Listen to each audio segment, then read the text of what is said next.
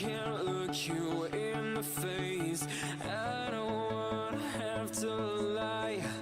I wanted this love to survive. Now when I look in your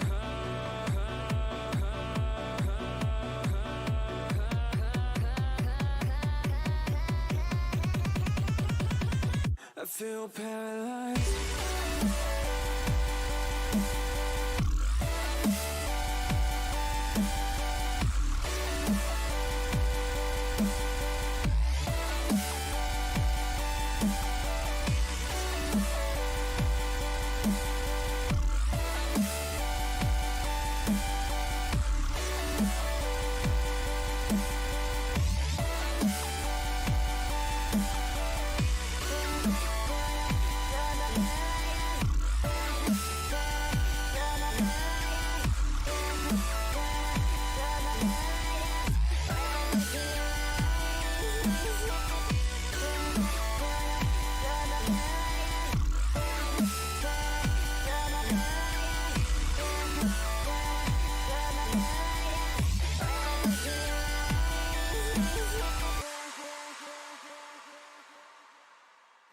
Now I know it's over.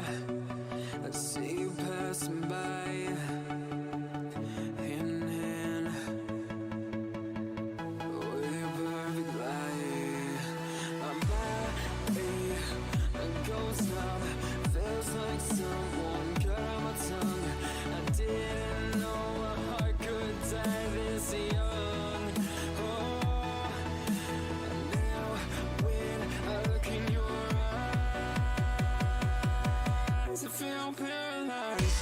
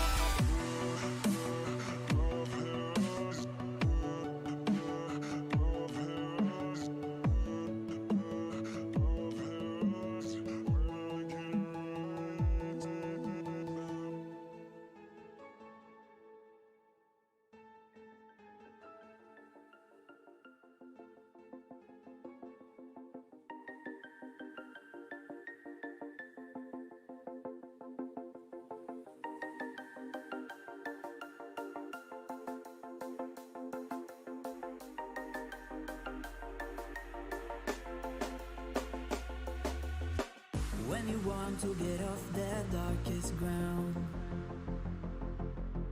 but gravity pulls you straight down. Earth from a bird's eye view. You should grow feathers and see this too. When you want to get off the darkest ground, but gravity pulls you straight down.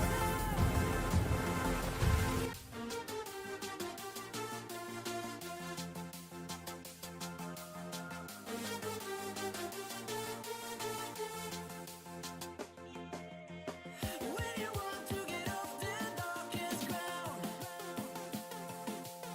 but gravity pulls you straight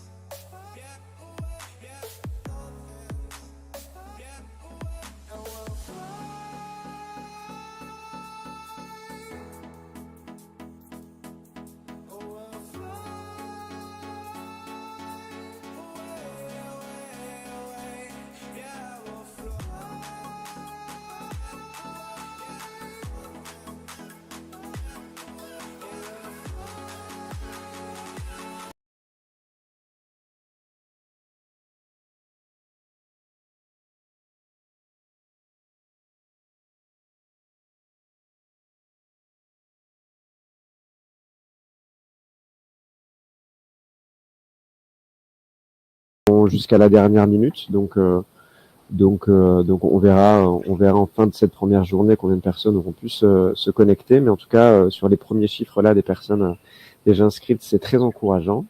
Donc merci à toutes et tous ceux qui sont connectés ici d'être là sur ce format numérique. Je voudrais aussi du coup laisser la parole en Il faudrait premier dire lieu un petit mot en anglais. à Ngoné, s'il vous plaît. Et Mohamed, vas-y, n'hésite pas. Je prends la parole. Si tu permets, on va démarrer là. Oui. Ngoné, Oui. je peux lancer le... Vas-y Mohamed, vas-y, et après on laissera la parole à Ngoné pour introduire un petit peu la saison africaine, Ok. s'il te plaît. Ok, bah écoutez, je vais lancer parce que je sais qu'il y a beaucoup de gens là qui essaient de rentrer. On a plus de 200 personnes qui sont en attente. Alors, le responsable d'Orange est là aussi.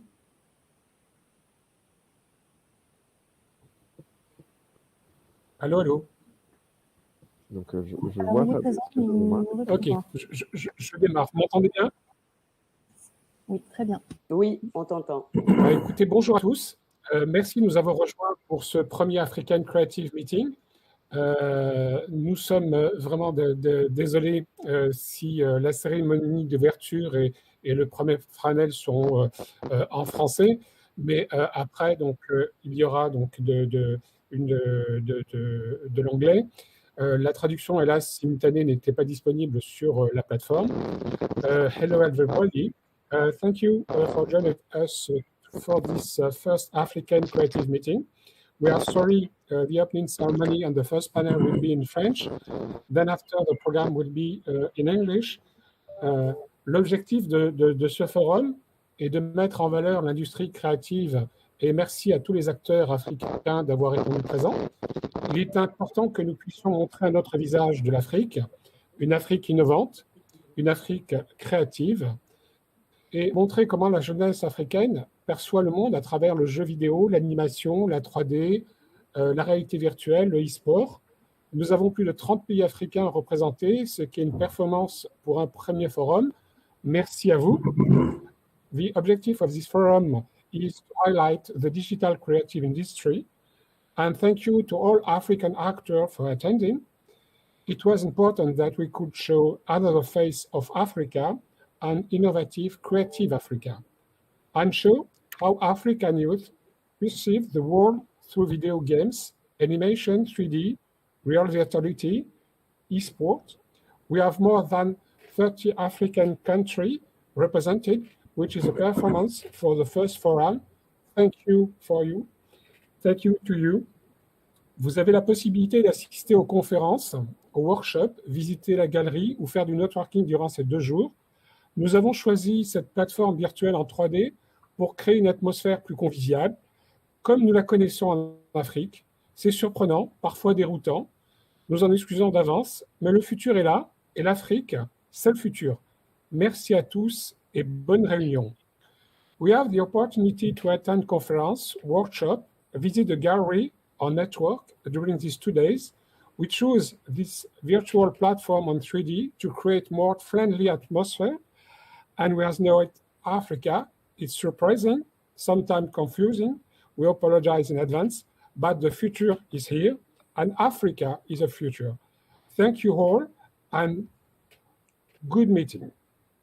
Maintenant, je voudrais laisser la parole à Madame Ngoné Fall, la commissaire de la saison Africa 2020, qui est, puisque l'African Creative Meeting est l'une des conférences phares de la saison Africa 2020.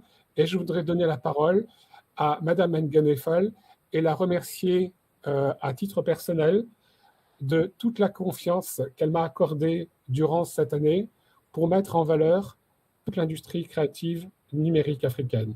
Merci Ngoné, et à toi la parole. Merci Mohamed. Bonjour à toutes et à tous. Je suis ravie d'être là ce matin avec vous. Comme l'a dit Mohamed, je m'appelle Ngone Fall, je suis sénégalaise et je suis la commissaire générale de la saison Africa 2020, un projet que je pilote depuis 40 mois, qui a commencé le 1er décembre 2020 et qui se termine dans 7 jours, c'est-à-dire le 30 septembre prochain. Un grand merci à Mohamed, à Leno, à Damien et à toutes leurs équipes. Damien, ça fait 2 ans qu'on parle de ce projet, puisque la saison Africa 2020 est une plateforme collaborative de production, de diffusion, de savoir et de connaissances. C'est comment est-ce que l'Afrique, sa société civile et sa diaspora récente transcendent des enjeux majeurs de ce 21e siècle. Et il était important d'avoir un certain nombre d'acteurs du changement qui sont justement en train de revisiter les imaginaires et de fabriquer de nouveaux récits. Good morning, everyone. My name is Ngone Fall. I'm the General Commissioner of the Africa 2020 season. I started working on this project that I designed for the past 40 months, and I've been in discussion with Leno, Damien, and Mohamed about this event for the past 2 years. It has been postponed, of course, because of COVID. It's online and not physically in Bordeaux. But what I've learned from COVID is that we know how to face adversity in Africa, and this event is happening without renouncing on the quality. The Africa 2020 season is a platform to produce and disseminate knowledge and ideas. And it was important for me, given the scale of this season that started on December 1st, 2020, and is ending on September 30 this month, that we have as many change makers as possible involved, transcending, challenging these issues that are important to us, that matter to us on the continent. And so I'm very pleased that this event on creative industries that is here to help you network, know each other, and tell the world what is going on this immense continent. Thank you very much. Merci beaucoup Ngone. J'en profite pour prendre un tout petit peu la parole. En tant qu'opérateur culturel de cette saison 2020, nous sommes évidemment très fiers de travailler sur cette thématique et d'avoir rencontré des acteurs africains incroyables. J'aimerais remercier toutes les personnes qui ont travaillé sur ce projet, sans qui rien n'aurait été possible. Donc bien évidemment toi, Ngone, toutes les équipes d'Orange qui ont rendu ce projet possible, et bien évidemment Mohamed qui a proposé une programmation incroyable pour ces 2 prochains jours. I would like to thank all people who worked on this project, and without nothing would have been possible. So Ngone, all Orange teams, and of course Mohamed, who offered an incredible program from the next 2 days. So thank you.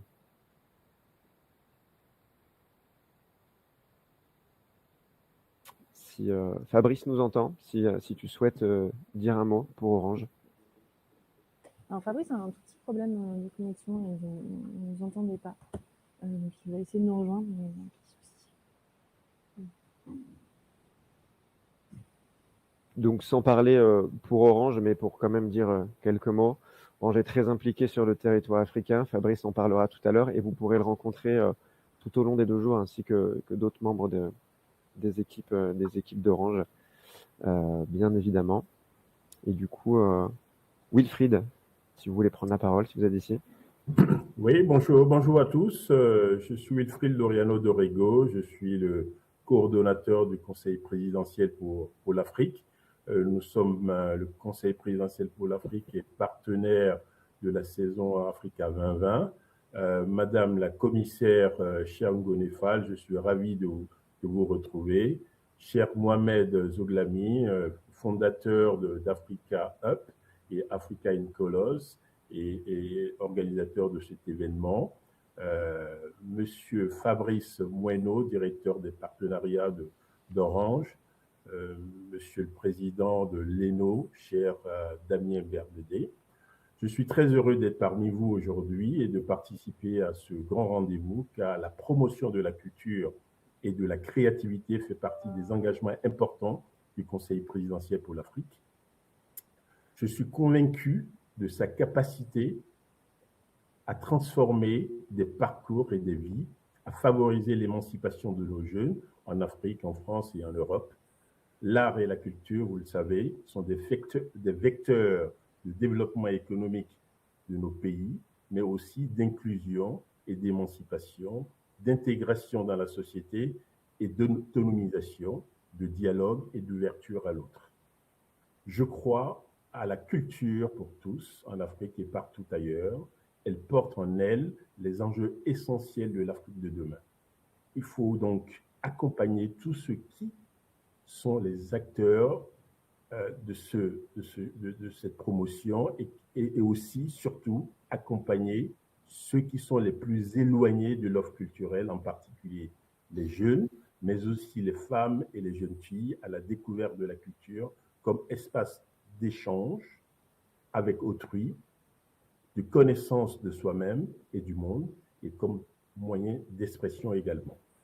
Vous le savez, les industries culturelles et créatives ne représentent que 0,5% du PIB africain, alors que partout ailleurs, dans les pays développés, ce ratio est entre 3 et 5%.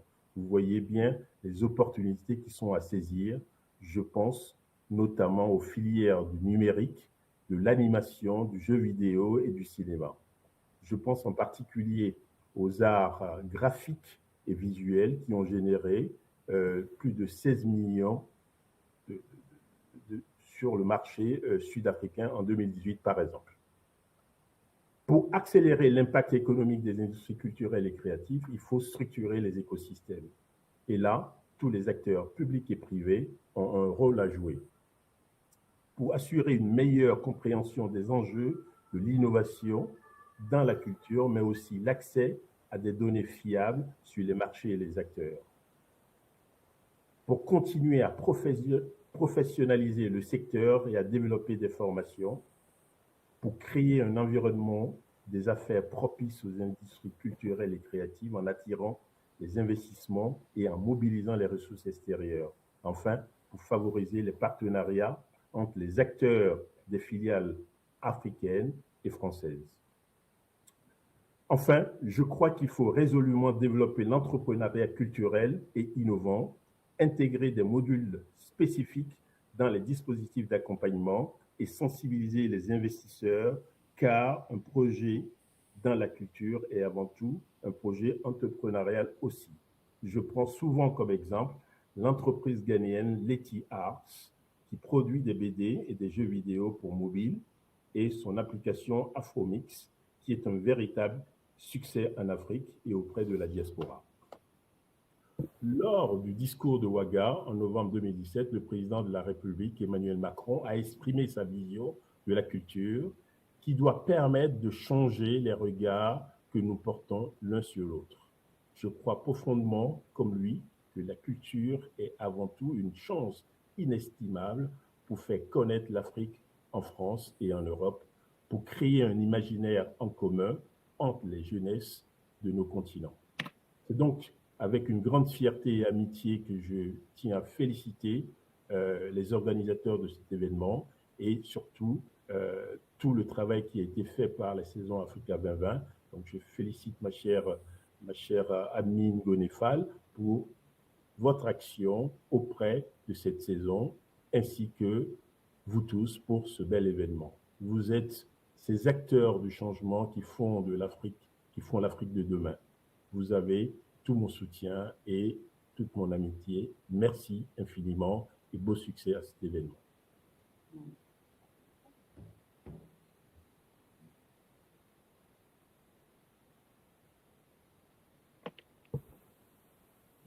Donc merci pour ces prises de parole qui ont beaucoup de sens. C'est dommage que sur cette plateforme, nous ne puissions pas applaudir de nos deux mains. Donc je vous encourage à le faire chez vous.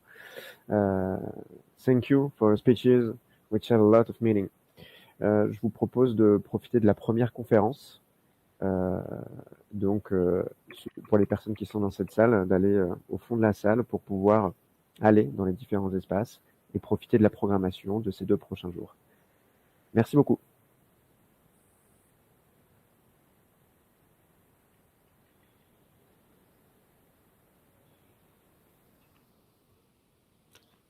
dans le programme.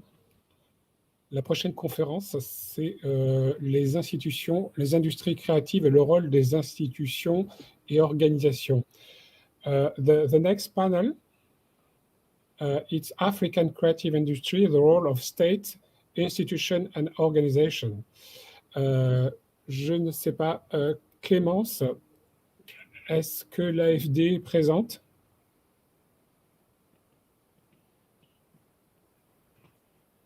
I know Mr. Ross is not here, but I have one person for GIZ here. Yes, it's Ute Dannenmann, it's me. Hello. Ute. Yeah. Nice to meet you, Ute. Thank you, nice being here. We just thank you to accept because just 1 minute, because I don't know where is Madame Dole from AFD, from French Development Agency. Yeah. No problem. No problem. Just 1 minute. I'm sorry. All fine, all fine. Ok. Amandine, est-ce qu'on sait si Madame Dole est là?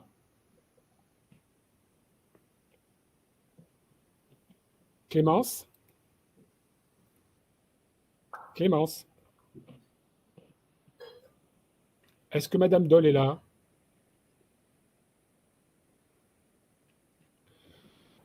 Ok, bon, on fera une petite interview avec elle. On va passer à la suite du programme.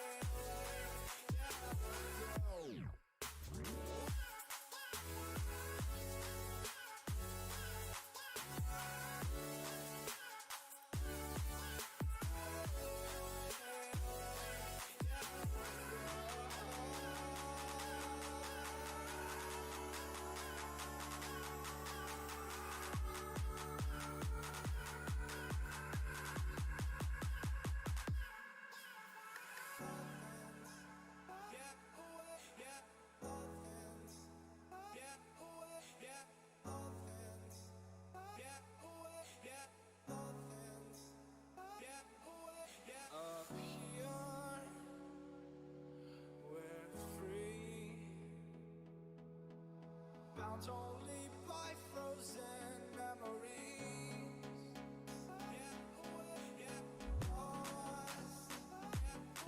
It's fine.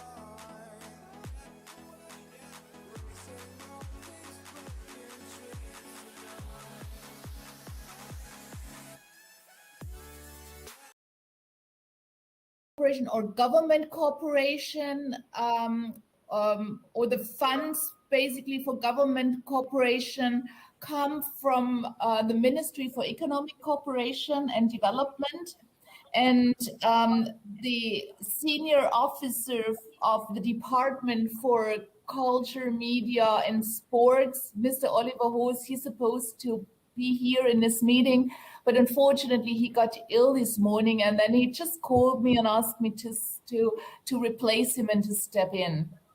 So that's why I'm here. And in fact, we prepared this meeting together, so I'm quite aware of what he intended to say, so to say. So the ministry considers culture and creative industries, and especially the animation and gaming sector, is very, very important for generating employment for the youth, which is a very target of the ministry, because one reason why German Development Corporation is active in Germany is because we want to support Africa in generating jobs for young people. And we all know that creative industries have a high growth potential, especially in Africa. My South African colleague, Kenda, who is hopefully also here with us, she told me an animated feature film can employ 300 to 500 people for 5 years. And that's really an enormous potential. And that's why we really like to, BMZ decided to support creative industries.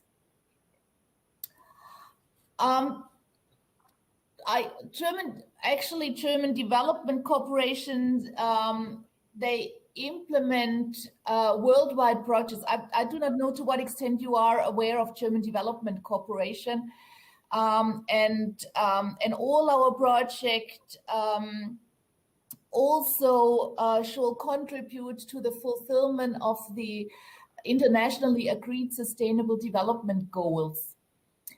And one of these goals are no poverty, zero hunger, decent work and economic growth. And I think supporting the animation and gaming sector also contributes very much to these Sustainable Development Goals. Mohamed, shall I continue to present some of our work and what we're doing? Sorry, you asked me a question because...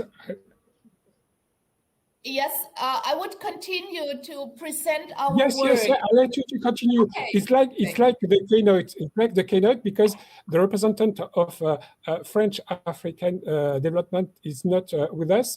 I prefer to tell you to present your program. Your initiative in Africa is very important. And after I have 2 or 3 questions, but if inside the room, don't hesitate to ask the question of GIZ and BMZ. If you would like, you have the chat. You can send me a question, and I inform Madame Hotte, and I can ask Madame Hotte what you would like. Thank you, Madam. I let you to continue. It's very important for us to have your opinion, Madam Hotte. Okay, thank you very much. So, as I said, we acknowledge the very high potential of animation and gaming sector for generating jobs for young people, also for women in Africa, but of course also for men, not only for women. And we know very well that the creative industries, although they have high potential, they also struggle with enormous challenges. So creative professionals often lack of entrepreneurial knowledge to what we found, and they are often not familiar with international markets. It's very difficult for them to find financial means to put their business ideas into practice. And therefore, the BMZ, basically the German Federal Ministry for Economic Cooperation and Development, they increased its endeavors to strengthen and support the creative industries. Because a few years ago, the creative industries were not in a focus of development cooperation.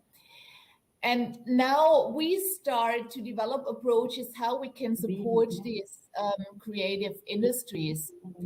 And I work in such a pilot program within GIZ, and we help in building up capacities of creatives and their organizations. We try to strengthen the networks of creatives. We try to improve access to markets and access to finance. And also recently, due to the pandemic, we also focus on increasing the digital capability of creatives. So in our pilot program that was commissioned by the BMZ to GIZ and to the Goethe Institute, we focus on the design, animation and music sector in Kenya, Senegal and South Africa and the MENA region. So in Africa, we work in Kenya, Senegal and South Africa, and all with the goal to increase income and employment. A German Development Corporation, or namely the BMZ, also supports the development and use of gamification for educational purposes. So the German organization Deutsche Welle Akademie, the media organization, they have projects on gamification in Mali, Burkina Faso and Niger in the area of migration. And another example outside of Africa, GIZ developed in a private sector, in a peace building project. They developed in Yemen games to learn peace building and conflict solution. And these games called Arabia Felix, and these are apps and can be even now downloaded at Google Play Store. In addition, German Development Corporation supports also so-called digital hubs in 11 countries of Africa.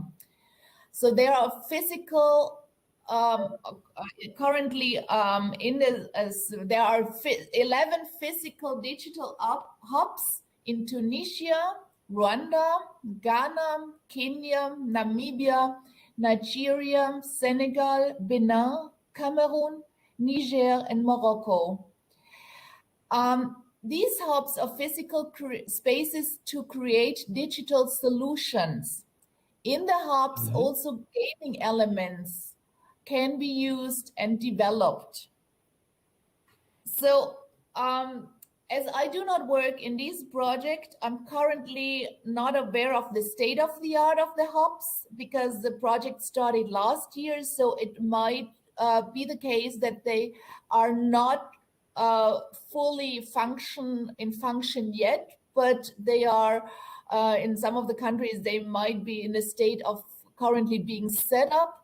But if you are from one of these countries, please be aware that such a digital hub is in construction or underway, and that if you need support, you may also seek support there. Yeah. In general, our role is not to replace government institutions, business associations, or other support organizations. On the contrary, our projects should make these institutions stronger, as it is their role to provide long-term sustainable support to the creative industries. I have an example on how we work in the animation sector in South Africa. I can illustrate that example at a later stage if you first want to pose some questions. It's about training in South Africa. You would like to discuss perhaps about the cooperation between the digital lab in South Africa? No, in fact, in South Africa, our partner in our project is, this is just an example. One of the partners is the Animation Association of South Africa, Animation SA. And we know that in South Africa, many small animation studios lack experience and funds to produce international films. And the biggest studios, they lack specialized talents and skills and experience for high-level productions. So in order to address these challenges, we work with the Animation SA association together, and we support them in two ways. First of all, we provide a grant to them to conduct an internship program. So Animation SA will identify and place interns in their member companies. The interns then gain work experience, and if cooperation works well, then companies can offer them an employment perspective. And this is a pilot program that is similar to other government internship programs, but government has not yet, in South Africa, has not yet the animation sector within their internship programs. So the hope is that if government realizes how well the internship program of Animation SA functions, that they take over this from Animation SA and secure funding for the continuation in the next years. Then secondly, Animation SA is a small association. They have small studios mainly as members, and cannot generate the money actually they need from member fees. So the idea is to develop member services together with Animation SA, and we support them in doing an analysis on which member services are needed, which member services can be provided, and how. And then in addition, we also work with the Triggerfish Academy in South Africa. I know that the CEO of Triggerfish also supposed to be in this meeting. Yes, he's here. Is here, so maybe he can then. Great, then I think he is the best person to present what we're doing with the Triggerfish Academy. So that's a perfect. Thank you very much for all this information, because it's very, very important. I would like to ask you a question just for me, because I have a school in Tunisia, and this school, I don't know why, but any agency know my school. But I have training more than 15,000 young people from 15 countries, and in this creative profession, with 95% of my students who find employment before they left the school. And perhaps I'm the first school create in Africa, because now there are 20 years. It's the only school to training in video game, animation, 3D, Industry 4.0, and different sector of creativity. I have any help from any agency. And my question, I create more than now 54 studio startup in more several African francophone area. And why North Africa? It's different, because I think that North Africa, they are not inside the program of different agency. It's when you discuss about animation, video for Africa, it's North Africa is excluded from this program. I would like to know why, because Morocco, Algeria, Tunisia, Egypt, it's very important in this creative industry, and there are any program in this part of Africa. I would like just this question. Yeah. Unfortunately, the BMZ is not here, because BMZ, the ministry, they are the one deciding which projects and where, because they have government negotiations with their partner countries, and with the governments of the partner countries, they decide basically which support the German government will provide. So it's not an easy question. It's a very political question, and I cannot answer you. But what I can offer to you is, It's not, what I it's can not offer political. I'm quite aware that I'm very aware that we have in Tunisia also, as far as I know, we have private sector promotion program.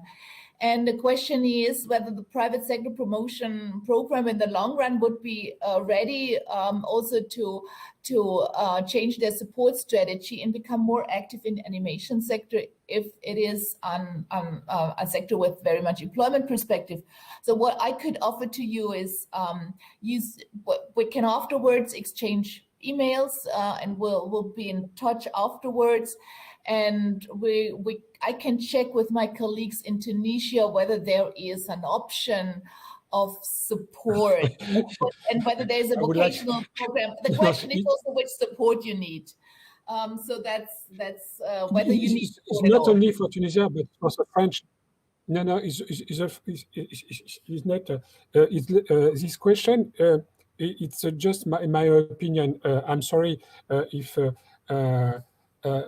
For this question, but I received several questions for you and on the chat, and this question is from Kofi Sikalazzo. He asked you, as a Germany host the world's biggest event in gaming, the Gamescom, with more than 300,000 attendees in 3 days, with more than 15 million euro revenue in 3 days too. What will be your advice for African countries about investment in sector regarding this national government budget? Just let me see the revenue. What will be advice of countries? It's for you and for Caroline Doll from. Yeah, I think it's better for Caroline Doll as Germany. Yes, I think it's for Caroline, but she sent me a message that she would like your opinion about this question. Another question. What is definitely what we are doing in the animation sector in South Africa, or what we intend to do, is definitely to see how we can support the knowledge of the enterprises and companies to conquer international markets and maybe also to seek investments, because you need to have a specific knowledge about these markets. And that is very important, and maybe also as an association or as an industry as such, present yourself towards international markets. But I think Nick can better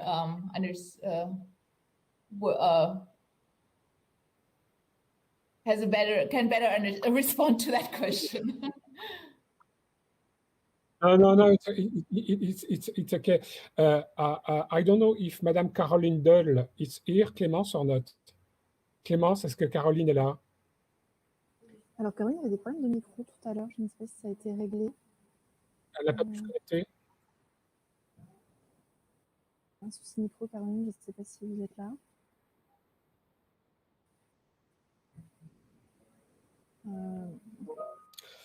Okay. I'm sorry, I would like to ask you another question about cooperation between the different regions in Africa. You know, you ask, you support South Africa, Kenya, Nigeria. How you can help all this region of incubator training school to support, to cooperate together, because it's very important for me, the cooperation in Africa, because it's so different thing between French area, English area, and Arabic area, and Lusophone, Portuguese area. And how GIZ, BMZ, Goethe Institute can help to create a more cooperation between all this Africa region? Yeah, that's a very good question, because indeed that is one objective also of our global program. We want to create also a possibility for learning among the countries. So we have just started with such an exchange. First of all, I mean, not yet, unfortunately, not yet in the animation and gaming sector, but in the music sector. As you know, now in times of COVID, streaming became very popular, and or people had to stream live due to the fact that they were not available to perform live anymore. And so what we are currently preparing is an exchange on exactly this, the experience the various actors in Africa, namely in Senegal, Kenya, and South Africa, had with streaming, whether it is a source for income also in future, what were the technical challenges, whether what will be the future of streaming, and hopefully they can learn from each other. The same is also that, for example, we cooperate also in South Africa with the Fakugesi, the so-called Fakugesi Festival. This is basically a networking event for digital solutions and also animation, virtual realities, and so on. And we also want to transfer this positive experience of Fakugesi to the MENA region, where similar platform is currently being established, and they would be very much in need of the experience the Fakugesi Festival in South Africa has made. So this is exactly one of our tasks in a program. Due to limited funds, we cannot facilitate exchanges among all countries, but maybe African Union can play in future a role in that also, or the regional economic communities such as ECOWAS or EAC, so that they would take up this issue. So we are just at the beginning and try to facilitate exchange on a pilot base, but knowing that we need also a sustainable solution for it, maybe with African Union or others. In addition, by the way, we have also a platform, a learning platform, where we establish a learning platform that is accessible to everybody. And we're creating currently content for creative industries, or currently for crowdfunding on this content, and then a crowdfunding training for creative industries will be then available next year for at least 600 people that can approach this from all countries in Africa. Good. Just one question. It's not political question, but I would like just to know why Germany is very much involved in this sector in Africa. Sorry, why Germany is Germany is very much involved Yeah. in this sector, in creative, digital creative sector, and I would like to know why. Because the different program and the different financement, it's coming from France, but more from Germany, and I would like to know what's its why Germany it's very much involved in this sector in Africa. What represents this sector for you and for the futures? Yeah, as I said, because we see there a lot of potential for growth and for jobs creation. And we all, Germany is very much dedicated in supporting Africa in generating jobs, especially for young people, but not only. And we work for years and years in agriculture, in trade, in other small industries. And we have really neglected these digital new animation and gaming and other digital industries. And I think there is currently more potential, but also other cultural industries such as the music sector. And I think there is currently more potential for generating new jobs than in agriculture or in other traditional business sectors. And that's why we, so to say, discover these new sectors. I think it's just natural that we then support these sectors if we want to support also the growth of Africa and the economies of Africa and the growth of economy. Now it's very important. And what do you return from your first experience and program? What is your feedback, and are you satisfied for this program? How to improve? Well, first of all, I'm satisfied that we can work with the animation, gaming, and other creative industries, and also in the field of digitalization. We are at the very beginning. Actually, we're still in a kind of pilot phase, so we're still learning a lot. We don't have answers to each and every question.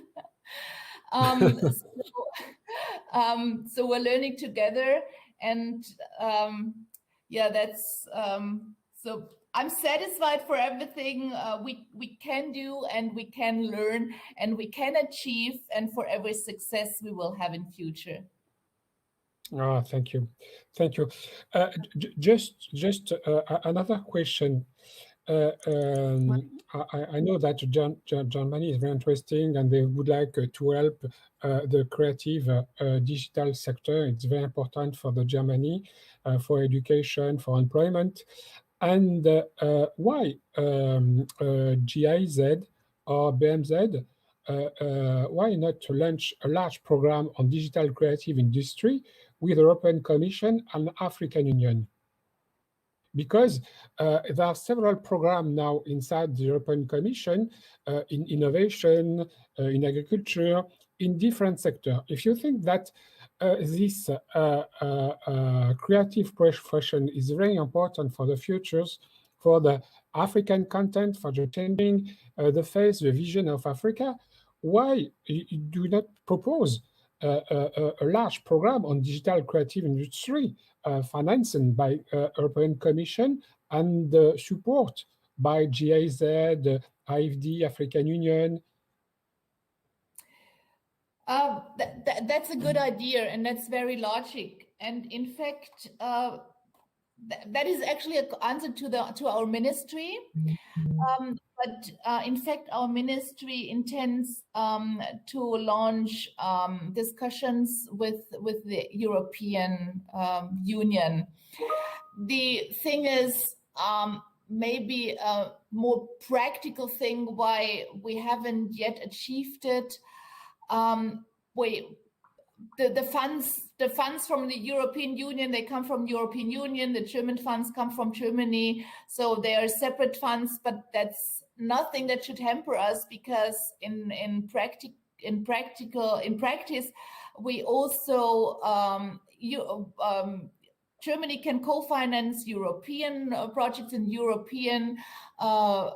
European Union can co-finance German projects. So that is just something what our BMZ needs to work on in future. In general, it's very natural. It's a good idea. Madam Hout, thank you very much. Please, can you send me your email? Yes. because it's very important to continue to discuss with you. And just I would like to know, is Caroline is ready? Caroline est avec nous? Oui, Caroline est avec nous, donc on va la partager. Si, Julien, tu peux faire la suite. Ah, ok. Caroline, vous m'entendez? Caroline? Caroline, vous êtes là? Alors normalement, Julien, Je crois que la personne qui gère la participation, c'est partager justement Caroline pour pouvoir, je ne l'entends pas. pour qu'elle puisse intervenir. Est-ce que... Caroline? Vous m'entendez, moi?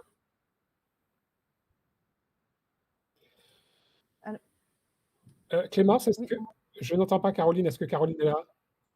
Bah, normalement, alors attendez, je vais voir parce qu'en théorie, elle est censée être disponible effectivement et normalement, on devrait la partager parce qu'elle a un souci pour rejoindre la plateforme. Julien?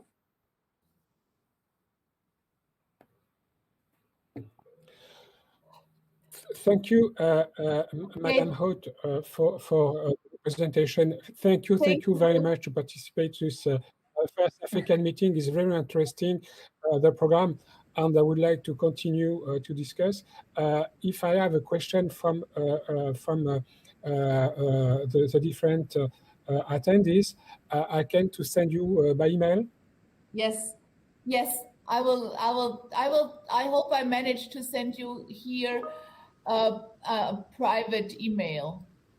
I mean, Okay, you send me your private email at the Leno organization, and after I can, or if all the people they would like to ask you a question, I can to send you this question if you can to answer for them. But for me, the very important question is to create a big program with the European Commission and African Union to help this sector, because for me, it's very important sector for the futures. Yes, thank you very much. You have my email in the chat. Thank you much for attending. Unfortunately, I have to leave as I'm in another conference today, and I just stepped in for Oliver. Yes. Thank you very much. And you say welcome to Mr. Hoss, and I know that they coming to us with us, but thank you to him because he accept, and thank you to you because you replaced him in the last time. Thank you very much, Ute. Yes, you're welcome. Thank you. Good night. Thank you. Caroline est juste là, je ne sais pas si on l'entend. Caroline? Est-ce que vous m'entendez? Oui, super. C'est compliqué. Caroline, je vous remercie d'être présent avec nous.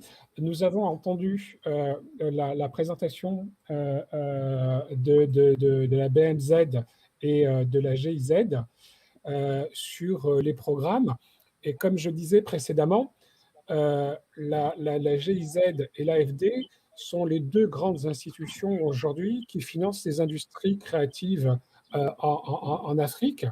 Et la première question que je voulais vous poser, c'est ces secteurs-là, l'animation, jeux vidéo, comics, e-sports, sont des véritables moteurs de croissance.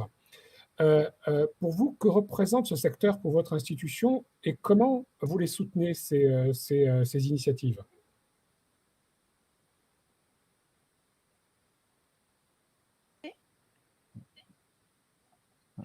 Oui, à vous, Caroline. Un autre système que celui sur lequel j'écoute, c'est pas facile.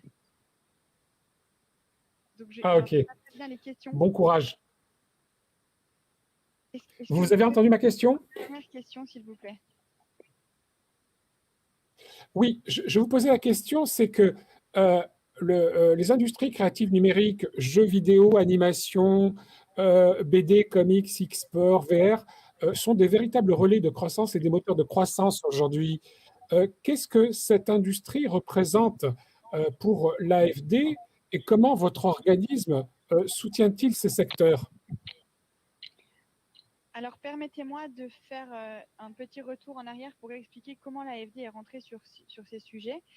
En fait, exactement, je vous en prie. En reconnaissant le rôle transversal de la culture dans la réalisation des objectifs de développement durable que le gouvernement français a confié à l'AFD depuis 2018, donc c'est relativement récent, le mandat d'étudier la possibilité de développer une offre de financement pour soutenir les industries culturelles et créatives au sens large dans les pays en développement et notamment en Afrique. Pour ça, on s'est structuré autour de 4 axes d'intervention qui ont été identifiés pour le secteur, qui sont dans un premier temps les infrastructures et les équipements, ensuite l'entrepreneuriat culturel, la formation et le renforcement de capacités, les politiques culturelles et la gouvernance. Et donc, le soutien au secteur numérique et les industries créatives et culturelles, c'est un axe stratégique du groupe AFD, avec la volonté forte d'incarner ce mandat par des projets qui sont structurants, innovants, dans une logique... Je suis désolée, j'ai Clémence qui m'appelle en même temps. Je sais... Allô? Catastrophe. Est-ce que vous m'entendez? Oui, on vous entend. Je suis désolée, c'est vraiment très compliqué. Je parle sans vous entendre. Et donc, le financement d'un programme comme le Digital Content On vous entend très bien, continuez. du Sud s'inscrit pleinement dans les enjeux de ce nouveau mandat, tout en valorisant l'expertise française dans ce secteur.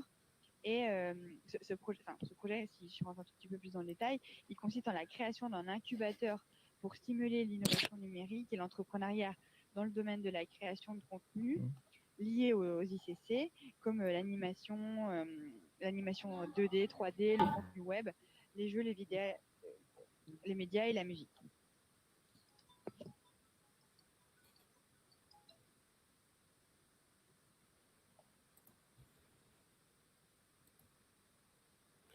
Allô? Caroline? Oui. On vous avait perdu un instant là. Vous êtes là?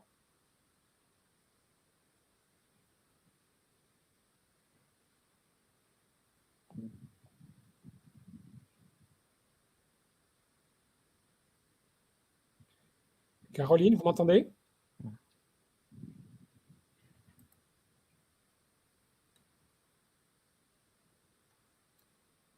Caroline? Si vous m'entendez, j'ai été déconnectée de la salle, donc Je crois qu'on a perdu. Oui, je vous entends, Caroline. Je vais la rejoindre.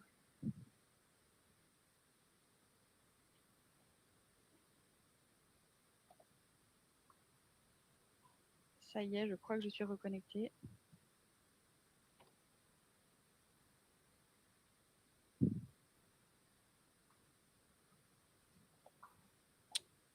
Peut-être, puisque j'ai l'impression que vous m'entendez. Je peux essayer de continuer sur oui, on vous entend. le constat que nous faisons. Mais peut-être c'est un peu... Oui, je vous en prie. Ça y est, maintenant je vous entends à nouveau sur mon téléphone. Super. Donc j'écoute les questions de mon téléphone et je réponds sur mon ordinateur. C'est incroyable. Je vous en prie. C'était une présentation du pourquoi de l'investissement de l'AFD sur les industries créatives. Oui, tout à fait. Et pourquoi dans ce secteur? Parce que le jeu vidéo, les comics, les BD, le e-sport, la VR, l'animation sont des secteurs en pleine croissance. On a entendu un peu la GIZ et la BMZ expliquer que ce secteur était très, très important pour le futur et pour les jeunes. Et je voulais avoir un peu l'avis de l'AFD dessus. Alors, nous, tout à fait, effectivement, on a identifié ce secteur comme primordial. Pour nous, c'est un enjeu économique et un gisement d'emploi très important en Afrique. On sait qu'entre 2015 et 2020, l'industrie du divertissement et des médias a connu une croissance vraiment exponentielle. Et pour nous, ça passe également par la formation. Pour nous, c'est un des leviers les plus importants pour le développement de ce secteur. Et on a commencé à investir ce levier, notamment à travers le projet Rubica au Kenya. C'est un projet qui vise à mettre en place une formation au métier du cinéma, d'animation et du jeu vidéo à travers un partenariat avec l'Africa Digital Media Institute et l'école Rubica. Et ça permet de financer le transfert de compétences et la pédagogie entre les deux écoles, ainsi que l'acquisition de matériel pour la DMI à Nairobi. Donc l'objectif, c'est de former des professionnels et des entrepreneurs de la création numérique pour répondre aux besoins croissants du marché africain et international, tout en valorisant l'expertise française de nouveau, puisque c'est souvent des outils qu'on appelle des FEX, c'est des outils très particuliers qui permettent de faire vraiment des partenariats, des conventions tripartites avec nos interlocuteurs africains. Donc, en favorisant les échanges entre les professionnels africains et français, donc par exemple, la méthodologie qu'on a mise en œuvre pour le projet ADMI et Rubica, ça met l'accent sur l'apprentissage de terrain, l'immersion dans un environnement professionnel. Et le partenariat qui est proposé entre les deux écoles, il permet de faire émerger une production de contenu en matière de films d'animation, de jeux vidéo, tout en répondant aux enjeux de formation et de soutien à l'entrepreneuriat. Donc, pour nous, si on réfléchit plus globalement au-delà de ce projet, on pense que les aides futures, elles peuvent prendre deux formes, qui sont à la fois une aide financière aux structures existantes, mais également une aide à la création de nouvelles formations dans les pays où elles sont inexistantes. Donc l'AFD peut par exemple soutenir financièrement des initiatives de formation de géants du jeu vidéo comme Unity ou Gameloft qui veulent s'implanter en Afrique, ou encore d'encourager des formations en e-learning depuis des écoles en France. Et enfin, pour pallier le manque de formation. D'accord. Mais est-ce que l'AFD soutient des... Vous m'entendez, Carole? Oui, j'entends. Allô, allô? Est-ce que l'AFD soutient... Vous m'entendez? Oui. Je vous pose la question, c'est très important ce que vous venez de dire. Est-ce que l'AFD soutient aussi des écoles de formation, des studios en Afrique? Alors, aujourd'hui, concrètement... Parce que là, vous parlez de soutien de Gameloft, c'est un acteur francophone, c'est un acteur français. Donc, on a ce fameux projet au Kenya, mais aujourd'hui, on est quand même dans une, on va dire, dans une approche, on va dire, au coup par coup, où les écoles, on a donc ce projet Digital Content Hub en Afrique, qui est une école vraiment qui délivre une formation. On a également ce projet au Kenya avec le partenariat avec l'école Rubica. Mais on cherche justement à tester des initiatives pour voir qu'est-ce qui fonctionne. Donc, on est à l'écoute de propositions de formation, et on pourrait soutenir des écoles. C'est simplement qu'on est encore, comme je disais tout à l'heure en préambule, au début du mandat.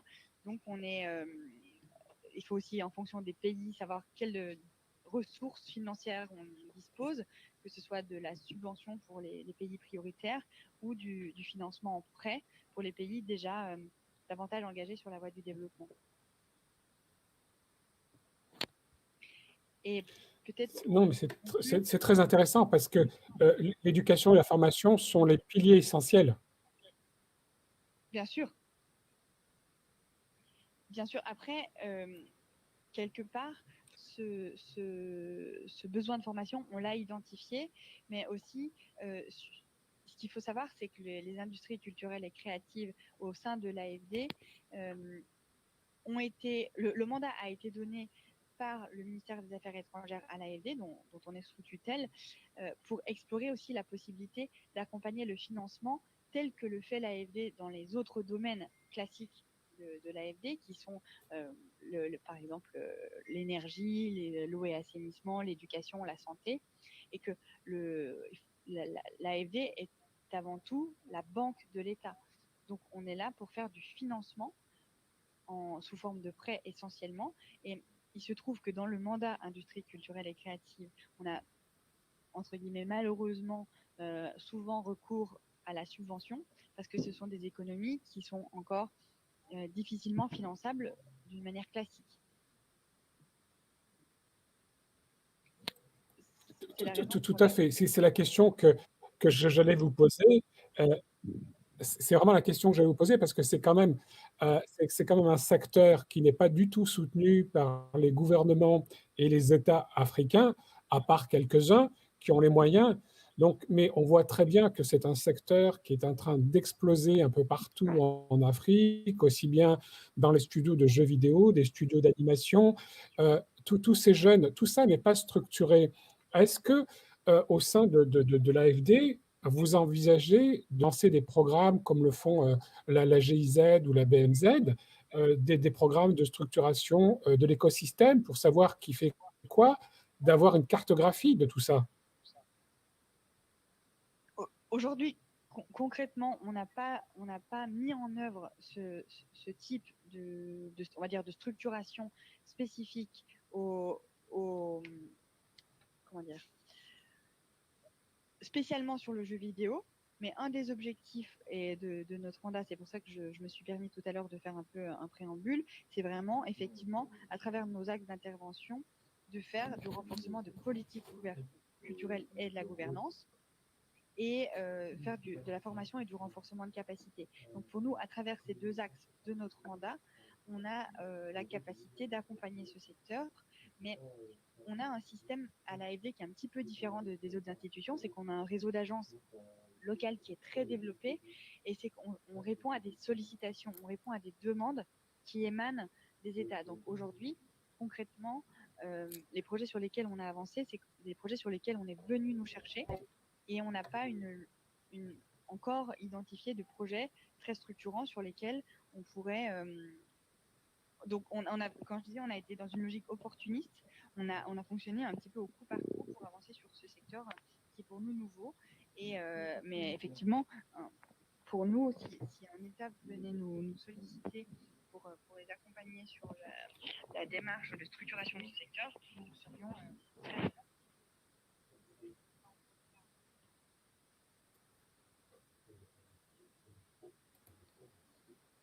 Très bien. Comment voyez-vous, Carole, voyez-vous, vous m'entendez? Je vous dis, comment voyez-vous le futur de cette industrie en Afrique et la place qu'elle va occuper pour la jeunesse africaine?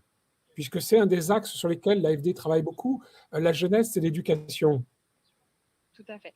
Mais peut-être c'est drôle parce que j'entendais ce matin à la radio un sujet sur Orange Bank et le développement des paiements mobiles. Et pour moi, le jeu vidéo, c'est le même potentiel. Il faut savoir qu'en Afrique, en 2018, le secteur ne représentait que 1% du marché mondial du jeu vidéo, tout support confondu, alors que en nombre de joueurs, on était à 23 millions, et je crois qu'on est passé, là on a sollicité une étude HEC sur le secteur, ils nous ont annoncé le chiffre de 642 millions d'utilisateurs sur 2020. Donc ça, c'est porté par la progression rapide du smartphone, et notamment encouragé par le marché de l'occasion, ce qui est très bien. Et le marché des jeux, avec pour nous une population de plus de 1,2 milliard qui devrait doubler d'ici 25 ans, c'est pour nous un marché énorme avec un potentiel qui est considérable. Donc on souhaiterait vraiment pouvoir accompagner ce secteur davantage, comme on le disait tout à l'heure, à la fois dans sa structuration, mais aussi dans son développement, et, qui respecte les enjeux de développement durable et le potentiel de progression qui soit rapide, mais en même temps écologique. Je comprends. Je voulais vous poser une question. Elle n'est pas tout à fait politique et elle n'est pas tout à fait anodine.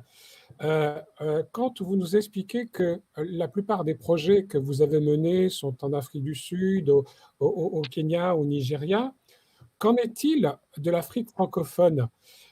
Parce que là, il va bientôt y avoir le 50e anniversaire de la francophonie.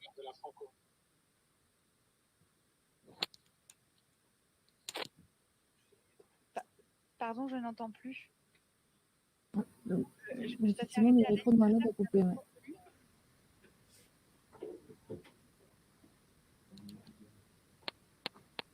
Non, c'est pas un souci qui vient de vous, Caroline. C'est effectivement Mohamed a coupé.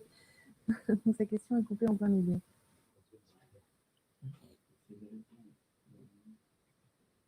Je ne sais pas pourquoi mon... Ah, ça y est, Mohamed? Coupe.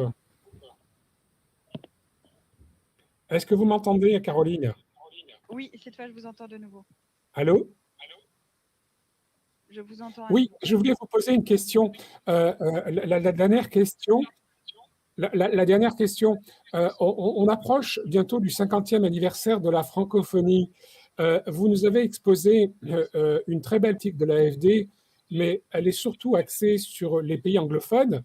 Qu'en est-il des pays francophones et qu'est-ce que l'AFD va faire dans le cadre de l'Afrique francophone, puisqu'on sait que la francophonie, c'est 80% dans quelques années de l'Afrique. Quels sont les axes, quels sont les programmes, notamment au niveau de la coproduction, au niveau du co-développement, de l'aide à cette industrie créative? Moi, je pense à tous ces studios d'animation qu'on trouve en Côte d'Ivoire, au Sénégal, Maroc, Tunisie, tout ça. Qu'en est-il de la politique de l'AFD vers la francophonie? Alors, tout à fait. Alors, il se trouve que là, on parlait spécifiquement des jeux vidéo et c'est la raison pour laquelle je vous ai parlé de ces deux projets que nous avons soutenus, qui sont effectivement en Afrique du Sud et au Kenya.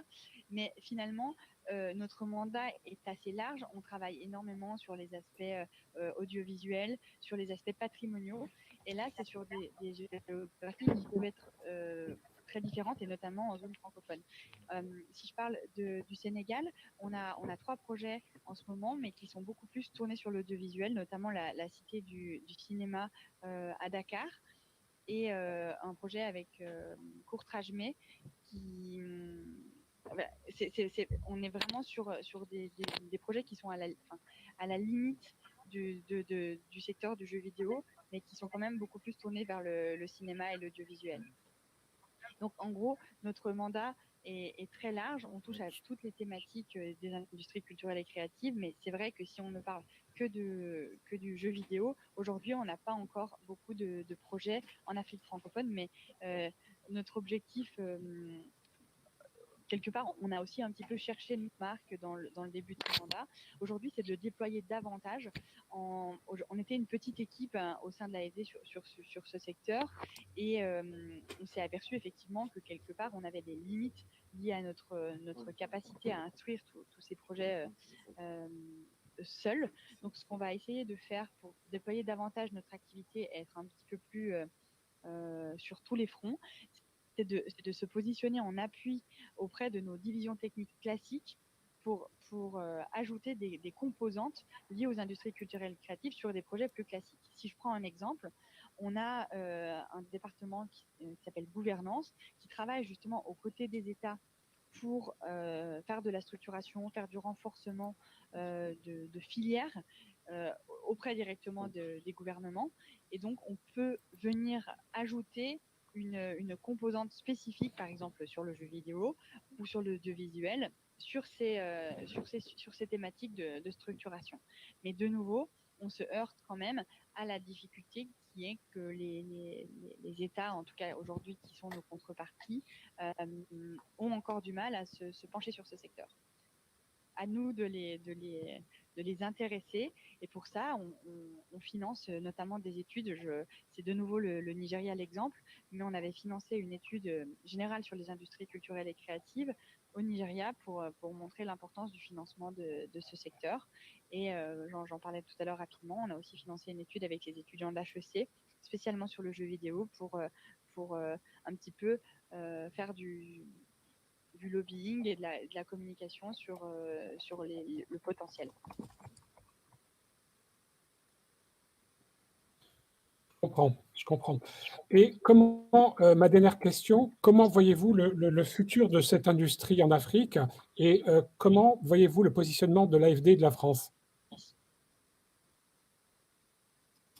Pour nous, le futur de cette industrie, comme je le disais tout à l'heure, c'est avant toute chose un marché considérable, puisque ça passe beaucoup par la téléphonie mobile et que ce secteur est en dire qu'il est en croissance, c'est un euphémisme. Il s'agit vraiment d'un marché considérable. Donc, pour nous, en tout cas sur ce secteur, on a bien mesuré le potentiel. Concrètement, pour le mandat AFD, c'est encore un petit peu prématuré de répondre à cette question parce que je suis justement en mission la semaine prochaine en Afrique du Sud à ce sujet et pense que c'est un petit peu trop tôt pour le dire. Je pense qu'on a vraiment, on va faire un travail de lobbying auprès des pouvoirs publics pour accompagner ce secteur davantage. Aussi au niveau du ministère des Affaires étrangères en France, qui est on va dire notre principale source de revenus ou d'impact potentiel en subvention. Mais pour nous, effectivement, c'est le secteur de l'humain et on va essayer de se positionner un maximum pour l'accompagner. Concrètement, je ne peux pas vous annoncer des mesures ou des initiatives qui seraient déjà en place parce que ce serait vraiment prématuré.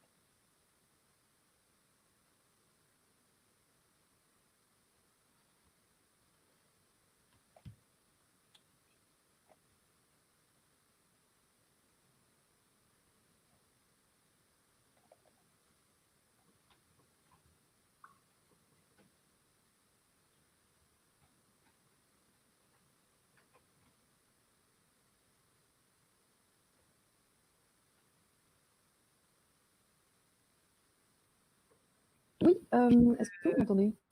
Était de nouveau déconnecté, donc je n'entends de nouveau plus les questions. Je suis désolée. Ça charge. Vous m'entendez là? Vous m'entendez? Je voulais juste remercier Carole d'être venue et d'avoir participé au nom de la saison Africa 2020 et au nom de l'African Creative Meeting et de vous remercier d'avoir pris votre temps parce que je sais que ce n'était pas évident. Merci de nous avoir donné la position de l'AFD et de la France sur les industries créatives. Et je vous souhaite un très très bon séjour en Afrique du Sud en espérant que vous reveniez avec une belle vision pour tous ces jeunes Africains qui sont nombreux à s'être connectés et avoir suivi toute votre intervention. Merci à vous, Carole, et merci beaucoup, l'AFD. Merci, John. Je n'ai pas entendu le début, mais j'espère que vous n'aviez pas d'autres questions. Non, je vous disais merci beaucoup au nom d'African Creative Meeting et de la saison Africa 2020 d'avoir participé à cet événement. Et je tenais à vous souhaiter un bon voyage en Afrique du Sud en espérant que vous arriverez avec une belle étude qui pourra positionner les industries créatives africaines dans le futur et aider toute cette jeunesse africaine qui en a vraiment besoin. Tout à fait. Eh bien, écoutez, merci beaucoup et merci pour votre invitation. C'était un plaisir. Merci beaucoup. Dans les circonstances, vous avez fait un super boulot. Merci beaucoup. À très bientôt. Merci beaucoup. Au revoir. Au revoir. Merci, Clémence, je suppose qu'on enchaîne maintenant. Alors, on va enchaîner à midi, tout à fait. C'est avec Crépin. Alors non, du coup, en l'occurrence, donc, je te laisse prendre la main. Oui, oui, tout à fait. Donc, juste pour vous dire que Elle commence à midi, c'est ça? Un peu de décalage. Donc, l'atelier sur la crypto-monnaie sera demain, en fait, en salle d'atelier à 16h, donc heure française. En tout cas, la prochaine conférence, ici en salle de conférence, va commencer à midi sur l'identité, justement, africaine. Comment le jeu vidéo façonne et devient vecteur d'une identité africaine. Voilà, donc on va faire une petite pause de 10 minutes, le temps que tous les intervenants arrivent, et puis on poursuivra après. Merci à tous.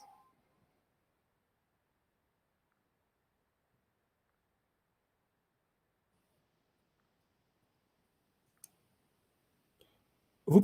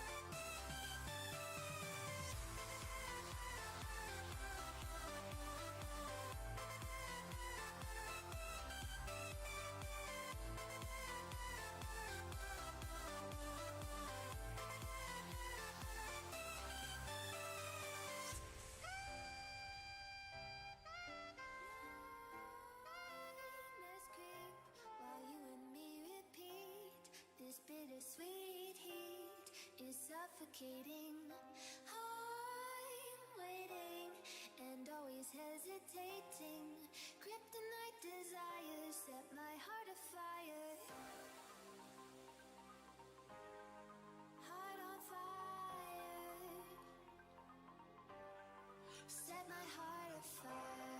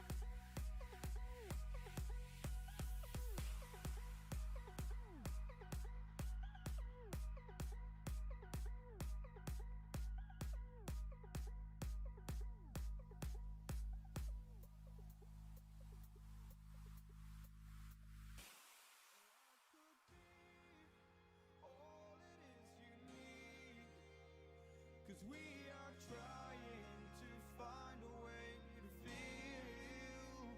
If I could sleep, I'd dream of what we'd be. But I can feel you slip further from me.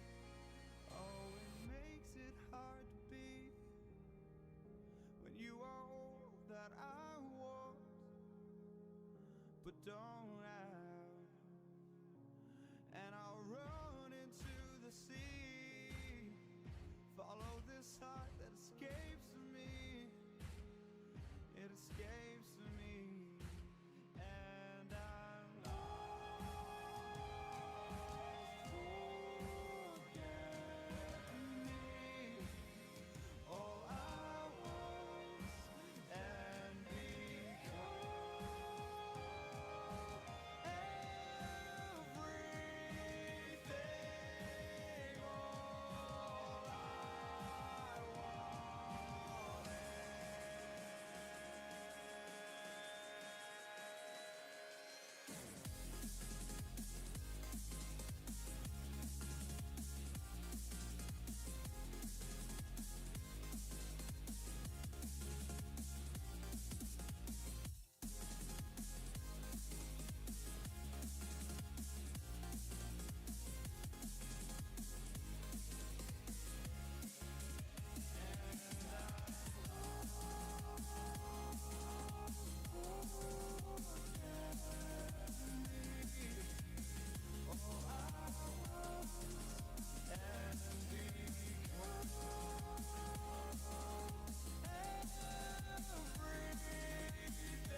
Everything, all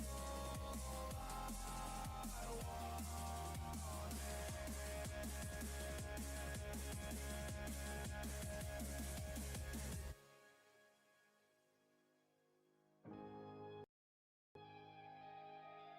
Although it feels like heaven. And we spread the word. Uh, so I think we can uh, buy games. We can change a lot of stuff in locally in my country, and I think in Africa too. That would support also to change people ideas about stuff and give an image about our identity in our countries. Okay, thank you. For all of you, do you think video game can shape an African identity, give back to young Africans the desire to discover and their history, their culture? Actually, I didn't also get to introduce talk about my bit, so probably Oh, I'll. sorry, you go ahead. Yes, yeah. So for me also, way back with my childhood, I've been obsessed with comics, games, and all these things were quite foreign, right? So we consumed a lot of cartoons. I was buried into Superman, Batman, Super Nintendo, Atari, all those early 90s consoles that came in to Ghana here. So fast forward to junior high school, I decided to also draw my own comics and write my stories, and that's where I became curious about video games, right? Because I saw the comics I read them were being played on consoles. So I wanted to advertise comics in my own games in my own comics, and that's how come I learned about game development. So fast forward to the university, I I actually believe that games will definitely change Africa, right? It's the only industry that involves everyone, both creatives and programmers, and people can really it can change the lives of people on the continent because it's the biggest in the West. So in my final year in the university, I decided to pursue it as my thesis, right? And I made a 3D change one of my old games into 3D for the thesis. So fast forward to Letty Arts, we actually decided to use the rich culture in Africa and preserve them in these exciting formats that can stand the test of time. And that is how come we are using African stories to build games and comics that can transcend into animation, merchandise, and actually change the livelihoods of all our inhabitants and change the GDP of Africa. I think Africa can cash in a lot once they start embracing video games, and it will solve a lot of unemployment issues on the continent as well. Okay, thank you. So now do you think the game can shape an African identity, give back to young Africans the desire to discover their history and their culture? Come again? The question wasn't too clear. Oh, can you think Africa can change or influence the video game industry in the world with storytelling made in Africa, like Afrofuturism, Afrofantasy, etc.? Yes, yes. That one is very, very, very positive because storytelling is the most powerful tool to actually use to change how people look at you or to change your identity. For example, growing up, I knew everything about Thor, the Nordic god Thor, because I saw Thor as part of the Avengers, right? And I also thought that all good things happened in America because aliens are always attacking the White House. They never attack us in Africa. Aliens, like all the cool professors are in MIT somewhere in America or something like that. So it's how you tell the story. And every time that you hear about Africa is the stories of field, famine, diseases, and all that. So, but Africa has the richest cultural and historic stories that, if told in exciting formats, can change our identity globally, right? And games are a tool for telling stories in an interactive form because people get to participate and it iterates a lot of times, right? Like once you play a game, you die in the game, you start again, that same story is played, but you want to experience it differently. So indirectly, you try to experience that story in a number of ways whilst trying to make a headway within your games. So there's nothing more powerful like video games to change our identity and change the state of Africa. And that is why I'm sure most of us on this stage are doing what we are doing, right? And the underlying thing is that games is the only industry that brings together all skill sets, both extreme arts and extreme science. So we have musicians, movie producers, lawyers, all those guys doing the creative stuff. Then we have the programmers and web developers and all the technical guys also coming together to build this technical product. And that is where Africa has an advantage because our creative arts have been established. We have every Nigerian movie is here to have its game, it's here to have its comic, it's here to have its merchandise, it's here to have its animation and all that, right? So we have a lot of potential in the creatives, and games is the way to go to preserve this for the next generation. So I really believe that this can really change our identity globally. Okay, thank you. Maybe you want to react, Alibanga, Butedi, or Ahmed? Thank you. I think is it the nail on the head in a sense. The ability to tell stories, the ability to tell our own narrative, to be able to tell the African story itself is crucial and is important for our own identity over the longer term. And if we can tell our own stories the way we see ourselves, and as you all know, story form is a way of learning. And within the African culture, telling stories is part and parcel of the way we live and the way we grow up socially on the continent. And this could be an important asset for us as we navigate ourselves in this 21st century, and especially as we look for ways to change and transform our societies and our economies. As the previous speaker just noted, the industry could have a significant impact on Africa, and Africa can have big, significant impact on gaming globally. I tend to think that the future of gaming is in Africa, it's in the continent. partly because if you look all around the continents to date, the population is growing faster on the continent. In another 20, 30 years, most in terms of youth population, Africa will have more youth than any other continent. And that is a core segment of gaming, of gamers globally. Beyond that, as the previous speaker alluded to, the rich culture, the rich stories that have not been told yet, whether it's Mansa Musa of the old Malian empire, the old Ghana empire, the great Zimbabwe, the different wars between the Zulus and their cousins in the Ndebele that led to the great migrations many years ago. So there are these important cultural artifacts that we do have. And if we can marry that with modern technology and use games to tell these stories, we Africans, can better discover ourselves, and the rest of the world can also discover Africa better. And in that same process, using it as a tool to create jobs and to grow our economies. Thank you. And if I can add something, Clemence, as I said, you know, for many years, many Africans people have seen the world through the stories told by other people like America and Europeans, and which has a huge impact on African identity. For example, in Africa, it's common to find a person that can be able to know very well France histories, France presidents, or United States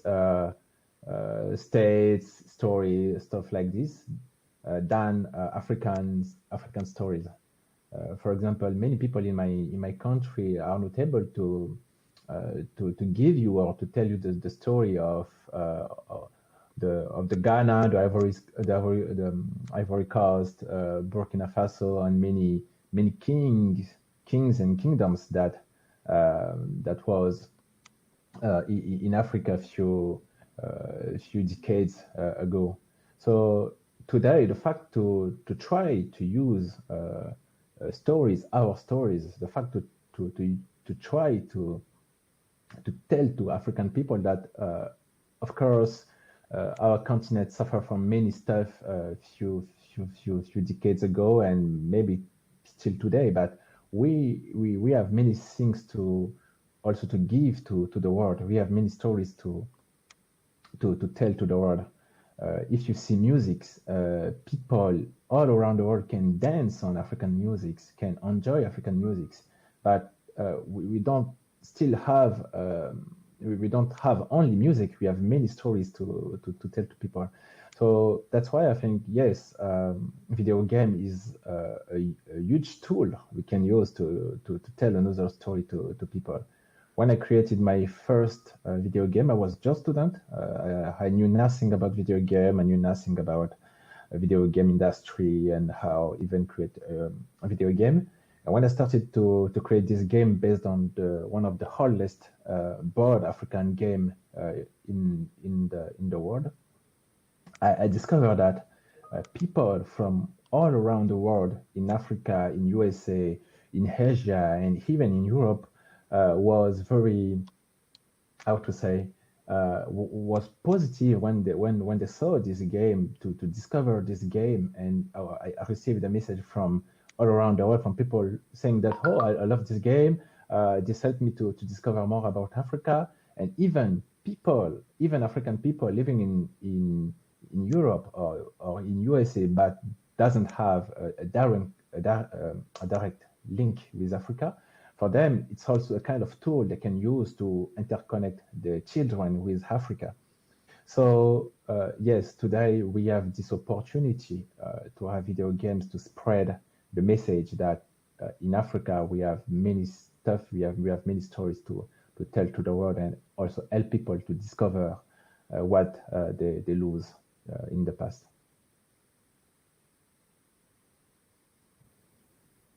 Thank you. Ahmed, maybe,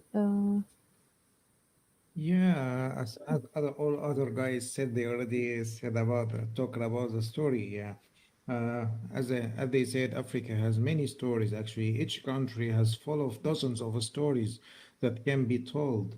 I remember one situation when in 2011 when I did my first game also about that talked about revolution. It was a very simple, just one level, a demo game, but actually it went viral. And for the Samsung App Store, I remember that. Also, it was very simple, but actually it went to the top. So I think a global world need good stories, and global world is actually seeking for a new good stories. And Africa and our countries in Africa is really full of like that actually a magic stories and stories about like legends. I think Africa has a lot of stories that needs to be done and in our games, and actually we can affect the identity of the global, and they can be like affected by ours and by our stories. Yeah, thank you. Okay, thank you. So, in your opinion, how could the African video game win internationally? With all of this, maybe Olubanga can go. Sorry, can you How can clarify the African question? Sorry? Can you please clarify the question? Oh, sorry. It's how African identity could win internationally with all video games, African video games. I think to win globally, there are quite a few things that need to take place. At first, we need to be able to build these great games, exciting games, and exciting content to tell exciting stories that people can identify with around the world and want to play and want to interact with. For me, that's the first thing. But to make this happen, there are quite a few things that needs to take place. We need to build a critical mass in the sector. Yes, there are emerging game companies all over the continent now. Compared to 10 years ago, we've made a big jump. But the jump is not enough. If we are to be able to compete against the Tencents and the Riot Games and go outside, there are a lot more things that we need to do locally. Our policymakers need to not just talk, but they need to act. And acting includes quite a few things that can be done. Helping to build the critical mass for skills in the sector. That is one. Two, putting in place the right policy framework that incentivizes investors that want to invest in these creative areas, these new creative sectors, which most of our politicians and policymakers do not understand. And beyond that, also is the need for engagement and collaboration across the different stakeholders, policymakers, with those who are in the sector, and those who are in the sector themselves. We should be able to talk to each other a bit more. We should be able to engage with each other a bit more. There are quite a few, one or two chat boards on WhatsApp now that we engage with, but we need to do more of this. We need to be able, hopefully at the end of this global crisis, we need to be able to meet face to face and engage and develop partnerships so that we can work together to some extent. And although we may compete in the market, but to work together in some extent in some critical areas so that we can enhance our capacity to compete against the global mammoths of the gaming sector. Beyond that is the issue of financing and funding, which we need to find a way to address on the continent. Almost all the sectors, actually the innovative sectors on the continent, are starved of financing. And I think this can be addressed. It's not for governments to begin to give money to companies directly, but how can policymakers make it interesting and profitable for Africans themselves to invest in this type of industry? And I think there are way out for it. There are solutions to this, and if it can be done, and if some of the game studios on the continent can get access to the finance that they need, I think we'll be able to do what we want to do, build great games and that can compete not just in Africa, but around the world. Thank you. Thank you. That was really interesting. Maybe you want to react, Iram or Ahmed? Yes, okay. Yeah, I think you said it all. And I think when we started Letty Arts in 2009, like as I said, 10 years ago, we were very few, but now a lot more companies have sprung up, which is great progress and it's happening very quickly. Like our tagline was using local expertise to make games that compete globally, right? So if you look at this tagline, it includes the local development side as well, right? And there are four major blocks or challenges that we need to cross, which can get us there to be globally competitive. The first is the human resource, right? The skill set, because no university teaches game development to the PhD level, even on the continent, right? Recently, we have WITS in South Africa and Rubika in Kenya, and a few guys and that are invested academically into video games, right? We, the game studios, have been doing the training through internships. Like Letty Arts has trained about 300 interns since we started, right? But there has to be a conscious effort to build human skill set in the industry. We have excellent artists, excellent programmers, but when you come into the games, it is more. An artist has to be taught the technicalities of game art and all that. So skill set needs to be built. And if we invest heavily in that in the education space to grow the skill set, that would be great to solve the human resource gap. The second is the cultural mindset. You know, in Africa, if you pick a book, you are serious. Once you play a game, you are not serious. A lot of us have parents or have people who still have this mindset. So we are operating on potential market. And I can say that my colleagues on this panel can say that we are all working with potential market, the potential of games if we leverage the over 1 billion population that we have, the youngest population. All the statistics are correct, but the implementation and the cultural mindset has a lot to be improved.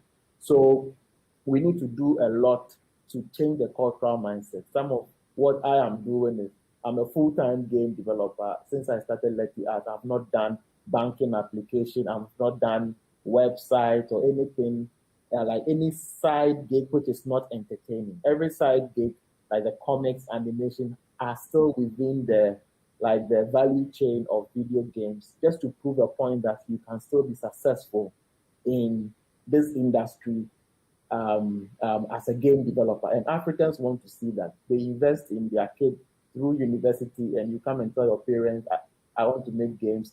They may spank you or they may just call you not serious. They want you to write the title of a doctor, title of a lawyer, which are traditional. So we need to get to a point where we are comfortable writing titles like game developers and all that. And that is a cultural mindset change that we need to be able to transform.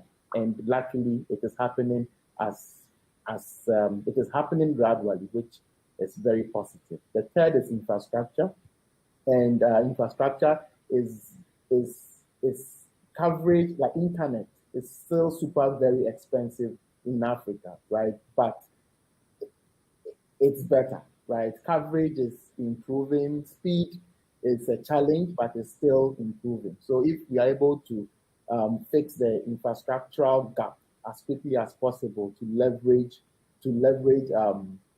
all the sectors or all the areas across Africa, I'm sure gaming can feel comfortable running on top of solid infrastructure, telecom infrastructure, and equipment and all that. Then the last bit is the funding bit, right? And I always say that if we don't fix the top three, the funding will just waste down the drain, right? So the funding, as it was put before, investors need to feel comfortable to invest in the gaming industry on the continent. They have to be early movers, early African movers who would take the risk to invest in companies that are starting this whole potential industry because it has worked in the West, right? Gaming is bigger in the US, bigger than the music and the movie industry combined. And if we look at those statistics and mirror it into Africa, some investors will now have to know that if it costs $1 million to invest in a game company in the US, when you come into Africa, you may spend probably $2 million because of the issues on the ground. It might be cheaper, but we need to test things to make sure that, look, we have been able to establish the grounds of the video game industry because it is something that needs to work within the continent. So these are the major blocks that I think we need to overcome to be competitive globally. And that's how come we can produce quality games and not have sympathy game players. Currently, we have probably sympathy game players because we can't meet the quality since most of us are self-taught and we are still working to improve and don't have the right funding to produce quality games and the right skill set. But we want to cross that sympathy level and just make great games that the world enjoy and also have that big hit. Okay, thank you. So we have one question on the chat, but first I want to see if Bethlehem is here. If she can. Yes, I am. Is this audible? Great, perfect. Perfect. Yes, we heard you. It's perfect. So maybe we can start. Well, so the talk is already begin. So maybe you can present yourself and talk about how do you your point of view about how video game became a vector of African identity. Thank you. Yes. I'm glad to be here first of all. Finally, the internet was a bit messed up, but finally being here. So my name is Bethlehem Antana. I'm based in Ethiopia, from Ethiopia, and we've been working on the games industry scene for the past 5 years and plus. And for the most part of it, as I've been focused on what the entity or what the diversity of games could really mean. And what that meant is, to just shorten it and give you a piece of what I do, it's mainly based on alternative views of games, which means that we know when we call or talk about games, it's usually about video games, but I tend to explore on what other formats of games there are so that we can create this diverse and inclusive kind of formats where game means not only video games, but more, because we're dissecting the element of play with so many other fields as well, where gamification is included, serious games, and basically allow gaming to be part of life in a very wide and vast area. And so within this regard, I highly have been actually researching with a lot of people how this forms identity, because at the end, the core element of gaming, based on who is playing it, is mostly about who cares for interacting with one game. And that's what really is able to show us how many players are able to play what and what is really interesting to what. And that's where I think also from the previous speaker, what quality versus sympathy gameplay is articulated on. And so this was really about identifying who we really are. And by that, it means that we are able to make newer, more diverse games that are not only based on the formats or the mainstream way of thinking about.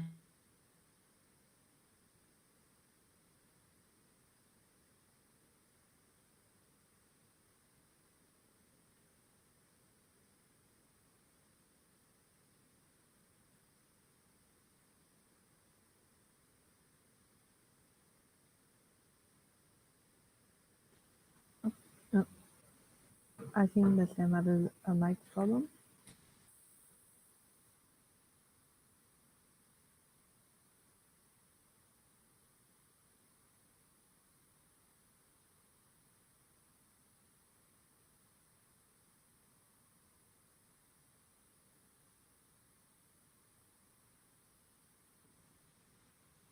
Bethlehem?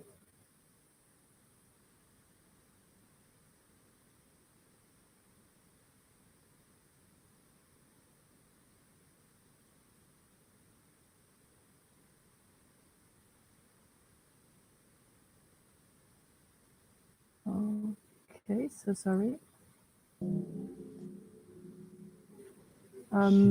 She has left, I think, due to Yeah. internet connection issue.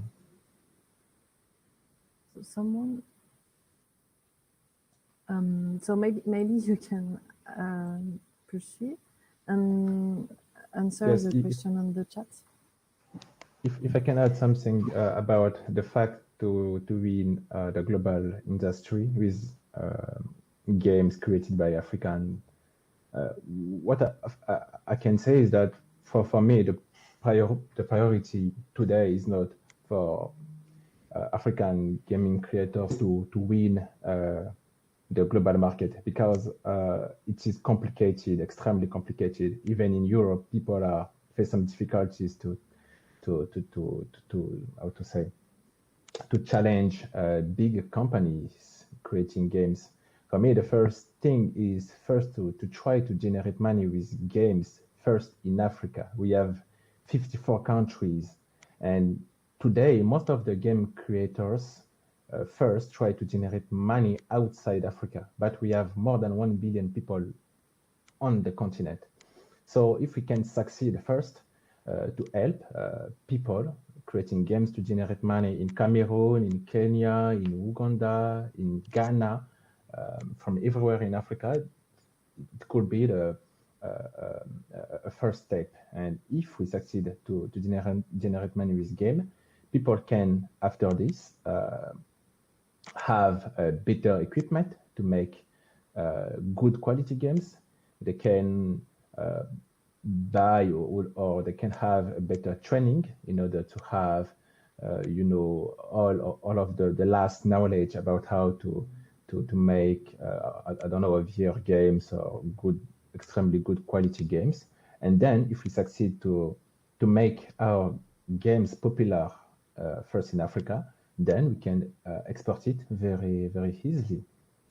So this is what I see, because today with the platform we are creating, we notice that most of the game we try through our platform to distribute in Europe, many players in Europe told us that the quality of the game is not enough, it's not good, it is very bad quality.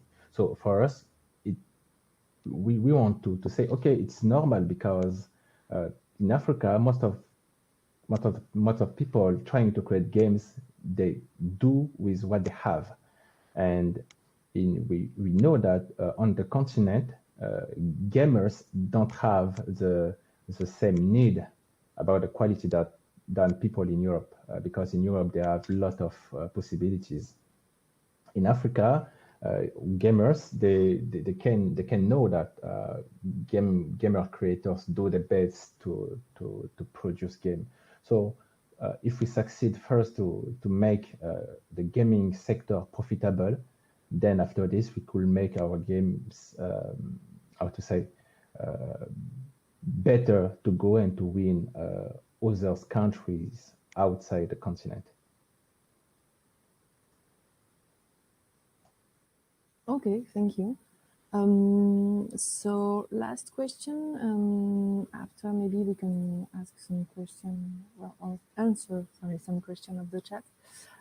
So how do you see the future of video game and its place in Africa, maybe in 5-10 years?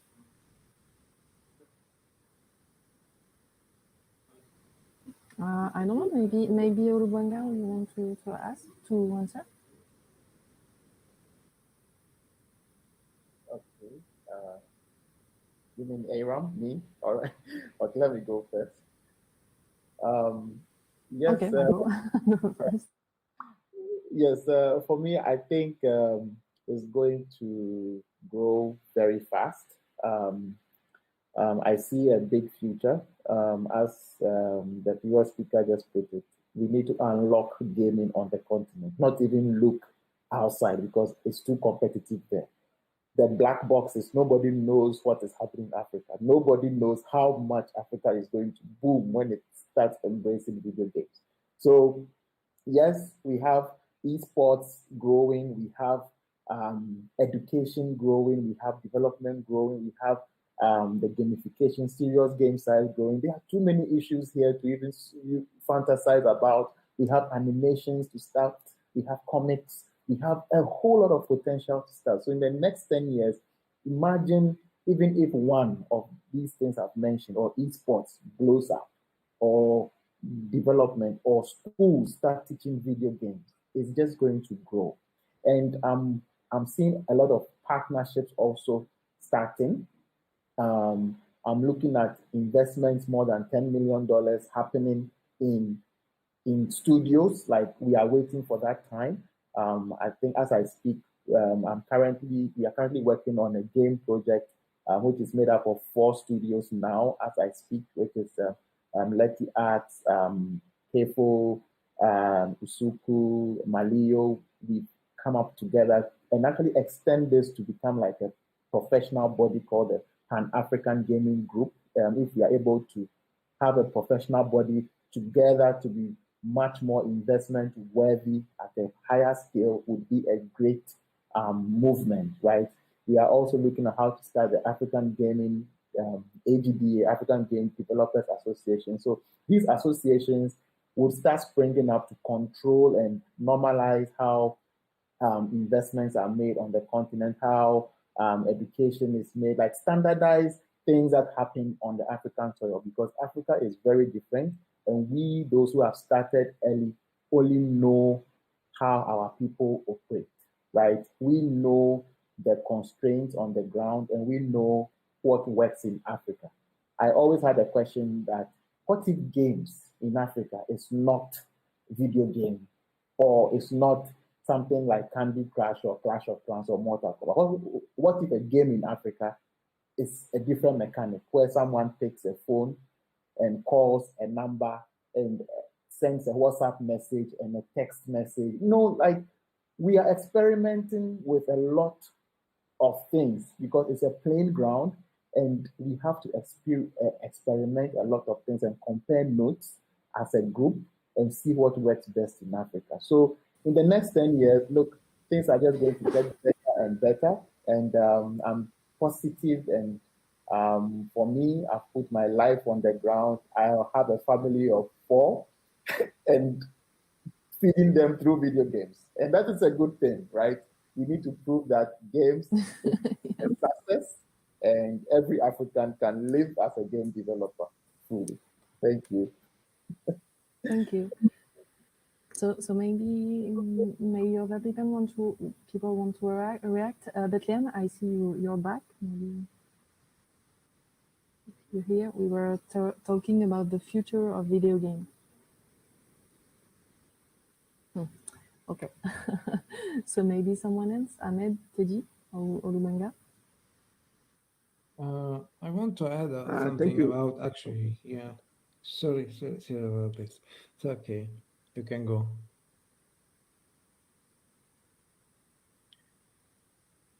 Okay, I can start. I can just want to add about global competition and African games that compete globally. I saw this from a business of view, like a view of business. It's like, in order to grow globally, I think it should be done like any industry, like movies industry. You have to have a market. You have to have content creators. You have to have investors. So what we believe here, or what I believe here, is like, you should invest in the market itself, to the people who are like going to do the content, and then investor should then come, and then you have a market, you have many tries, you can have investors that can fund many games that can compete globally. So even if you have many content creators, without investing or without funding, it will not work. So what we did is we tried to build a market. Actually, it's not an easy job, but I think we should just, instead of talking about difficulties, we should start doing something. So what we did is like raise awareness about this, and we started to talk about game development, and we started to build a market, transfer the information and knowledge, and it somehow, after like 5 years, it started to happen now. that we are seeing the game development have been taught in our universities. And for example, in Egypt, they started to teach game development, which is really, really great. So for the future of game development, if we invest really good in the market, if we try to build a good game developers and we convince investors that we have a good content that can be done, I think we're gonna grow rapidly and very quickly. And thank you.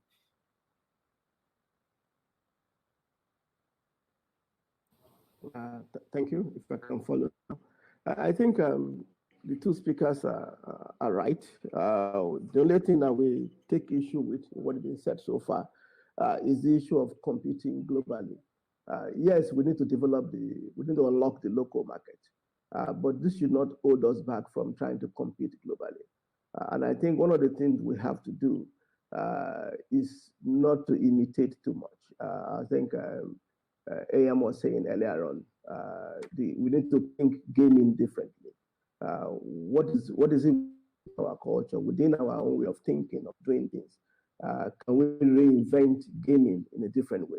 If we can do that, yes, we can. Yeah, sure. Level. I agree. And I think, given where we are and what is happening globally, Africa can the future of gaming. But there are things that we have to do, and some of these have been mentioned already. The critical stuff is issue of quality, the issue of building the ecosystem for the industry on the continent. There are some movements, as I have said, people coming together to form association or to try to form partnerships, but we have to work more on this. We have to work more on this and engage our policymakers and some of the private sector companies to be more engaged. Because it's and our educational sector. Because critically, we have to be the critical mass of talent on the continent for the industry. Number two, we need to find a way to address the problem of funding, which is general. It affects almost all the industries, especially the creative sector on the continent. And the issue of partnerships, collaboration, and those who are already in the sector. How do we become apostles for the industry? How do we become the system builders that tries to engage and bring all the other stakeholders on board to be part of this change that needs to take place? Because gaming and the creative industry in general could be a way out on these issues of economic diversification and addressing the challenges of poverty on the continent. Because we need to create wealth. We cannot depend on it forever. Thank you. Okay, thank you.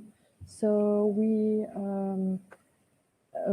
have you anything to add or any question on the chat maybe before we finish this talk?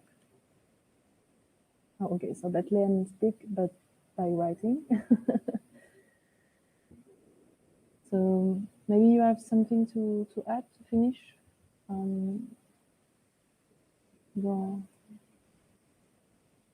Yeah, thank you for having us here. Thank you. I have a question. Okay. I have a question for all my friends. Mohamed Zalami.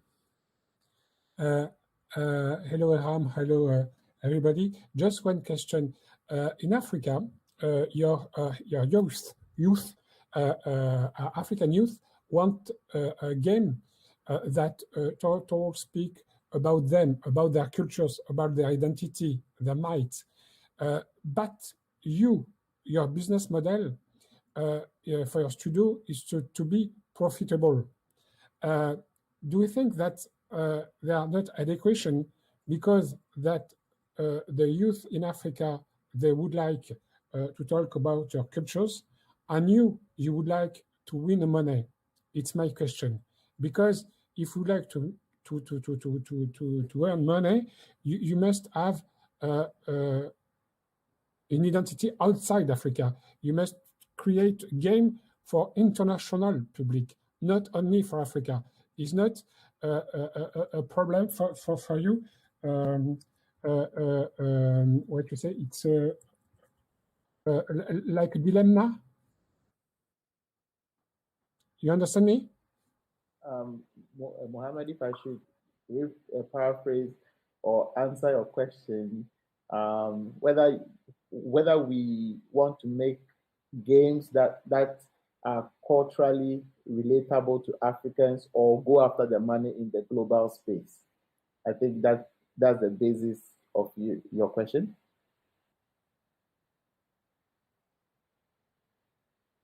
Okay, yeah, I think my question is a double.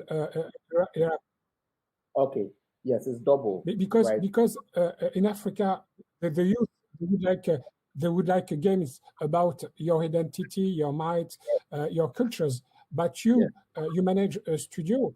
You must be profitable, and it's not a dilemma for you because if you would like to earn money, you must to talk at the world, the world public, not only Africa. It's not a dilemma problem for you. Actually, I'm not speaking for everyone here, but I think we all have the same mindset. I'm speaking for myself. Actually, the money we are going for is the cultural identity bit. So we are killing two birds with one stone by doing the cultural identity games that compete globally. And for me, I don't think Let It Us has a split of money and purpose. I really believe that if we do this is a need, right? We are solving a need by providing African identity games, and it's a need that has to be solved. So I'm going after that need, and biblically, if you do it very well, money will follow you. So I'm looking at the impact that will unlock the money that will follow. So that is how my mind, and I think my colleagues here can also add to it. Yeah, that's right. I agree on this. For us here also, we created games that actually locally talk about our identity, and we have money from it. Even it's locally, maybe it's not globally, but actually if you do a good game, money comes. If you do a good business, money already come. I think I agree with this. We can have an example with the game Orient, created by Kiro Games in Cameroon. It's a game based on African stories, and they succeeded to generate money in Europe with Orient, and because they have a good storytelling behind the game. So I think, yes, we can have an African identity with a good storytelling, and we can sell it everywhere in the world. I actually think our competitive advantage lies in this. We know our stories, we know our culture better. And if we can translate this to content that can be consumed on the continent outside, then we'll be better for it. I think we should not shy away from telling our own stories and using our identity and our culture to produce products that anyone can find the continent outside. Yeah, perfect. And also to add, I think there was a question here. Okay, not a question, but like a follow-up. But the competition remains, and even African gamers prefer or may prefer better quality games. Yes, and for me, that's why I always say this, that the esports audience in Africa are not the developers, the developers target yet. It's an irony where gamers, you are not targeting the esports. I feel that the audience who consume esports have their quality set at FIFA level and all that, which is good. We really want to meet at that level. But where the development industry is now is for us to unlock the 90%. So the esports audience who are looking at the quality is where we all fall in. Those here, we all fall in that guaranteed audience, which I think forms 2 to 5% of the potential market we are looking at, right? We want to unlock the 95% of Africans on the continent who would consume our games.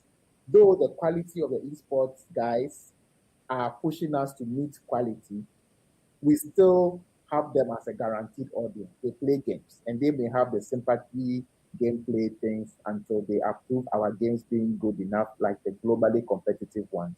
But having them there is a constant market for us. Once we get there, they will play our games. But to unlock the black box of Africans who are in the villages, who play betting games, who are spending money in betting, game betting, and how can we get those guys enjoying our cultural identity and also going to school to study video games and make games for themselves? I think that is where we are playing and we want to actually play. I don't know if anyone on the panel also has the same mindset. I think this is where the market is to a large extent. If you want to develop the African market, because most people on the continent at this stage are not heavy gamers. They are not involved in this sector. How do we unlock this new market? And I think if we can produce things that talk to them, that speak to them, that is easily accessible and that can easily consume on their cheap basic mobile phones, then I think we can grow the market faster. But this should not exclude those who also are interested in building high quality games to compete, whether in the EA Sports or in the global market space. But there is a niche, there's a market that is still hidden, that can be unlocked by building small, casual or games that speak to some of these African issues, some of the issues that we face, and what may interest those who are not game consumer or gamers right now in the traditional way. What are other forms of gameplay that we can develop, that we can unlock, that we bring that we open this new market? If we can do that, then I think we make significant progress in the next decade. Okay, thank you everyone. So it's 1 p.m. So we will finish the talk. Thank you very much all for your opinion and for taking part of the African Creative Meeting. So you are free to discuss between you and join the other room. And currently on the workshop room, there is a workshop about about intellectual property, copyright. So you can go and check. So thank you very much. Thank you. Thank you so much too. See you. Thank you all.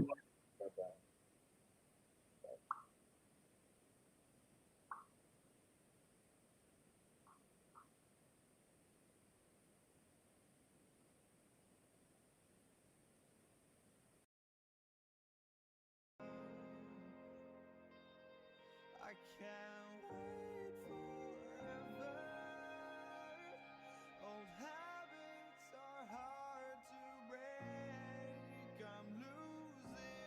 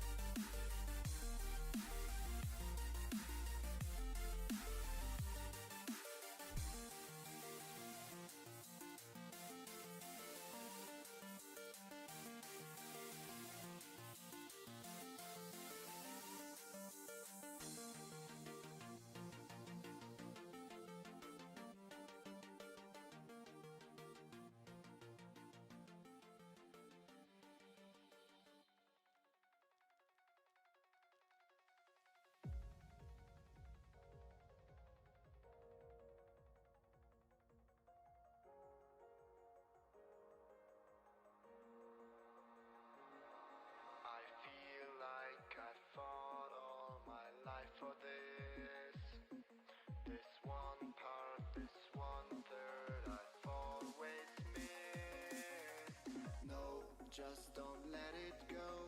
I started the fight, but now I'm losing. So will I fall again? I'm scared of heights, yet it was me who ran away.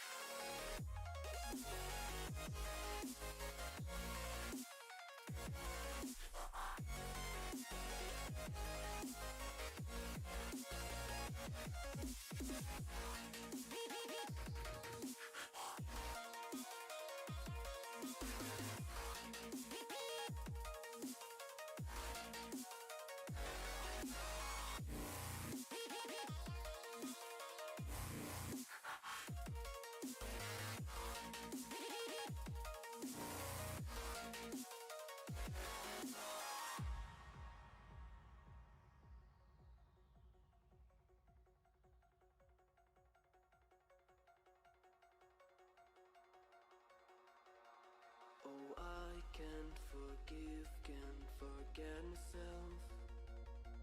The piece that I'm missing, it kills me inside. I need help, oh please give me back this one part, this one that I'm sorry I lost it. No, I let my weapons fall. I'm drowning in the fears, and now I know that I will fall again and let it go, but I can't stop to run away.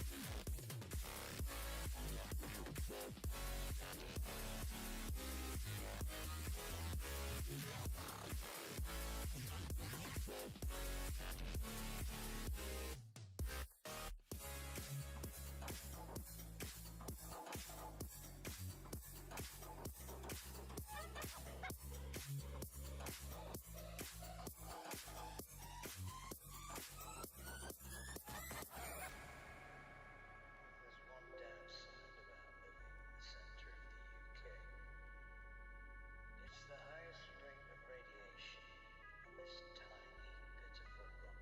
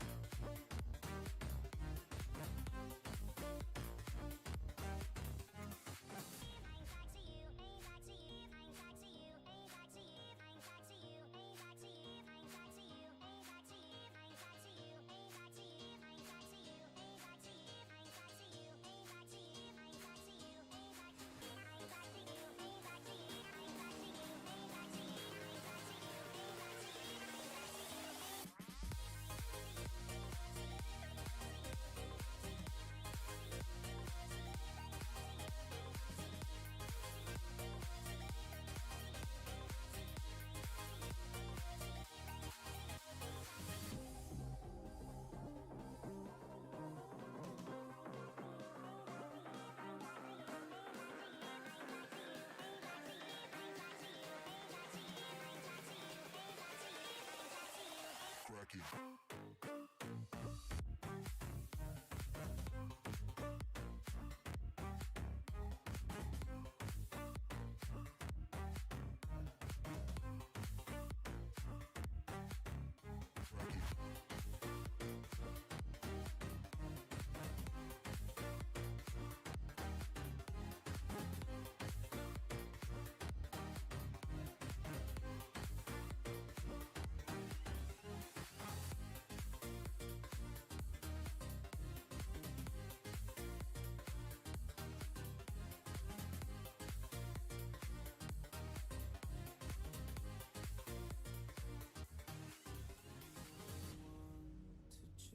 the feeling again.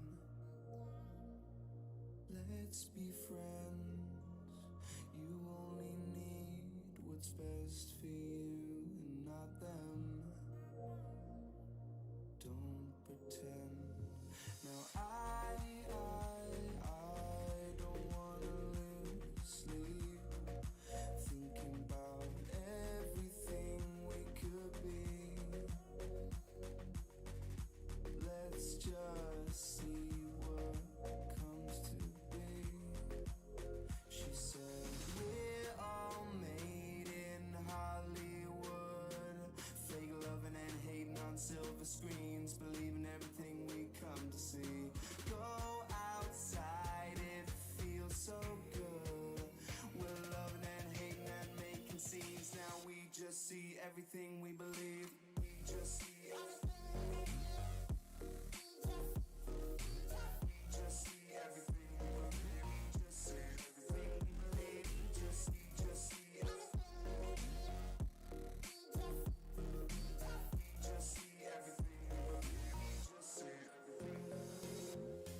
You seem so rehearsed, but do you really care? I always feel like you're never aware. You're a part of me, but we're so apart. Where is your heart? Now I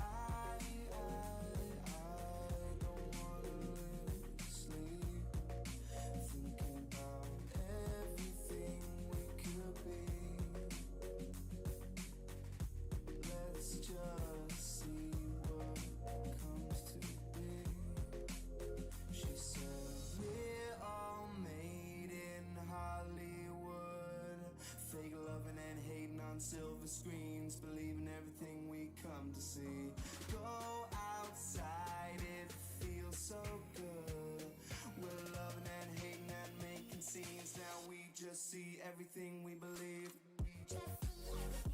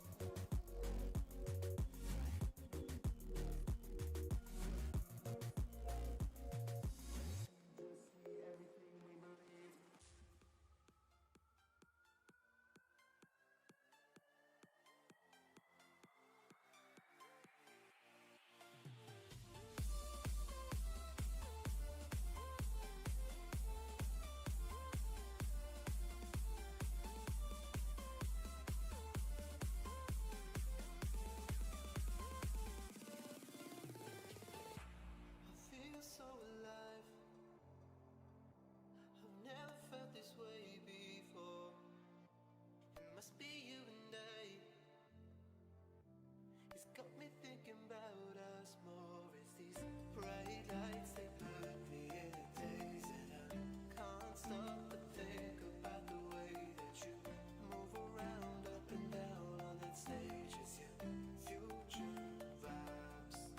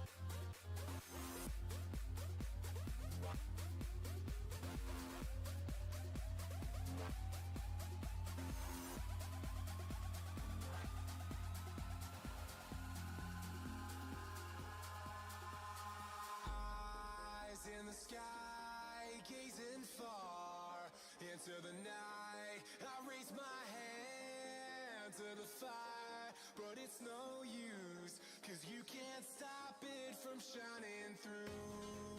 It's true, baby, let the light shine through. If you believe it's true, baby, won't you let the light shine through for you, for you, for you, for you, for you, for you,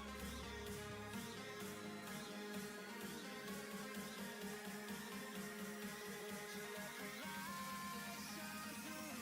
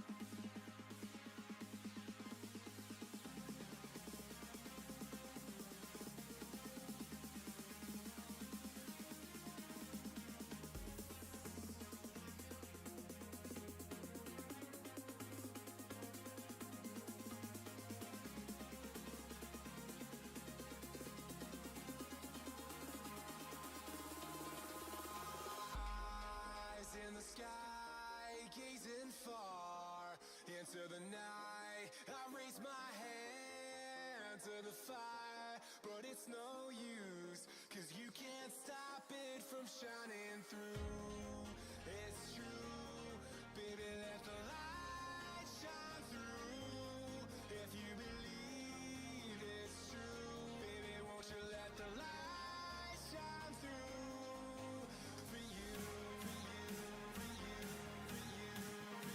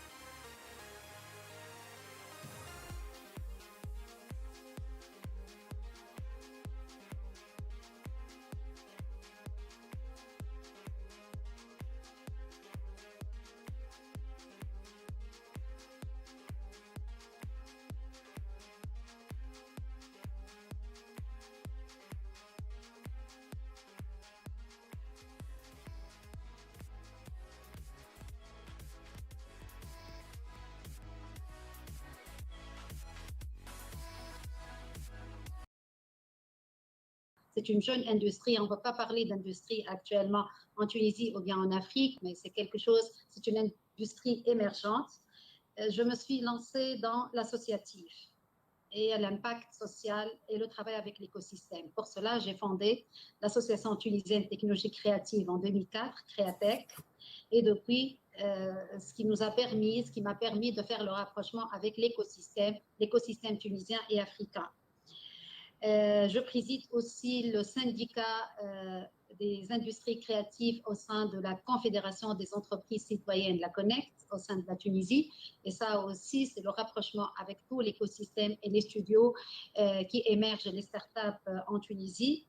Et ma dernière expérience, actuellement, la dernière, c'est que j'ai fondé le Living Lab, le concept Living Lab, le premier Living Lab africain qui est spécialisé dans les industries créatives, certifié par l'European Network of Living Labs. Et on a lancé dans ce cadre-là, au sein de NetInfo et ce Living Lab, avec Epic Games, African Game Dev Programme, l'année dernière, où on a touché 10 pays africains et on a pu accompagner de plus de 400 jeunes, dont on a actuellement 3 startups qui participent au sein de African Creative Meeting.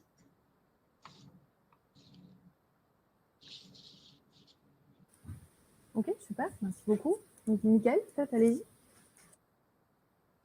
Oui, bonjour à toutes et à tous. Donc moi, Michael Newton, j'ai une double casquette, donc je travaille pour Ubisoft dans le département responsabilité sociétale, mais je viens surtout via ma casquette associative, bien que mon travail est lié à l'impact sociétal du jeu vidéo, l'impact au-delà même des valeurs du jeu vidéo sur les différentes communautés, les différents lieux où le jeu vidéo prend part. Je suis également président de l'association Loisirs Numériques. Loisirs Numériques, on a pour vocation de pousser le jeu vidéo en tant que culture, en tant qu'industrie créative, et également en tant que média où on peut faire du lien social avec d'autres associations, pousser les nouvelles, les talents émergents du jeu vidéo. On a notamment ces 2 initiatives qui vous intéresseront sans doute. La première est les Journées mondiales du jeu vidéo qu'on a lancé il y a une petite dizaine d'années. Ça reste un événement symbolique où les acteurs de l'industrie du jeu vidéo participent de façon volontaire. Donc c'est un événement qui se tient en général en fin d'année autour du 20 novembre. C'est un événement un peu dormant, mais sur lequel on a eu plaisir à accueillir pas mal de représentants africains du jeu vidéo, que ça va de la Côte d'Ivoire au Sénégal en passant par le Maroc, la Tunisie. Voilà, il y a à peu près 6 ou 7 pays qui ont été représentés à travers ces initiatives. Et donc nous, on avait monté un site internet pour montrer un peu la pluralité de ce qui se passe dans le jeu vidéo, donc, que ce soit au niveau associatif, entrepreneurial. Et donc, c'est grâce à ça que je me suis intéressé vraiment à ce qui se passe en Afrique dans ce domaine-là. Et puis, je me suis dit, donc depuis une petite dizaine d'années maintenant, qu'il y avait vraiment des choses à faire, à imaginer, à pousser, puisque voilà, on a des événements comme ceux de France. Moi, je suis à Paris. Donc, j'ai été au Paris Games Week. Oui. Il y a une question, remarque? Non, pardon, excusez-moi, tout va bien. Je vous en prie, continuez. Oui, je disais que à Games Week, je voyais l'Africa Corner et donc quelques interlocuteurs avec lesquels je discutais dans les années précédentes. Et on voit que c'est un milieu qui est balbutiant, en tout cas dans les pays d'Afrique de l'Ouest, du Nord, et puis aussi il y avait des représentants de Madagascar. Mais voilà, moi je pousse ces initiatives-là à travers notamment des talks. On en a lancé un en début d'année qui s'appelle le Combit du jeu vidéo. Et le Combit du jeu vidéo, c'est une réunion un peu comme celle à laquelle on est présent aujourd'hui, où on représente, en tout cas on donne la parole aux personnes issues des territoires afro-caribéens, afro-créoles, on va dire de façon plus générale, et de leur donner la parole, donner la visibilité, faire en sorte d'avoir un milieu un peu plus pluriel, et notamment aussi un dernier projet sur lequel je travaille, qui est la bourse jeux vidéo, où on aide les personnes, en tout cas en France pour l'instant, pour les personnes issues de la diversité, à avoir plus de visibilité, à payer leurs études à 100%. Donc, c'est l'association qui paye leurs études à ces jeunes-là. Et voilà, donc ça fait un portrait assez complet qui montre qu'il y a plein de choses à faire. En tout cas, j'ai tout mon intérêt à ce genre de table ronde auquel je suis ravi de participer. Merci beaucoup. Du coup, Julien, c'est à vous. Oui, merci. Alors, moi, je suis Julien Herbin. Je voudrais commencer par vous remercier de m'avoir invité à participer à ce panel et puis à cet événement de manière plus générale. Je voulais féliciter aussi l'équipe organisatrice parce que on imagine le travail en amont de l'événement. Je pense que c'est important qu'on ait ce genre de rendez-vous, tous les acteurs de l'industrie du jeu vidéo africaine, tous ensemble. C'est un moment de partage pour faire avancer les choses. Donc moi, je suis cofondateur et directeur du studio CAIFO, qui est établi au Sénégal. J'ai rejoint l'industrie en 2007, il y a à peu près 15 ans de ça, en rentrant chez Ubisoft en tant que programmeur. J'ai eu la chance de pouvoir travailler pour 3 studios différents sur 3 continents différents, donc à Paris d'abord, puis 1 an et demi en Chine, et puis sur la fin on va dire, de ma carrière chez Ubisoft pour le studio de Montréal au Canada.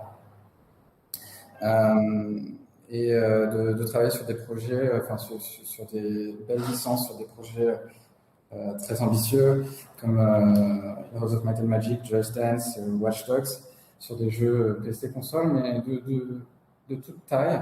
J'ai travaillé aussi sur des projets plus modestes. Voilà, c'était une expérience extrêmement formatrice, évidemment. Mais arrivé après 12 ans de programmation chez Ubisoft, j'avais vraiment envie d'explorer autre chose, de me lancer une mission qui donnerait plus de sens à ma carrière, et une mission avec un impact. C'est pourquoi j'ai décidé de déménager, alors c'est un déménagement familial, hein, mais au Sénégal, pour établir CAIFO. Donc, c'est un studio qui aujourd'hui compte 12 personnes, qui a été créé en mai 2019. Chez CAIFO, on développe des jeux de divertissement essentiellement sur smartphone, puisque c'est la plateforme prépondérante en Afrique, évidemment celle à laquelle la majorité des joueurs ont le plus facilement accès. Donc on a 3 jeux qui sont disponibles en téléchargement gratuit, Dakar Rapide, un jeu de course, Afro Juggle, un jeu de foot, et Clean My Beach, un jeu sur la protection de l'environnement et des plages en l'occurrence. On a 2 titres aussi, 2 nouveaux titres qui devraient sortir d'ici la fin de l'année, dont Jam Rush qui est présenté sur notre stand virtuel pendant l'événement. À côté de ça, on développe aussi des jeux éducatifs en partenariat avec des institutions ou des entreprises qui nous approchent en nous demandant est-ce que vous pouvez développer des jeux sur ce thème-là ou sur celui-ci. Donc on a travaillé par exemple avec l'ambassade de France à Dakar ou l'Institut français sur un jeu sur l'entrepreneuriat au Sénégal. On travaille avec le GIZ en ce moment également. Et on a aussi travaillé sur un jeu sur les enfants des rues au Sénégal et l'assainissement en Afrique de l'Ouest. Donc des sujets super intéressants et pertinents pour la région, qui, en plus, portés par des jeux vidéo, sont pleins de potentiel pour toucher les populations cibles. Je précise au passage que, en réalité, ce genre de jeu éducatif, c'est ce qui représente l'essentiel de nos revenus et ce qui nous permet de survivre aujourd'hui en tant que studio africain. Et puis, à côté de ça, je parlais du jeu mobile, du jeu éducatif, alors soit mobile, soit web, en fonction de la demande du client. On a aussi pour ambition de développer le premier jeu PC Switch pour réaliser au Sénégal, peut-être un des premiers aussi en Afrique de l'Ouest. On a un prototype relativement avancé pour lequel on cherche du financement pour continuer à le développer. Puis on espère d'ici l'année prochaine trouver un éditeur convaincu pour nous accompagner sur ce point-là. Super, merci beaucoup. Alors du coup, on va commencer un peu pour parler autour des freins à l'émergence du jeu vidéo. Et du coup, la production de jeux vidéo est encore jeune en Afrique. Elle fait face à de nombreux enjeux, notamment sur la formation, le financement, la distribution, la monétisation.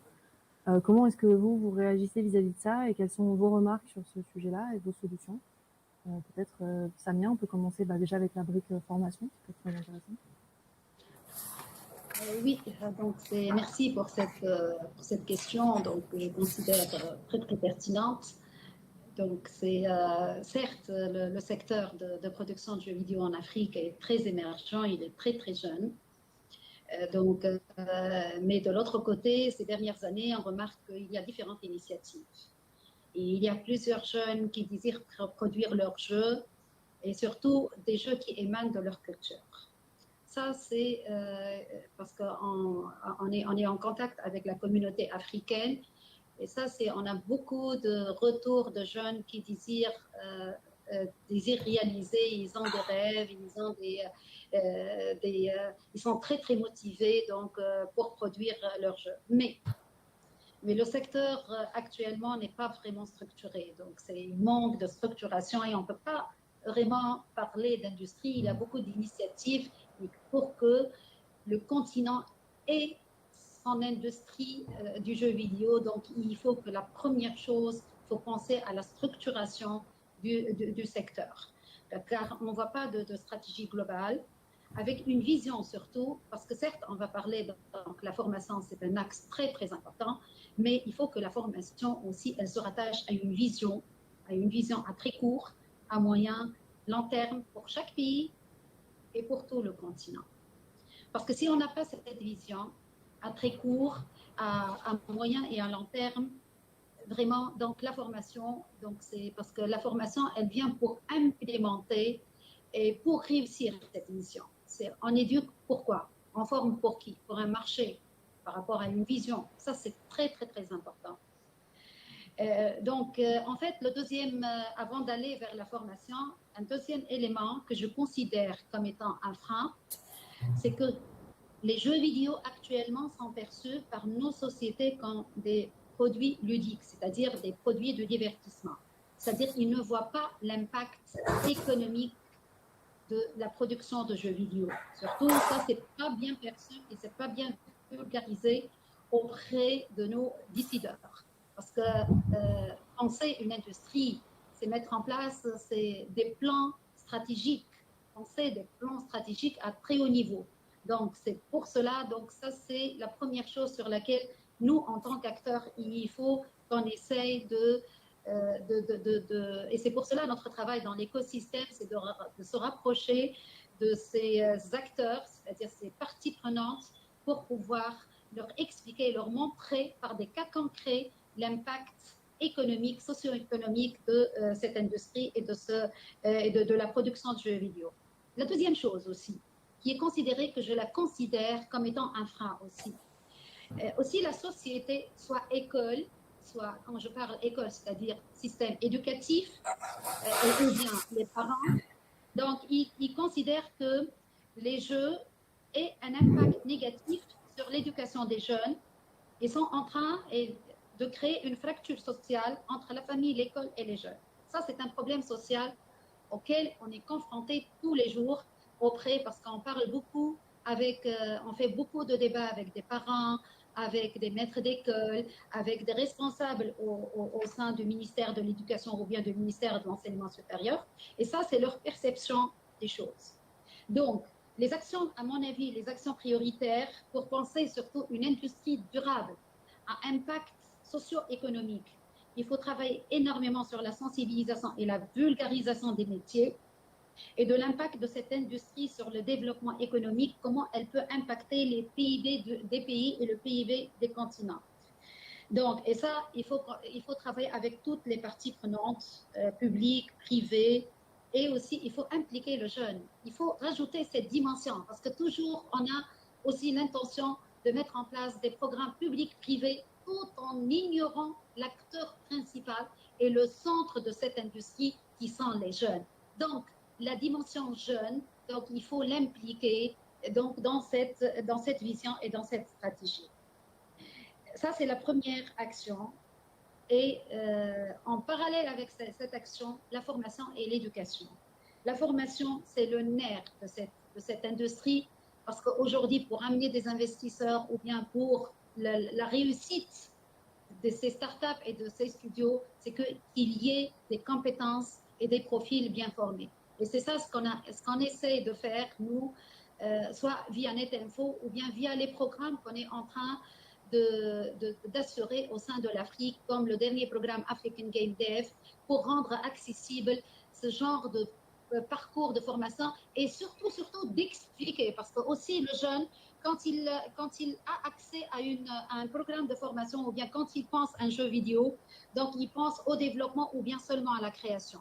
Cette notion de business, cette notion de marché, cette notion de distribution, de publishing, elle n'est pas bien perçue. C'est-à-dire, il faut qu'on pense aussi via l'éducation et via la formation à penser chaîne de production et mettre en connexion tous les acteurs. C'est-à-dire, on ne peut pas dissocier, on ne peut pas parler de développement seulement, c'est-à-dire du coding ou bien de la création de jeux vidéo, sans parler de marché, sans parler de business model, sans parler des nouvelles tendances technologiques et des nouveaux modèles financiers qui sont en train, comme la blockchain et autres.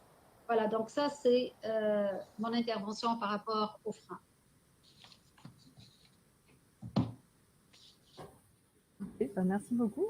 Du coup, on va peut-être poursuivre avec Mickaël, puisque je vois que Julien a une petite déco. Donc, peut-être que vous pourriez intervenir dans ce sujet. Ben, je pense que Sabina a très bien résumé tout ce qu'il y a en jeu. C'est difficile d'intervenir derrière puisque c'était très exhaustif et très clair, très complet. Je peux peut-être ajouter la dimension de penser au-delà des frontières aussi africaines, c'est-à-dire que j'ai bien conscience que pour que le jeu vidéo africain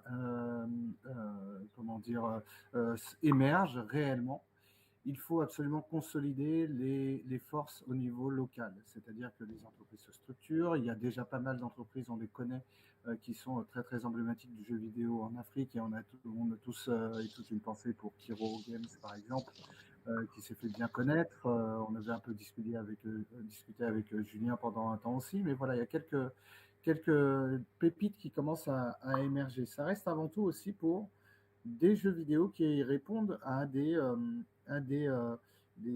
aspirations, des émanations au niveau local. Quand je pense aux jeux vidéo et à la façon dont il a émergé dans les années 80-90, eh bien, c'était avant tout la connexion du Japon vers les pays occidentaux, si on peut dire, donc Europe, États-Unis. Quand le jeu vidéo a émergé aux États-Unis, c'est pareil, c'est comment toucher les plus grands consommateurs de jeux vidéo qui sont sur leur territoire et ailleurs. Et d'avoir une sorte de champ commun de discussion, de business, de marketing, de communication, qui font que ces jeux-là, au niveau local, résonnent aussi sur d'autres territoires. Et si ce n'est pas quelque chose de facile, il est important de pouvoir initier des connexions très fortes, là comme on le fait aujourd'hui, par exemple avec l'African Creative Meeting, c'est-à-dire avec les territoires européens, les territoires américains, et puis ensuite chacun de trouver des moyens de communication pour faire émerger ces jeux, ces initiatives-là. Il y a un frein aussi qui est très important, c'est effectivement le support. Julien l'a rappelé, c'est essentiellement le mobile. Et de faire émerger un jeu mobile face à toute la production vidéoludique dont le porte-étendard est sur les consoles comme la Switch ou la PlayStation ou la Xbox, eh bien, il est important d'avoir quelque chose qui soit très fort et très symbolique, qui puisse être visible de la part des potentiels acheteurs ou utilisateurs sur le territoire africain comme sur les autres territoires. Enfin, voilà, c'est tout ce travail de réseau, de construction, de consolidation sur les forces acquises ça et là pendant une dizaine d'années, quinzaine d'années en Afrique, et de se dire, comment est-ce qu'on fait pour... on commence à entendre parler quelques jeux, notamment sud-africains, qui arrivent à casser un peu l'image de jeux vidéo essentiellement afro-centrés. Je ne dis pas que c'est mal, je pense même que c'est une très bonne chose que certains soient afro-centrés. Mais pour commencer à avoir l'intérêt des autres joueurs, il faut trouver un terrain commun pour que chacun puisse s'intéresser à ce que fait l'autre. Voilà.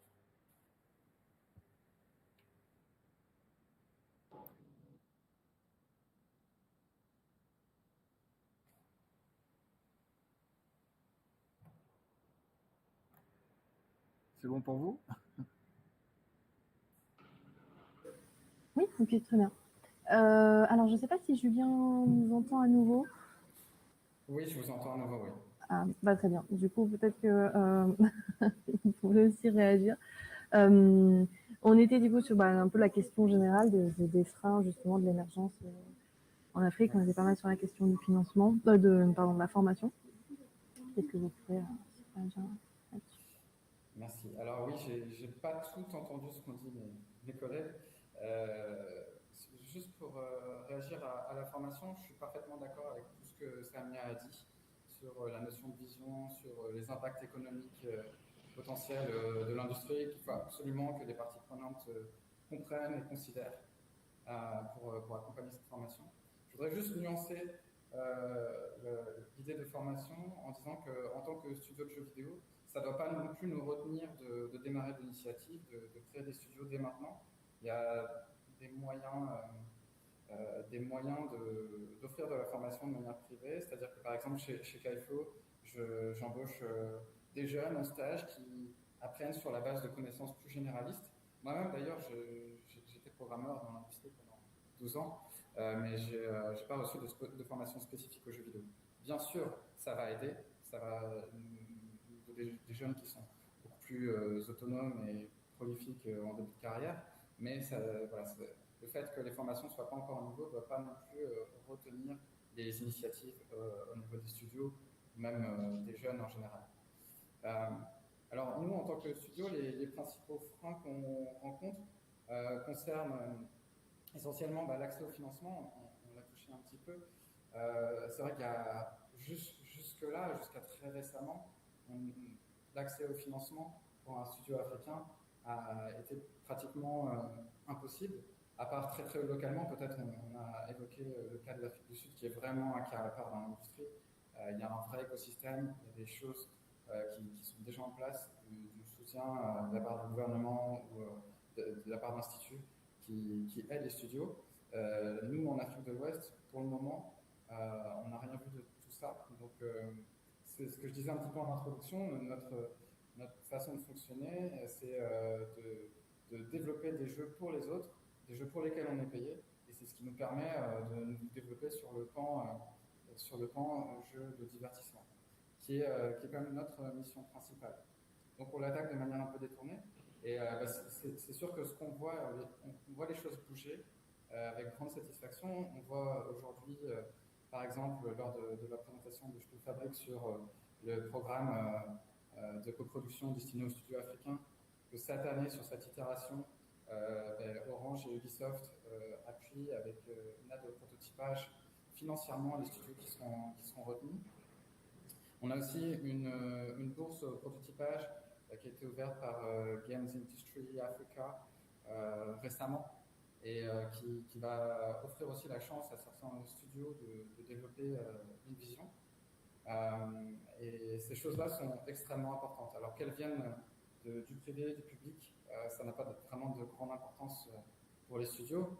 Peut-être les attentes sont différentes, mais ça va vraiment être des accélérateurs. Jusque-là, ça a représenté un énorme frein, ce manque de budget. Aujourd'hui, on commence à avoir des solutions et on espère qu'elles vont se multiplier. Ensuite, l'autre gros frein, je dirais que pour nous, ça va être la distribution et la monétisation des jeux. Évidemment, Michael l'a souligné, on développe majoritairement des jeux mobiles en Afrique. Alors, c'est peut-être pas le cas pour tous les studios, mais je pense que c'est vrai pour une majorité de studios. Et les stores officiels, Play Store et App Store sont absolument remplis de jeux mobiles avec un choix pléthorique. Donc on est en compétition avec le reste du monde. Et même sur des jeux qui portent sur des thèmes africains, ça reste difficile de se démarquer et puis de sortir du lot et de se faire remarquer. Donc pour ça, il faut qu'on obtienne de l'aide pour donner de la visibilité à nos jeux, pour qu'ils ressortent du lot, pour que les gens puissent les identifier comme des jeux qui vont leur plaire. Évidemment, on pense toujours au budget marketing, mais voilà, on n'est pas du tout équipé pour ça. Donc là, un accompagnement serait tout à fait pertinent. On a d'autres freins en ce qui concerne aussi la distribution et la monétisation. Le fait que jusqu'à très récemment, il était par exemple impossible, il est toujours impossible pour un studio sénégalais d'avoir un compte marchand sur le Play Store Android. En peut pas vendre une application, on ne peut pas offrir des achats in-app parce que cette plateforme n'est pas ouverte aux vendeurs. Une autre limitation venant des stores principaux, c'est que les systèmes de paiement qui sont offerts aux joueurs ne sont pas du tout adaptés au marché africain. On peut généralement uniquement payer les jeux et puis les achats in-app grâce à une carte bancaire. Or, la majorité des Africains n'est pas bancarisée ou pas avec un compte bancaire classique dans une banque. La dominante ici, c'est l'utilisation de la mobile money. Et nous, il nous faut accès à ces outils-là pour pouvoir monétiser sur des jeux qui visent le continent africain. Puis ensuite, il y a des solutions de distribution à travers des distributeurs qui sont parés et autres à travers le monde. Mais le problème, nous, on travaille notamment avec un distributeur basé en France. Le problème, c'est qu'il y a trop d'intermédiaires. C'est qu'au final, le développeur, donc notre jeu va être distribué sur plein de catalogues, des catalogues de jeux premium ou d'offres par abonnement. Sauf que il va y avoir beaucoup d'intermédiaires et qu'au final, la part que va recevoir le développeur sur les ventes va être minime, c'est-à-dire largement inférieure à 50%, je pense en général de l'ordre de 10 à 30%, ce qui est un énorme frein, évidemment, à notre développement. Voilà, donc ça, je dirais que ce sont les freins majeurs. Et puis, après, pour revenir sur les enjeux de l'industrie en Afrique, pourquoi elle est importante, je pense que c'est pour offrir à la fois plus d'inclusion, plus de représentativité dans les jeux, parce qu'évidemment, en tant que studio africain, on a envie que les Africains puissent s'approprier les jeux, même dans les jeux qui ne sont pas exclusivement destinés au marché africain, même pour les jeux pour un marché global, qui puissent se retrouver dans les environnements, dans l'art visuel, dans la musique aussi. Évidemment, on pense à l'impact social dans l'industrie, le fait que les Africains ou les afro-descendants prennent une place de plus en plus importante parce qu'évidemment, ils sont sous-représentés. Et puis, on en a parlé, les impacts économiques en termes d'emploi et de revenus sont énormes à terme. Et c'est absolument important que l'industrie se développe et l'aider à le faire. Ok, merci beaucoup. Une nouvelle question, donc là qui justement, est-ce que c'est un frein ou pas du tout sur le développement du jeu vidéo? Aujourd'hui, l'industrie du jeu vidéo est quand même majoritairement dominée par des personnages de jeunes hommes blancs hétérosexuels qui sont assez calqués sur des modèles européens ou américains. À votre avis, est-ce que du coup, comment aller vers un monde un peu plus diversifié, coloré, et est-ce que du coup cette identité africaine, donc ce dont on parlait justement dans la conférence d'avant, peut être plutôt un frein ou au contraire plutôt une opportunité et un avantage? Je vois qu'Olivier est arrivé. Est-ce que Olivier nous entend? Est-ce qu'il peut parler? Bon, peut-être Mickaël, vous pourriez réagir sur cette question?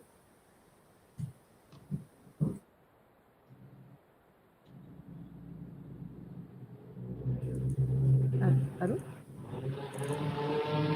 Ah, bon, pardon, Mickaël avait été déconnecté. Très bien. Bon, du coup, peut-être Samia, alors. Pas de souci. Donc, en fait, je pense que la diversité culturelle pour le continent est une vraie richesse. Donc, car il y a beaucoup de contenu qui n'est pas encore exploité et partagé. Mais à mon humble avis, donc il faut penser marché. Et c'est pour cela, dans la question précédente, j'ai insisté auparavant sur la vision que les gouvernements devraient avoir. Donc, il faut que les gouvernements sachent ce qu'ils veulent. S'ils veulent avoir une part de marché international, ici on parlera chiffres, c'est-à-dire l'impact. Donc, c'est chiffrable. L'impact, on peut le mesurer par rapport à notre PIB et comme ça, on aura notre part de marché en tant que producteur africain. Okay? Ou bien, si on veut faire juste du branding territorial pour dire qu'on a produit un jeu africain, okay? Ou on veut faire les deux. Je pense que, à mon avis, la question qui, en tant que continent, donc si on veut... Je crois. Je ne sais pas si on m'entend. Allô? Alors oui, on vous entend, Olivier, mais du coup, Samia, allez-y, continue. Ok, très bien. Donc voilà, donc ça c'est la première, c'est certes la diversité culturelle, c'est une richesse, mais de l'autre côté, si on va juste profiter de cette diversité culturelle pour pouvoir impacter d'une façon chiffrable et mesurable, donc le marché international et prendre notre part de marché, parce qu'actuellement, donc on n'a pas de part de marché, on ne peut pas parler de part de marché en matière de production de jeux vidéo, mais en matière de consommation, on est une société un continent de consommation, oui, mais on n'est pas vraiment un continent de production. La deuxième chose, donc les jeux vidéo, en fait, ils ont brisé avec les frontières. C'est-à-dire, on ne peut pas être dans cette industrie et penser frontières. C'est-à-dire, là, vous donc, ces m'entendez? frontières. C'est moi qui ai muté mon micro. Vous m'entendez là? Oui, on vous entend. Oui, on vous entend, Olivier, mais... Oui. Je termine cette idée rapidement et je vous donne la parole, si vous permettez, Olivier. Donc, comme j'ai dit, donc, le mindset avec lequel on devrait fonctionner en tant que, comment dirais-je, acteur de cette industrie. Donc, il faut prendre risque. Oui, mais de loin. Bon, là, je ne sais pas si je peux. D'accord, ok. Je vais mute pour ne pas faire de bruit. Il pleut, en fait. Ok. Alors, je pense qu'il ne nous entend pas forcément. Allez-y. Ok. Donc il faut qu'on pense d'une façon universelle. Il faut qu'on pense d'une façon globale. Donc, et il faut qu'on pense des jeux vidéo, certes, qui émanent de notre diversité culturelle, mais qui sont centrés game experience. C'est-à-dire pour réussir sur le marché, donc il faut qu'on pense d'une façon universelle, d'une façon globale. Et ce qui compte, c'est l'impact par rapport à quoi? Par rapport au gamer experience. Donc, pour pouvoir arriver à atteindre tout ça, donc c'est toujours, je reviens, le nerf de tout ça, c'est la formation et l'organisation de secteur. Et je pense que je cède la parole à Olivier. Donc, Alors, je veux bien en attendant qu'Olivier ait réglé ses soucis de micro. Parce que je crois que la question était aussi autour de la création des personnages, si je ne m'abuse, et je pense que c'est une question très très importante, si je me trompe pas, en tout cas sur la question qui a été posée. Oui, tout à fait. Ouais, je pense que la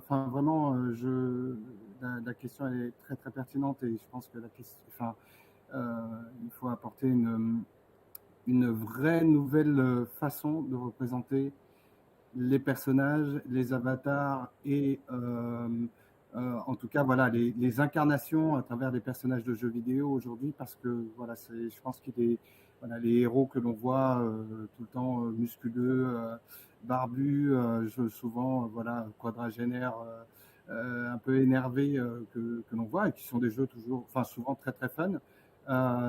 Oui, il faut prendre part là-dedans, il faut montrer la diversité des corps, des genres, des façons de penser à travers les histoires qui sont dépeintes dans les jeux vidéo, et c'est très très important de faire ce travail-là. Je pense que là où effectivement c'est compliqué, c'est à partir de ces personnages, de ces histoires, de trouver ensuite les truchements pour pouvoir les amener auprès des personnes qui vont acheter, essayer ces jeux, consommer, si on peut dire aussi. C'est là où il y a le gros du travail. Mais il faut vraiment, vraiment déconstruire toutes ces choses-là. On a quand même un média très interactif, très dynamique, sur lequel on peut raconter des histoires synchrones, asynchrones, de différentes manières. Et oui, représenter les paysages, représenter les cultures différentes, pourquoi pas, moi je me faisais comment dire, un travail intellectuel de se dire, et si on inversait un jour les polarités des représentations à travers les jeux, c'est-à-dire que plutôt que d'avoir des mondes essentiellement où les hommes prennent l'essentiel de la place, d'avoir des jeux où il y a plus de femmes, mais aussi pourquoi pas d'imaginer des jeux où il y a beaucoup plus de personnes, que ce soit noires, asiatiques, indiennes, on va dire au trait très très marqué. Ça aussi, c'est de très bonnes façons de pouvoir prendre le drapeau et de l'agiter en disant « et on existe en fait ». De parler, d'avoir des héros qui sont pas forcément hétéronormés, donc d'avoir des personnages ouvertement homosexuels ou bien de montrer en tout cas la variété de tout ce qui existe dans ce monde-là. C'est très très important pour éveiller les consciences, faire en sorte de pouvoir aussi trouver sa singularité qui montrera que sur le territoire africain, les jeux ont une autre saveur, une autre façon d'aborder les choses, un autre folklore, d'autres voilà. C'est pourquoi pas aussi parler. On parle beaucoup de religion vraiment de façon diffuse dans les jeux vidéo, donc les religions chrétiennes, monothéistes. Voilà, on voit de plus en plus de jeux aussi autour de la culture indienne, etc. C'est hyper important de montrer tout ça. Donc c'est pas facile, c'est des vrais challenges, surtout quand il faut que ce soit rentable économiquement, mais de faire des game jams, de faire des exercices de style pour pouvoir insister là-dessus, c'est, je pense, fondamental. Ok, super, merci beaucoup. Olivier, du coup, alors, est-ce que vous êtes là? Est-ce que vous nous en... Non, je vois qu'il est parti. Il vient de partir à nouveau, malheureusement. Bon, Il doit y avoir Julien qui est là, je vois qu'il y a des... Mais effectivement, Julien, si vous pouvez intervenir. Oui. Clémence, tu m'entends? Vous m'entendez? Oui, on t'entend, Mohamed. Okay. Clémence, Mohamed. Excusez-moi, je viens d'avoir Olivier. Il y a de très très fortes pluies au Cameroun, et donc il a des problèmes au niveau des connexions d'électricité. Ça se connecte et ça ne se connecte pas. Donc il essaie de se reconnecter. D'accord, très bien. Bon, merci beaucoup. Bon, en attendant, Julien, vous pouvez du coup réagir sur la question. Oui, alors moi je voudrais répondre en parlant de comment peut-être amener plus de diversité, plus de diversité dans l'industrie, parce que ça me semble tout à fait essentiel. C'est vrai que en Occident, on voit assez peu de personnes afrodescendantes ou d'Africains même, et c'est vraiment dommage parce que la richesse créative vient, je pense, de la diversité. Il y a tout un pan des cultures africaines qui peut énormément apporter à l'industrie. Donc évidemment, il faut tenter de l'encourager. Bon, pour moi, la façon directe d'impliquer le plus d'Africains, c'est évidemment de construire l'industrie en Afrique directement. Ce faisant, en construisant des programmes de formation, quand des studios vont se monter, les salons, tout ça, tout un écosystème à suivre. Et les Africains qui ont de plus en plus facilement accès aux jeux vidéo devraient aussi naturellement s'intéresser au métier du jeu vidéo, se poser la question, mais comment on fait les jeux? Est-ce que je suis capable de le faire? Est-ce que j'ai les moyens de le faire? On a la chance aujourd'hui de pouvoir faire des jeux vidéo beaucoup plus facilement qu'à une époque. On a plein d'outils, on a accès quand même, on l'a pas dit, mais à plein de ressources en ligne pour apprendre, même si ça égalera jamais une formation en présentiel, mais voilà, il y a des moyens d'y arriver. Et pour moi, ça se passe vraiment en Afrique. Une fois que l'industrie aura vraiment pris forme en Afrique, les Africains eux-mêmes auront des possibilités à l'international. Vous l'avez vu dans mon parcours, je suis parti de la France, mais j'ai eu l'opportunité de travailler dans différents endroits du monde. Et voilà, je pense que tout se joue ici. Et pour revenir sur les jeux et leur contenu eux-mêmes, évidemment, c'est super intéressant d'amener leur représentativité dans les jeux eux-mêmes, mais on peut se poser aussi la question, et Samia l'a parlé, de l'opportunité des jeux, enfin de la possibilité de rentabiliser les jeux, parce que on est quand même sur une industrie où on doit générer du revenu pour pouvoir poursuivre notre travail. Donc on en vient à la question de qu'est-ce qu'un jeu africain. Et pour moi, c'est pas forcément un jeu qui propose du contenu africain. Oui, c'est le cas, mais c'est aussi un jeu made in Africa. Et pour moi, je pense que le salut de l'industrie viendra de jeux peut-être qui sont adressés au marché global. C'est les jeux qui ont peut-être le plus de potentiel à l'international. Samia a parlé du fait que les frontières n'était pas vraiment une réalité sur cette industrie. On est dans du tout digital. Il faut aussi penser au marché global, aux opportunités qu'on peut se créer. Et pour imager ça, vous verrez que notre prochain jeu, qui s'appelle Jamroche, qui est un jeu de basket et qui est présenté sur notre stand, est un jeu qui s'adresse vraiment au marché mondial, dans lequel on va jouer dans un jeu d'arcade mobile à différents endroits à travers le monde, dans différentes villes. Et nous, on prend cette opportunité pour affirmer notre identité de studio africain en plaçant des villes africaines. Donc on a Dakar, on a Johannesburg, et j'espère qu'on sera capable de mettre d'autres villes. Donc des jeux, quand même s'ils sont adressés au marché global, dans lesquels les joueurs africains pourront se retrouver. Et ça, je pense que cette approche doit aussi être considérée. Maintenant, vous avez dit aussi que l'industrie du jeu vidéo était essentiellement dominée par des jeunes hommes blancs et hétérosexuels. Je pense que c'est peut-être un peu exagéré. Il faut considérer l'ancienneté de l'industrie en Europe, aux États-Unis, mais aussi en Asie. On voit qu'en Asie, l'industrie du jeu vidéo est énorme en Asie. Au Japon, c'est quand même monumental. En Corée, en Chine. Donc, non, je ne pense pas qu'on puisse dire que c'est une industrie qui est dominée par les jeunes hommes blancs. Effectivement, on a peut-être une surreprésentativité. Et je ne veux pas me faire l'avocat du diable, mais faut regarder le tableau d'ensemble. Et pour moi, le fait qu'il y ait moins d'Africains ou d'Afro-descendants dans l'industrie, c'est peut-être aussi dû au fait que l'industrie est en retard. Et j'ai vraiment l'espoir que, avec tout ce qu'on met en place, chacun à notre niveau, ce problème dans les années à venir n'en sera plus vraiment un, et que tout le monde aura sa chance d'évoluer dans l'industrie et puis de s'exprimer, que ce soit artistiquement, que ce soit techniquement. Donc voilà, c'est pourquoi je dis ça, parce qu'il ne faudrait pas arriver peut-être à un autre genre de discrimination qui s'inverserait.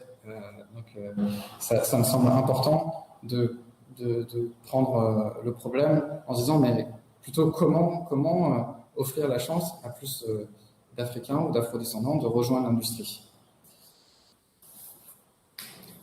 Et je voudrais juste illustrer ça aussi par un exemple. Donc, je le dis plus tôt, j'ai travaillé pour le studio de Chengdu en Afrique. Voilà, pour illustrer ça, par exemple, le studio qui a été dirigé pendant plus d'une décennie par des gens... le premier directeur était asiatique, mais par des gens qui n'étaient pas chinois. Finalement, maintenant, c'est un Chinois avec qui j'ai travaillé à l'époque qui dirige le studio. J'ai également des collègues qui évoluent au studio de Chengdu, qui sont maintenant au Canada ou en France. Donc voilà, le fait d'avoir des studios directement sur le continent va largement ouvrir les portes aux Africains, au reste de l'industrie.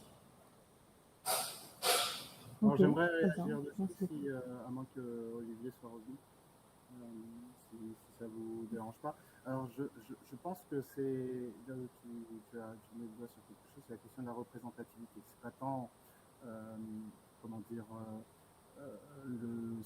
si effectivement on parle de nombre, évidemment le marché chinois est celui qui domine, on va dire l'Asie est largement dominante en termes de chiffre d'affaires, en termes de valorisation. Et puis arriveront les États-Unis. Maintenant, si on se fait l'exercice mental de se dire quels sont les héros de jeux vidéo qu'on connaît, je ne suis pas persuadé qu'il y ait 5 noirs dedans ou qu'il y ait 5 femmes.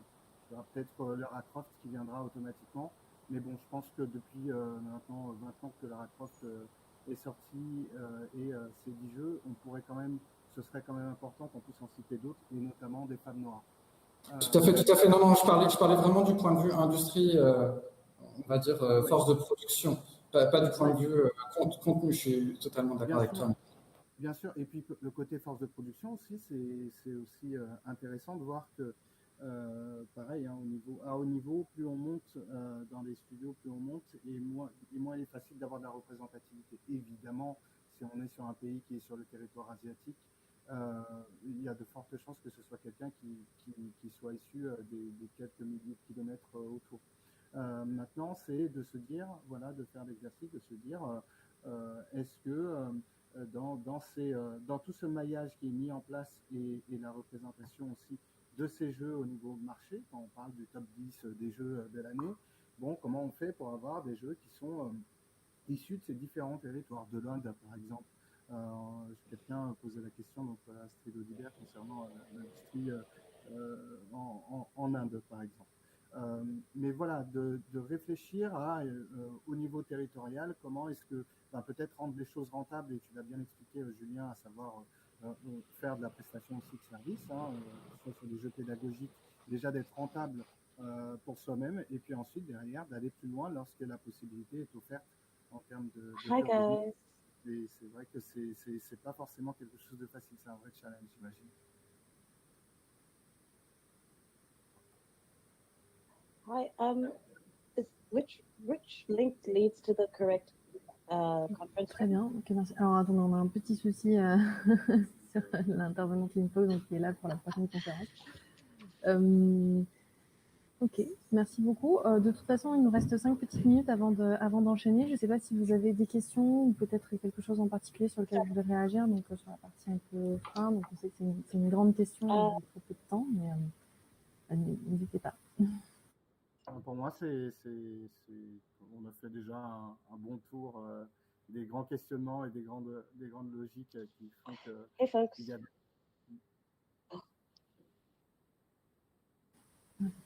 Il y avait une question dans le chat qui était d'Astrid Audibert qui demande si on peut penser à un développement du gaming comme l'industrie de Nollywood, marché intérieur d'abord. Ah oui, c'était Nollywood, pardon, j'avais mal lu. J'ai l'impression qu'on. Je ne sais pas si Samia est encore là, j'ai l'impression qu'on est toutes les deux. Oui, je suis là. Quelqu'un peut répondre à cette question ou à la question sur... Je pense que Michael il pourrait répondre à cette question, non?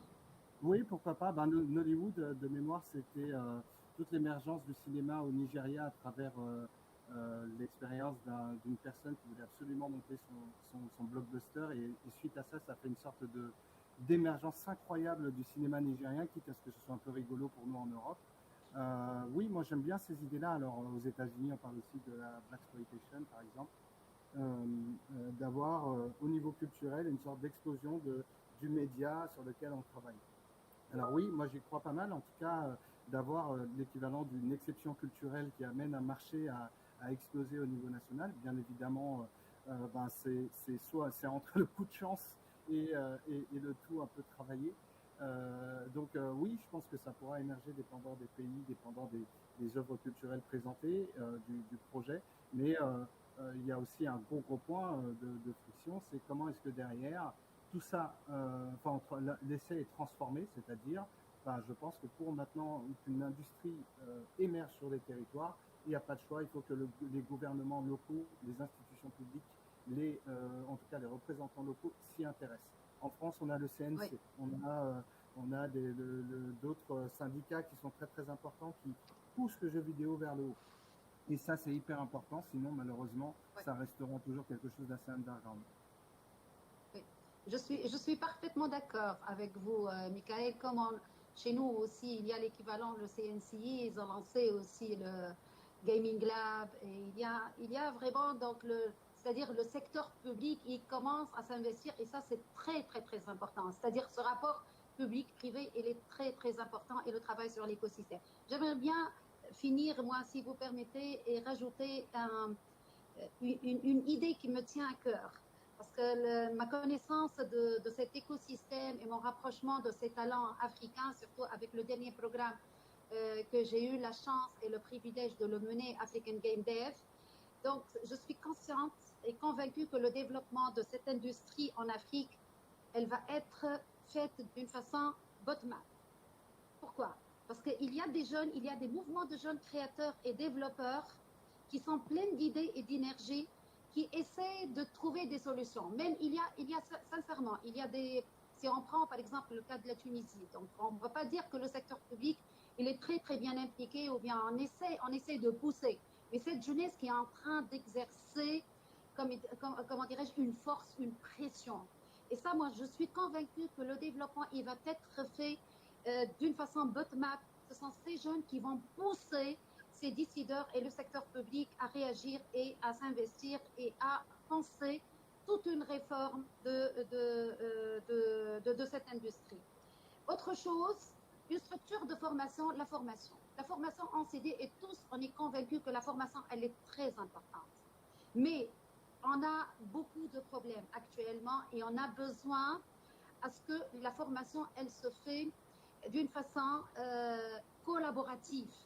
Collaborative surtout avec une collaboration du Nord. Parce qu'aujourd'hui, si on veut réussir et on veut penser une industrie, il faut penser vraiment une chaîne de valeur, une chaîne, toute une chaîne. Il nous manque énormément de compétences côté transfert de savoir et de savoir-faire. Parce que vraiment, on n'a pas des grands studios donc autour de nous où nous pouvons ramener les compétences, soit pour le game design, soit par rapport à tout ce qui est système de monétisation, soit par rapport à plusieurs autres métiers qui sont essentiels pour la réussite dans ce domaine. Moi, donc c'est un appel via cette conférence, c'est nouer des collaborations entre le Nord et le Sud et le Sud, pour pouvoir vraiment créer une industrie pérenne et une industrie durable donc en Afrique. Et merci.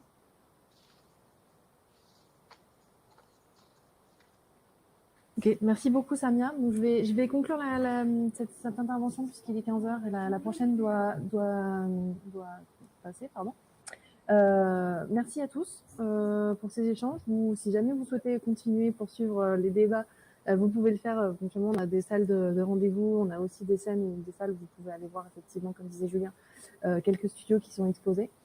Merci à tous. Et puis, du coup, on va enchaîner sur la prochaine conférence, donc, qui est en anglais, en revanche, celle-ci. À bientôt, voilà. merci. Merci à vous. Au revoir. Merci beaucoup, c'était un plaisir. Merci.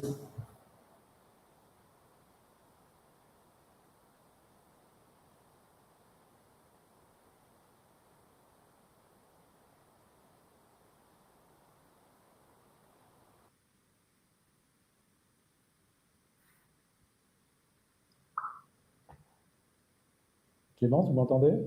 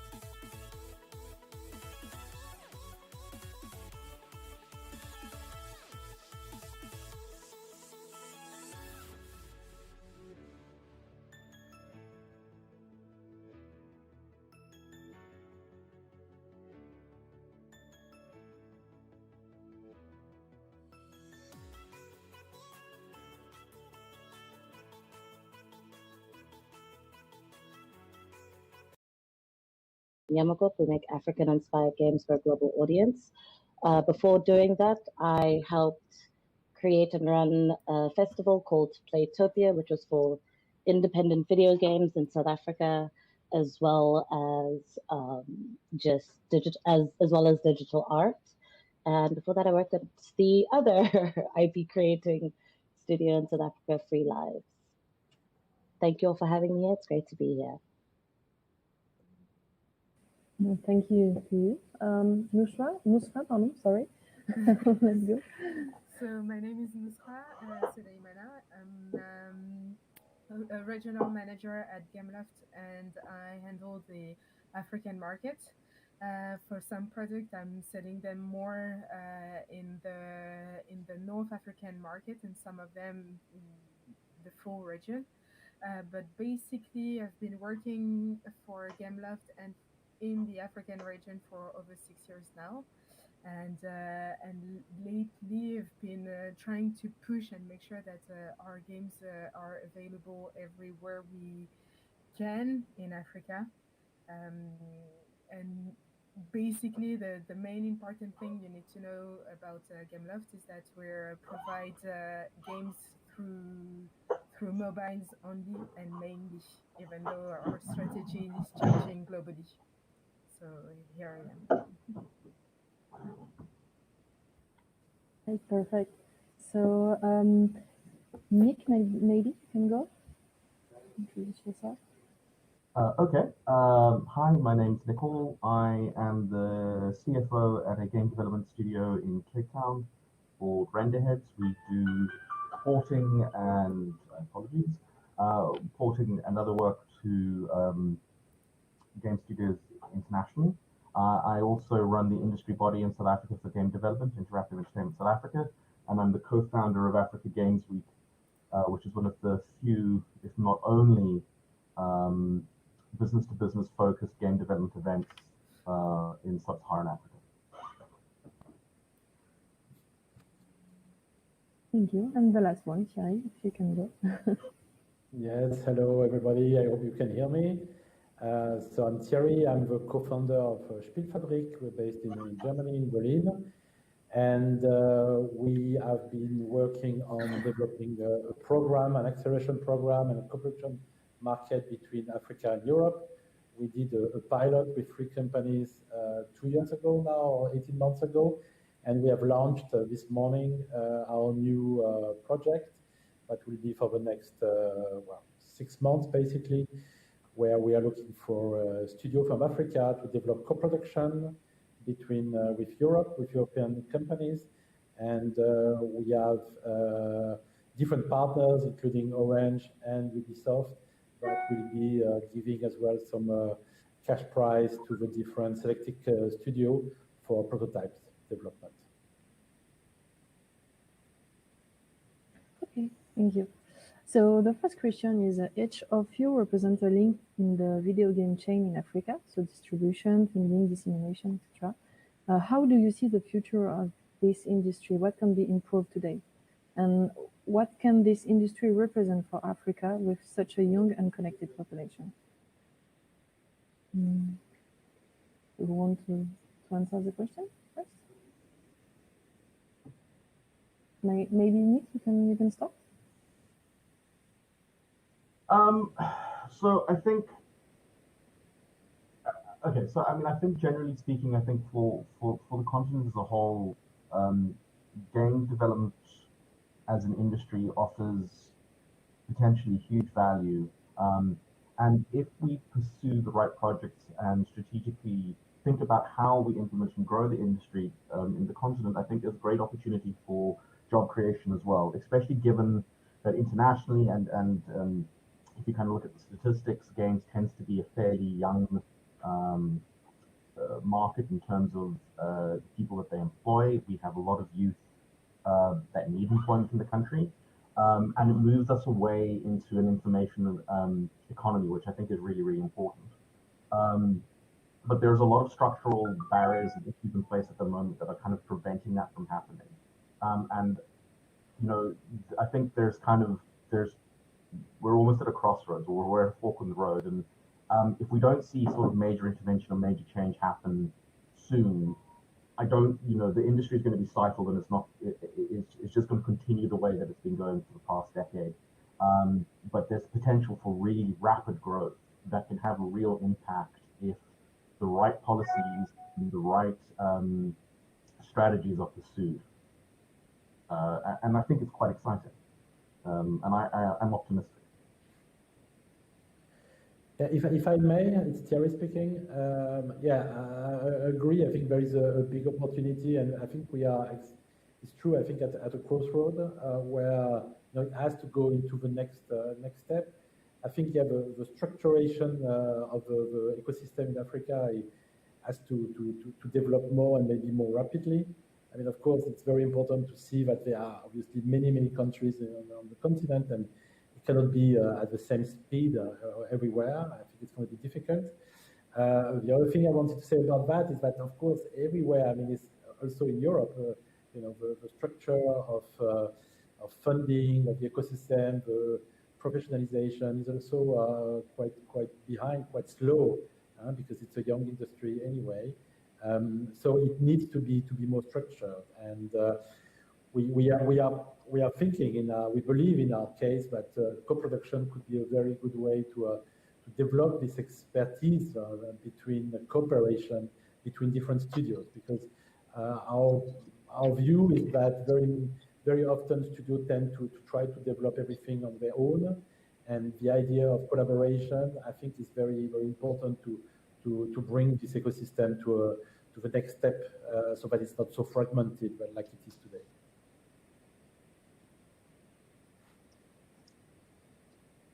Okay, thank you. Maybe Linfo, Nusra, you want to react to that? Sure. Oh, just a heads up, it's spelled with an L, but it's pronounced with a D. Sorry about that. It's Dimpo. Linfo, sorry. I'm really sorry, Linfo. Okay. Dimpo, yeah, thank you. Look, I think there's a lot of potential on the continent, and definitely co-working, co-producing with international studios will help boost that. I think it's also just important to recognize that having a flexibility in terms of the interventions for growing the industry on the continent, because how you'd grow the industry in South Africa may be different to how you grow the industry in other countries. So I think that's also like very good to keep an eye on. And I think I echo everything Nick said about very specific structural interventions that are needed to help grow the industry and keep it sustainable. Because beyond the fact that there are a lot of young people on the continent, it is a wealth of talent, and I think interesting games can definitely come from the developers.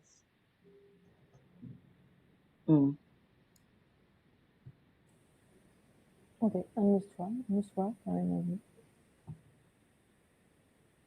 Hello. So that's Nusra. So due to all I've heard just before and the previous conference, what I came to realize is that Africa is in the edge of something in terms of video games. And this is my belief. First is that obviously there is a lot of constraints. We can talk about the purchasing power, the fact that people don't have a lot of an easy access to some handsets. We can talk about the internet access. For example, Olivier tried to connect before, and because of the waiver, he wasn't able to stay into the discussion. We could talk about the fact that there is no servers and so on. But basically, I do believe that if we want to think about the future of the gaming industry, we have to. There is a lot of potential and so on. We all agree on that. But I think that to tackle that opportunity, either we decided that we have to go all in, and all the government will take a part of it and make it and decide that gaming will be a huge part of of their economy and system, or they don't do that, and we will still evolve in the African markets, but that won't be the same way. And why I'm saying that is that currently, what we see is that there is a lot of people thinking about the digital ecosystem in Africa. They see that there is a few things happening, that there is a lot of studios that are creating things and trying to move forward.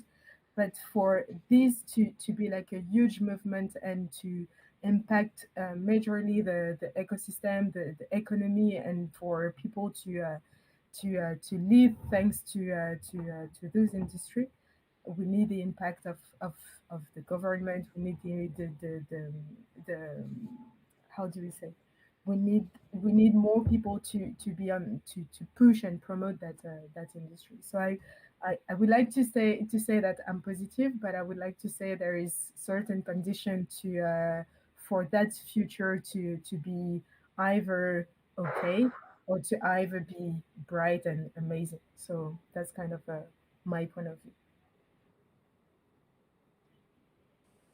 Okay, thank you. Do you want to react, some of you, or I will ask the next question more about mobile games? Okay, so video games are mainly on mobile device. So in Africa, what does the arrival of the 5G mean to you? What do you think are the strengths of the video game industry in the near future? Maybe Thierry can start? Oh.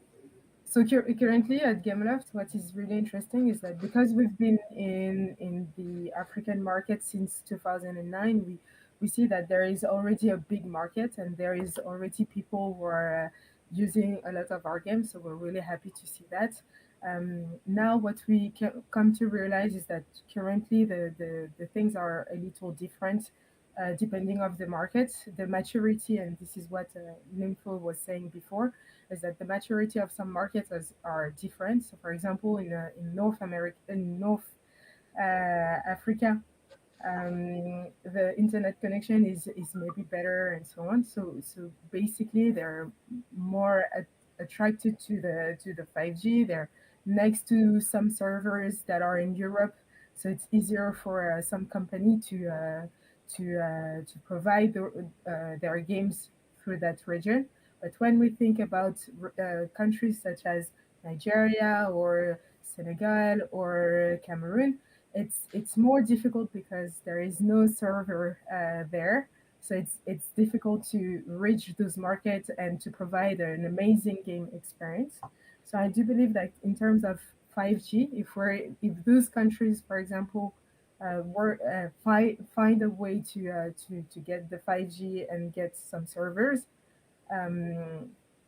more international companies such as Gameloft will be able to come and provide more games and more quality games.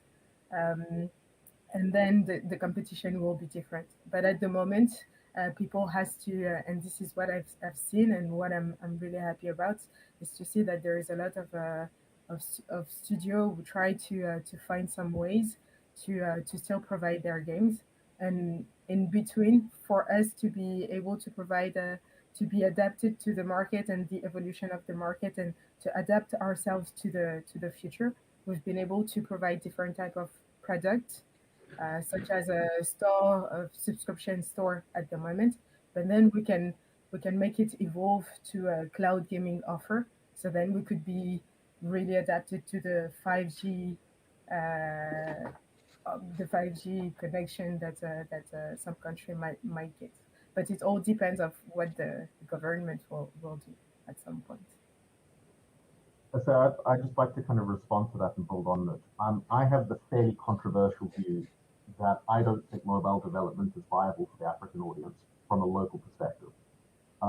Certainly in the South African instance, we haven't seen any major success on mobile, and there's a number of reasons for it. And I think a big part of it comes down to what's been alluded to is that yes, there's this potential consumer market, but untapping and unlocking that consumer market has proven to be incredibly difficult. And even if 5G became prominent, it's still not going to solve more fundamental issues around monetization.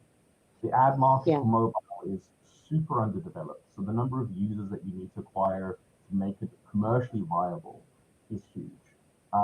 In-app purchases, again, the budgets and the structure and the expertise to make those sort of games on the continent are just not here. And so I think from a consumer perspective, obviously 5G and mobile is definitely where it's at, and that's very exciting. But from a developer perspective, if we want to see major kind of change in development, focusing solely on mobile is not the solution, I don't think. There's been far more success commercially in the console and PC space, which has led to larger studios creating actual jobs and actual employment and actual revenues, far more so than in the mobile space. And so, and I mean, Dimple can speak to that because she's worked with basically 2 studios that have done that. So yeah, I mean, I think that's we need to be very careful about what strategies we pursue and which markets we do, and not to say that mobile is ignored, but too often in these conversations, I see that people are hyper-focused on mobile, and they seem that to be the only solution, because the belief is that that is where the consumer market is, and for some reason, African developers need to focus on just the local market, instead of approaching an international audience, which we should be able to do, given how digital distribution works. Like, to me, it seems silly that we would deliberately cut ourselves off from an international audience where we could be monetizing across the globe. So yeah, Dimple, I think you can try to interject to go. Continue. Yeah, I didn't mean to unmute while I was just going, But I agree I agree 100% with Nick. I think that in terms of the consumer market, mobile is very big in South Africa, but I think a majority of that is also just free to play. So a lot of people play mobile games, but not necessarily spend as much money. So I don't think we'd have as many whales here necessarily. But beyond that, I feel hesitant to make a call about the entire continent, because, I think it's also easy to lose the fact that Africa is 52 countries. Yes. It's 52 countries across a giant landmass with various structural issues and struggles that are completely different to each other. Yes. So, when we're having this discussion, I think it works a little better to think about it regionally, and to also just think about what would be best for game development in each country. And I mean, speaking purely from a South African perspective, I think that Nick is right. PC and console game development has been significantly more successful and has led to the creation and maintenance of more long-term studios than anything released on mobile. Because the mobile space is also, in terms of the market share, it's new, but it's also huge. There are hundreds of thousands, if not millions of people, working on games and trying to create something. And I think that also requires a fair amount of investment. Whereas if you're making a PC or console game, it's a lot easier to make small independent games on a small budget that can still pay everyone fairly well and market it to a specific niche or part of the global market to gain more successful, to at the very least be sustainable before getting that huge hit, if you ever get that huge hit. Okay, so I like your feedback, and I will jump in and reply to you. And I understand that desire to go to PC and console because you believe that there is less competition and so on. The competition is maybe less because there are less studio and so on, but it's so massive in terms of development. It's like the budget that they use to develop games is like millions of euros that they spent to create one game that people are going to enjoy for maybe 1 year or two. And the thing is that behind all this, you have like a full team and so on. And if you're a little studio and you want to reach that market, it's difficult to spend that much money. And I understand also that that people are attracted also to PCs and consoles because they are the ones who makes the most of noise. But when you looked at the data, when you looked at the numbers, when you looked at what is happening right now, you can see that the global market, that more than 51% of the revenue is generated by mobile only. And when you know that Africa is mobile, it's a mobile first country. If you want to reach that huge market, about 1.3 billion population, you know that the best way to do so is to do so by mobile. Then after that, obviously, it's less easy than any console games or whatever because to reach that African population, you need to find a way to monetize. Currently, there is few ways to do so in the mobile market. Either you ask people to buy your game, either you ask people to buy tokens within the game, either you ask people to look at some videos, so then they can get the tokens for free. But this is the company who paid for the ads who will pay you. In the African markets, this is something that is difficult to do. So that's why we as GameLove, we decided that to bridge that market, we will provide a store where clients can go and subscribe. And from that subscription, they'll be able to get more than 1,000 games that are available for that store, and we'll be able to download as many games as they want, and then unsubscribe when they don't want. And that's a way for us to make money and to be sustainable in Africa. So that's one of the elements. I believe that's why there is an opportunity in the mobile market for Africa, or more globally, because in general, this is where people are making money in the industry. The other thing is that why we don't consider the mobile more as the same way as we consider PCs and consoles, because the vast majority of the gamers right now, 68% of the gamers worldwide don't consider themselves as gamer, and most of them are in fact playing games through their mobiles. So that's why, like, we see that maybe to make money and to reach the gaming market, you should go to PC and console. But in fact, there is a lot of opportunities. There is a lot to do through the mobile market, and that's why I was saying before. So I don't know what's your point of view, if there is any feedback you want to say to me, but yeah, this is my point of view. I would dispute that development costs for mobile is cheaper than it is for PC, and I would ask what is the acquisition costs? And then after user acquisition cost, what is the conversion rate? Like, what is the cost to get a free-to-play user? Because I think we can all agree that premium in mobile is dead, right? There's no real viable, the premium mobile market is basically non-existent. So that means you have to be playing in the ad space, you have to be playing in the casual, hyper-casual, or free-to-play sort of mid-core level.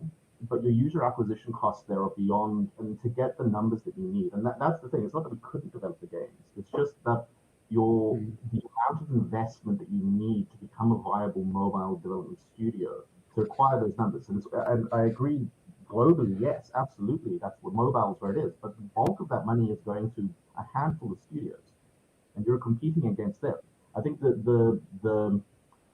the opportunity that PC and console provide that is not relevant, that is not there for mobile, is that at the development scale, and I think it's a question of scale, at the scale of development that is viable for studios, for development studios in Africa, you need to be targeting niche audiences. Now, if somebody came in, right, and we invested millions of dollars to set up a proper mobile studio, then that's a very different conversation. But that's currently not happening. And your point around government intervention, I think, is absolutely critical. we need that to happen, and that will try and stimulate that. But if we look at kind of the reality of what there is now, we don't have the budget, we don't have the scale to actively play in the mobile market. I think hyper casual, I would be interested to hear what like the potential of hyper casual. I think that definitely has potential for the African continent, for developers, not necessarily for consumers. But again, it's hyper casual targeting a global audience, because again, the ad spend is underdeveloped here. So I'm just I agree with Nick. I think the question is more about the investment that is needed to push this kind of mobile games. And apparently, until now, it's not what really happened in Africa. That's why it's not there yet. But it's true that it's not really about production cost, budget really, but more about the advertising and the user acquisition cost that is there. So the question is, how can we get more investment and more private investment, basically, to come to the African market, to reach more people in different markets, in different regions in Africa. I think it's more about that. Just to add on to that, if I can. I think that's a great point in terms of looking at investment and focusing on investment. I think a lot of the analysis Nick gave is very accurate, that we'd need to have a big mobile studio on the continent with the funding to be able to grow and build that user base. But also, if we're just looking in terms of investment, based on what I've noticed within the South African industry, a lot of that investment is coming from publishers for PC games and console games. And I think that that's why there's also quite a push there, because the upfront cost in terms of development, while still high, are significantly lower in South Africa. And the ability to make a profit, or at the very least, pay off what's owed to the publisher, is a bit better, because there is also that marketing to an international audience, publishers having experience marketing games very specifically to particular niches and audiences as well, which I think has made it easier, at least on our side, to develop games specifically for PC and console, and to gain success or longevity out of that. So I guess it's also more about like mobile publishers or studios having more of a presence within the industries, but also making the decision to consciously build and grow that community, and seeing the investment in that won't offer returns in the first 2 to 3 years, maybe only in 5 years or a bit longer, but being able to make that investment and build that base, I think then makes it easier to get into mobile games.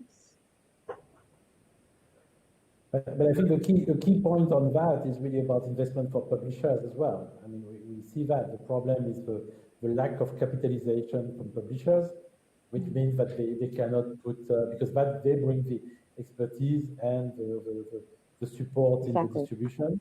And that's a problem. I mean, it's a problem of investment to studio, but I think a lot about funding for publishers.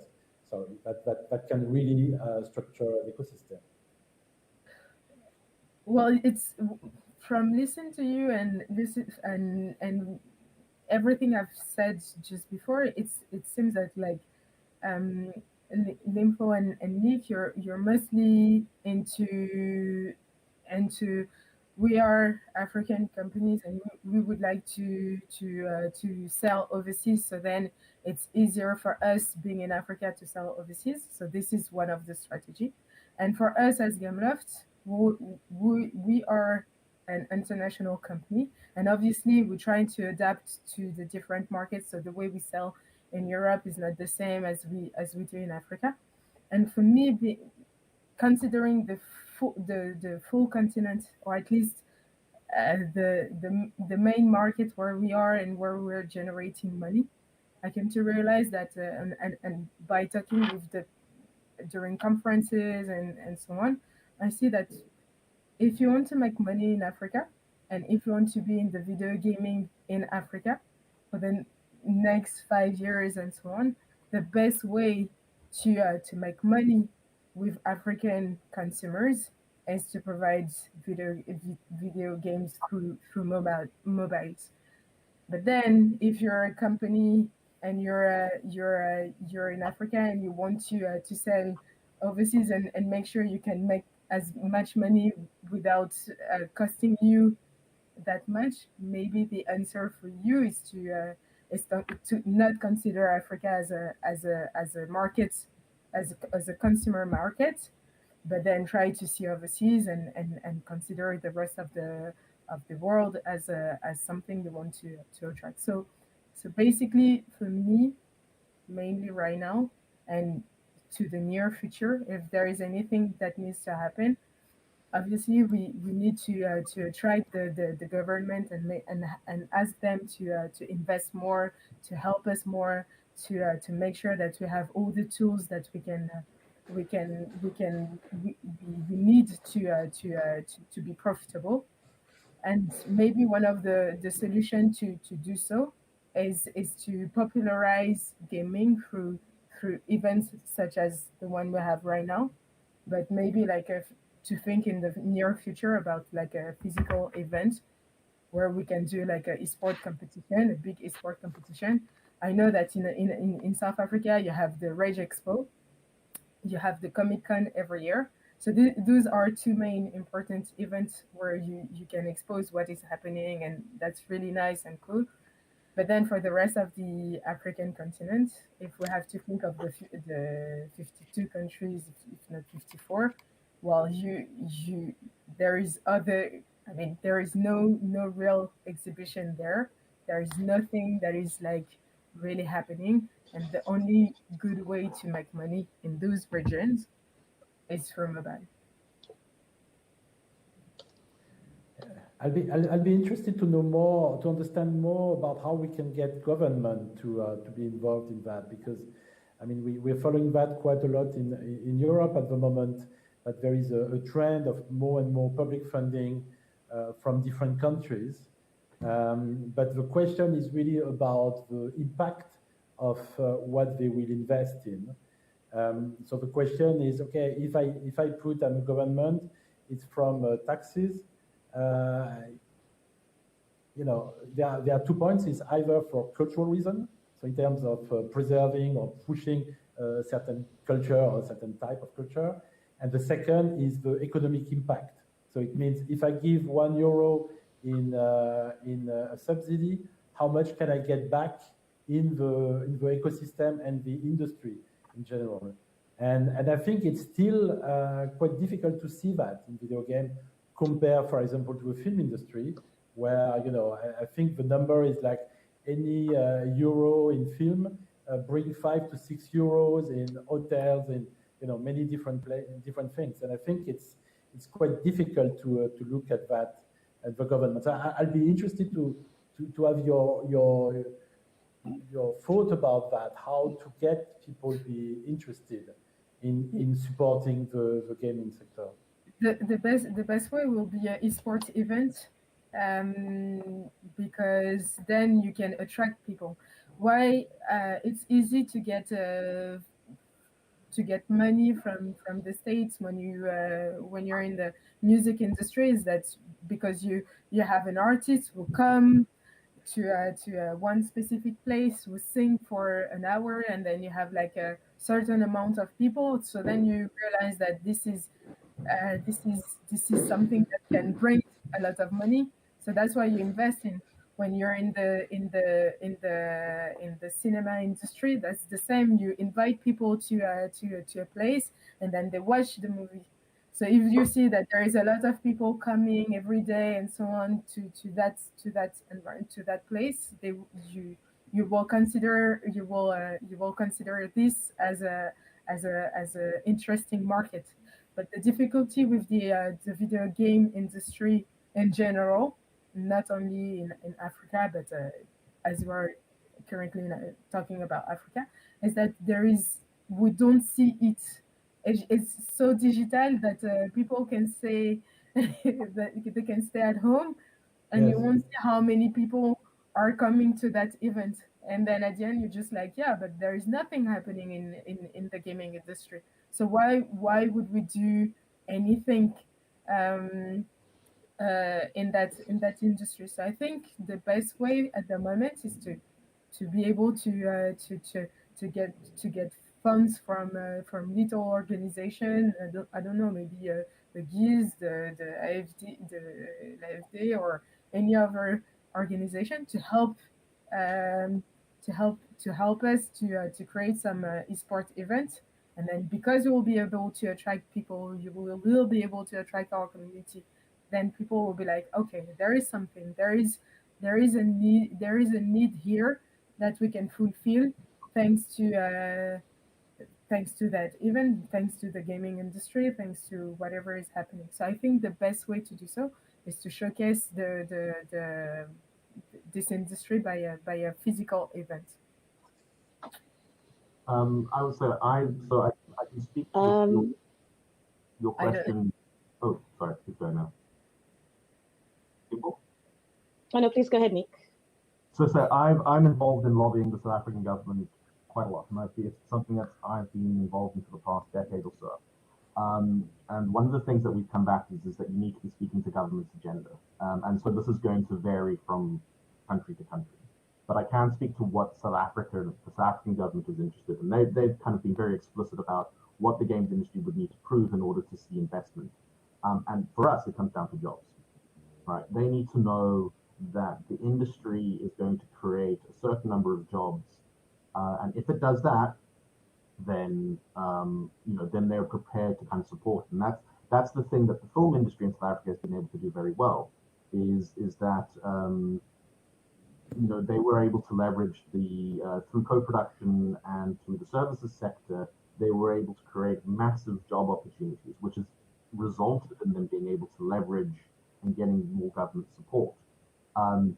The question that we get whenever we approach government and say, look, well, what, because we are at the moment in the process of drafting and in discussions with the Department of Trade and Industry on getting a tax incentive or to get government support. And the bottom line is they want to know, how many jobs are we going to create? And so that becomes kind of a scaling issue, because I think back to my initial question when we talked about strategies, that's kind of the fundamental thing. I think the biggest issue facing South African game developers, and I think it's true for the rest of Africa as well, is that being able to scale to a large organization employing 50 or more people is something that's really kind of holding us back. We need these large studios present and active in the ecosystem to show the potential and to create those tax dollars that are ultimately what the government is concerned about.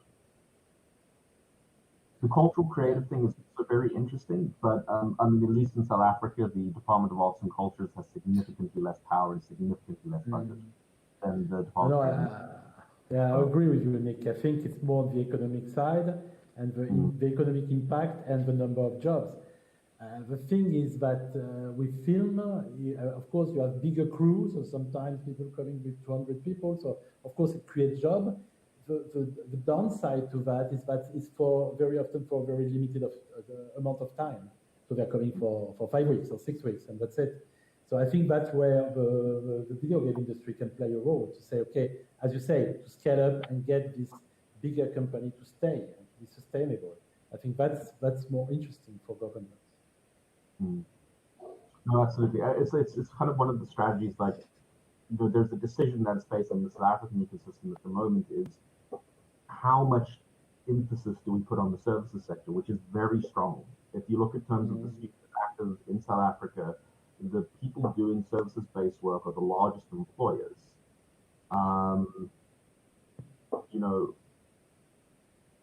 But is that all we want to do? Because I think the competitive advantage that game development in Africa has globally, the thing that should set us apart, is this idea that we should be selling our culture, we should be selling our own stories, and that requires own IP generation. But we need to be able to do that at scale. And then you run into this chicken and egg problem is that it's difficult to achieve that scale if you don't have government intervention or at least government support. But they're not prepared to do it until you've reached the scale. So, is leapfrog of services? Again, which is why the co-production thing to me is super, super interesting, because it should hopefully allow us to kickstart that. Like, if we can get smallish African studios working with their European counterparts to work on bigger productions, that should enable us to kind of leapfrog that and hopefully start working on larger projects.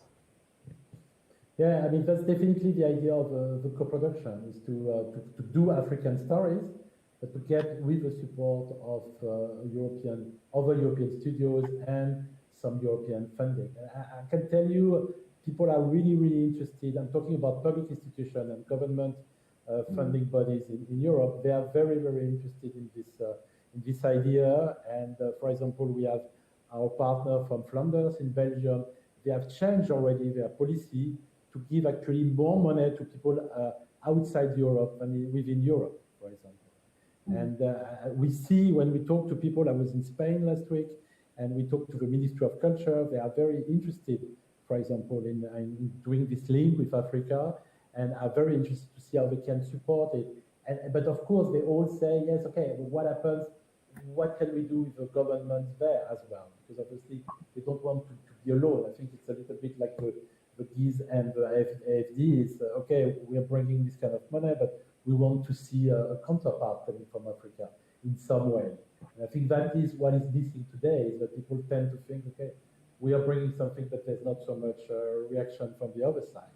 So we need to change that. But that's the idea of the co-production platform that we are trying to set up now, is to get projects to scale and to be of a bigger size, bigger budget, to have more visibility and weight, I would say, on the market. But I would like to jump in to what you were saying, Thierry. You were saying like sometimes you meet people in Europe, for example, and they would like to invest in Africa, and they're just like afraid of what will happen, like the reaction that they will get in the region. So what are they looking at? What they are expecting from those African countries? Well, as I say, in terms of government, I mean, they are expecting really more feedback from government, not from studios. I mean, from studios, they are interested to look at an interesting project that they can support and open, diversity and new types of stories for their own studios. That's it. But the ministries, I mean, let's say the different funding institutions, they are looking, okay, if we bring some money into that, will there be some money as well coming from these different countries? For example, South Africa in film again, it's been a lot of lobby, etc., to develop the tax credit and developing some co-production, and that's why so many people are interested now from Europe to do co-production with South Africa, because they see that there is a co-funding aspect coming from South Africa, but there was an interest. So it's something like that, and every time they're asking us, they say, okay, so that's great, and we should do that, but okay, you think something will change, will move? Okay. The only issue, and I try, and I'm sorry to always come back to this, is just like South Africa. I love that country. I've been living there for 2 years. I enjoyed it. It was like the most amazing experience I had. It's just like when I've been traveling to the rest of the other countries where I've been, the way of living in other countries is not the same. So obviously in South Africa there is more opportunities. There is still a lot of things that needs to happen, but it doesn't really represent the rest of Africa. You can't expect the same from South Africa that you can expect sometimes from Cameroon or to Ivory Coast or Senegal, they don't have the same amount of population. The infrastructure is not always the same. The way of living is not always also the same. So it's just like, obviously there is a bright future in terms of video gaming in Africa in the coming years until 2025. But it's just like countries are not going to evolve the same way. It's just like South Africa, they're pushing, and I'm really happy to hear that, Nick, you're connected to the government. You're trying to do your lobby at your level, so then you can get some help, and that's kind of good. It's just like for the rest of the other region, like what will be the future? Like, is there any future? Should local studio focus on that market? Should they not? But I think we're not talking just about South Africa. I mean, of course, you have a lot of discussion. That's why, for example, for the platform we are setting up, we are really said that we want to open it to all the countries. I mean, I think we not all and at the end, but quite many countries, so not just South Africa. And to give you an example, for the pilot project we did 18 months ago, we received, I think, 67 applications.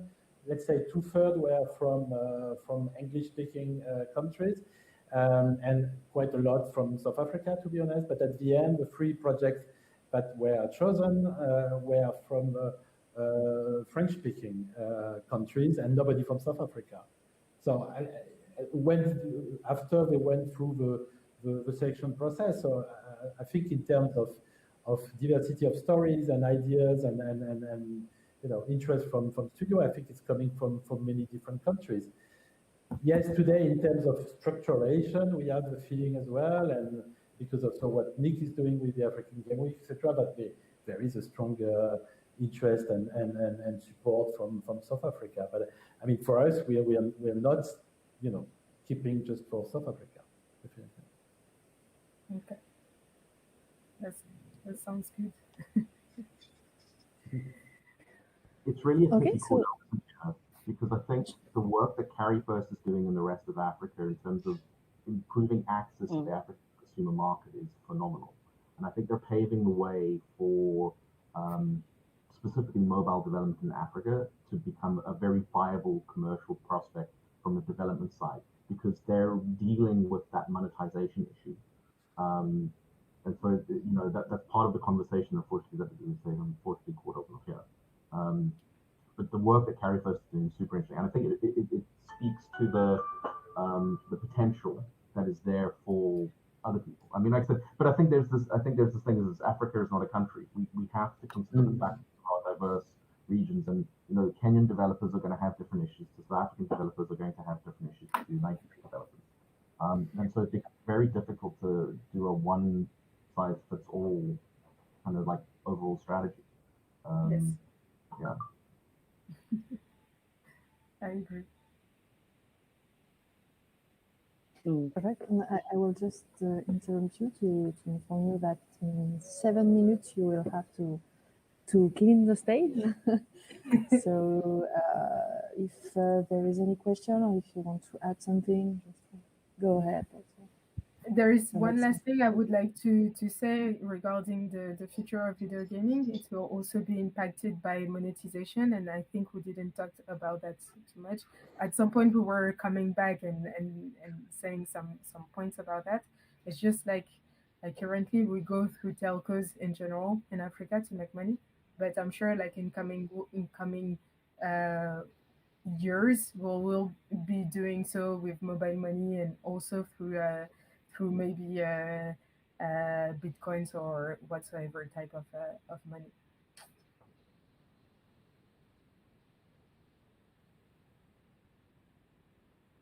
That's all for me. Oh, okay, so maybe we can finish here. So except if you have something to say. No. No. Okay. Bye. Then thank you very much to all and everyone in the chat who have animated debate, I guess. Thank you for your participation, and we will make a little break to let our speaker for the next talk to come to the platform. So thank you very much. Thank you. Thank you. Thank you guys Bye-bye. so much. Bye, everyone. Thanks, chat. Bye. Bye.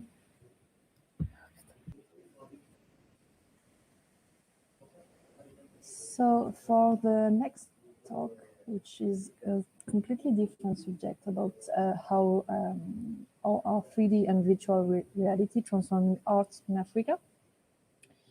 I guess Judith is there. I think I saw Michael. And is Alain here?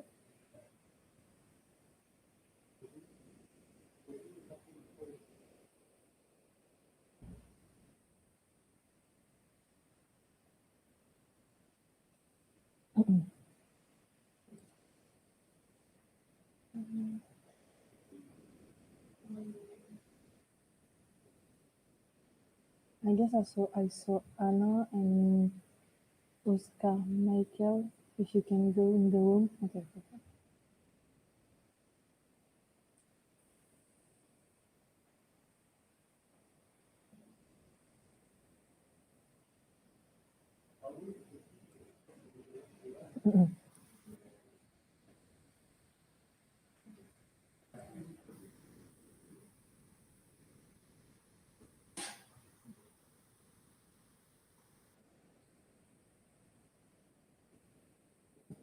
Alain, I see you. Can you try talking? I can see if I hear you.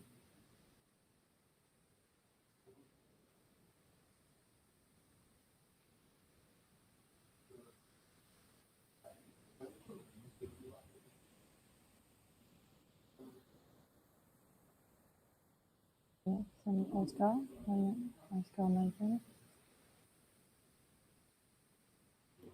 Can you hear me? Yeah, I hear you. Awesome. Who is that? Sorry, I can't. Okay. Oscar Michael. Okay, hi. Okay, so I hear you. Alain, are you here? Can you hear us? I saw you. Okay. You're moving, but we can't hear you if you're speaking. And on the other side, I see that Judith is on Teams. Judith, do you hear me?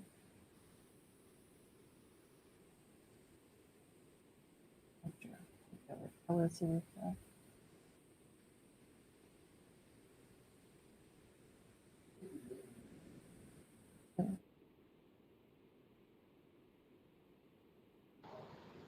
Judith, can you hear me? Yes, I can. Hello. Hello. Can you hear me? I guess you. What?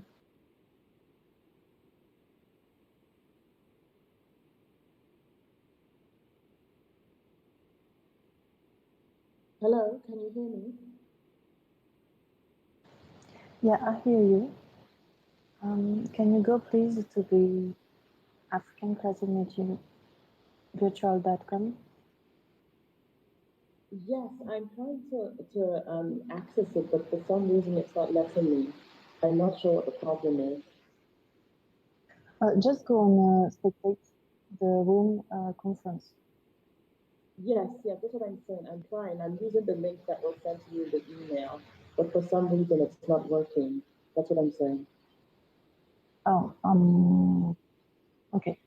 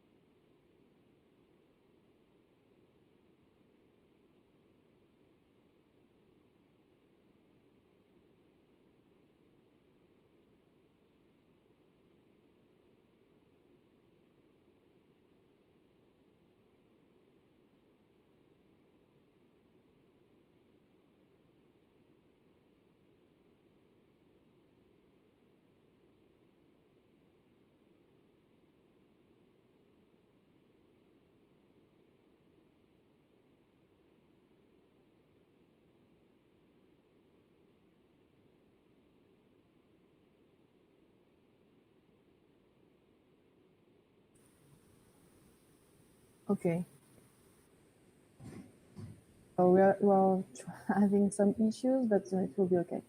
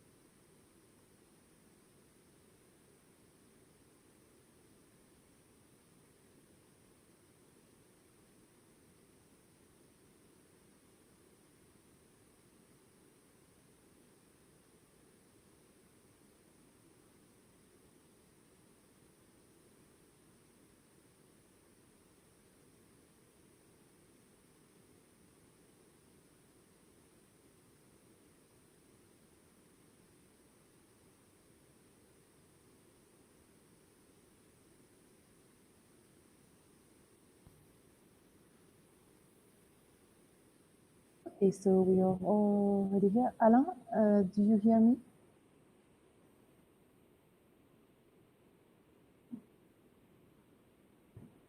Because I can't hear you back. So if you can hear me, you can go back to the Teams link. You will be able to hear you, and you will be able to hear us in the chat.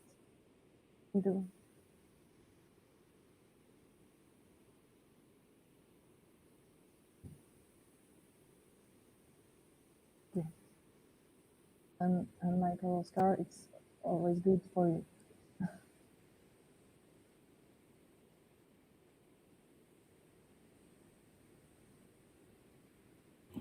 Yes, can you hear me? Yeah. I can. Okay, that's great. Good afternoon, everyone. Yeah. I don't know if Judith, Erica, and Sally are here. YouTube link on.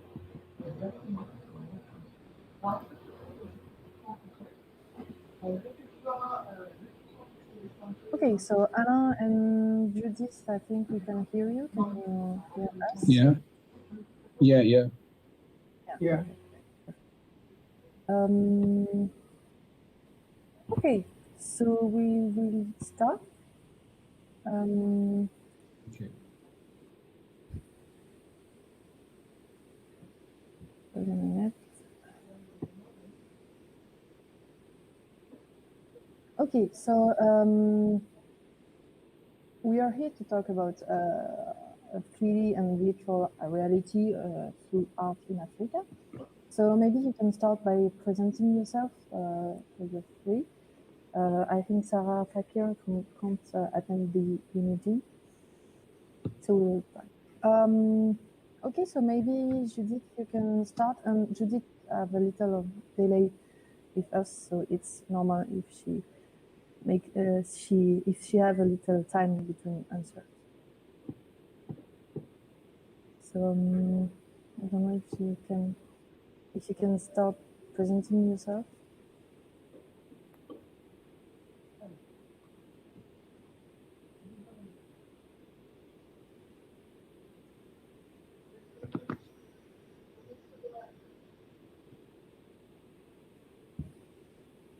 Okay, so maybe we can start with you, Michael. It's Michael. Okay. Good afternoon once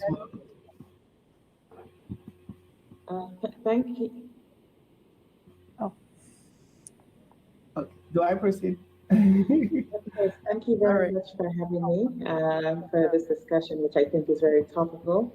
My name is Judith Okonkwo.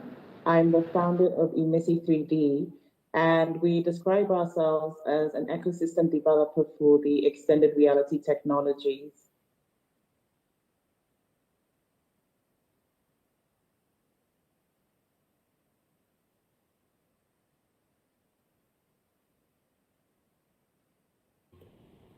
Great. My name is Oscar Michael. Can I proceed, please? Yeah, proceed. Go. Okay, then, yeah. So my name is Oscar Michael, and I'm the co-founder of Africa Communicate. So we're basically a platform connecting African digital creatives in games, animation. Delay. I didn't get that, please.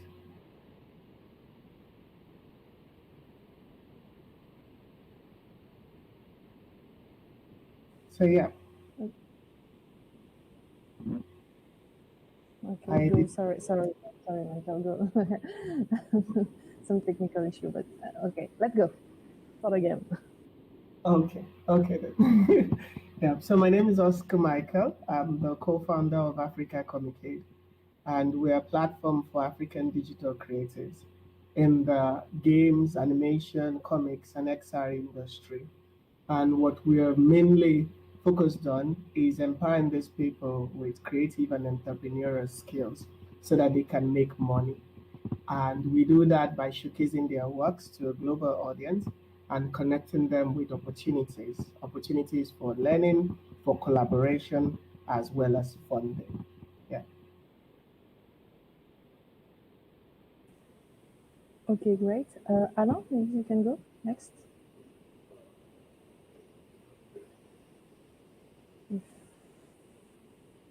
Hello? Yeah, sure, go.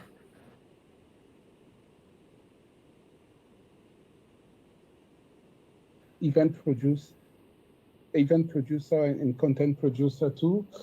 And I manage an event. It's an international conference focused on the creative and cultural industry based in France.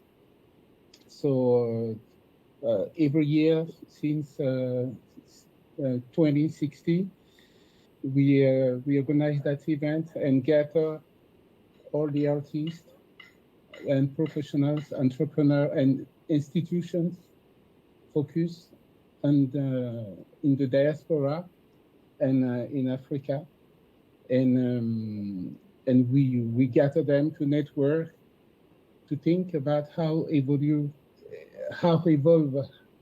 our sector, and we also create new things, new narratives. We organize a lab too every year, and I'm here because this year we've just launched our first VR experience. It's a new platform to promote creativity.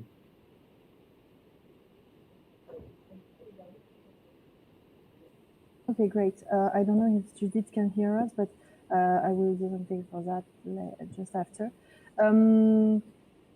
So what is your opinion? Maybe we can start with you, Anna. In your opinion, is virtual reality likely to disrupt art in Africa? What are the project application symbolic of African VR and AR today? Okay.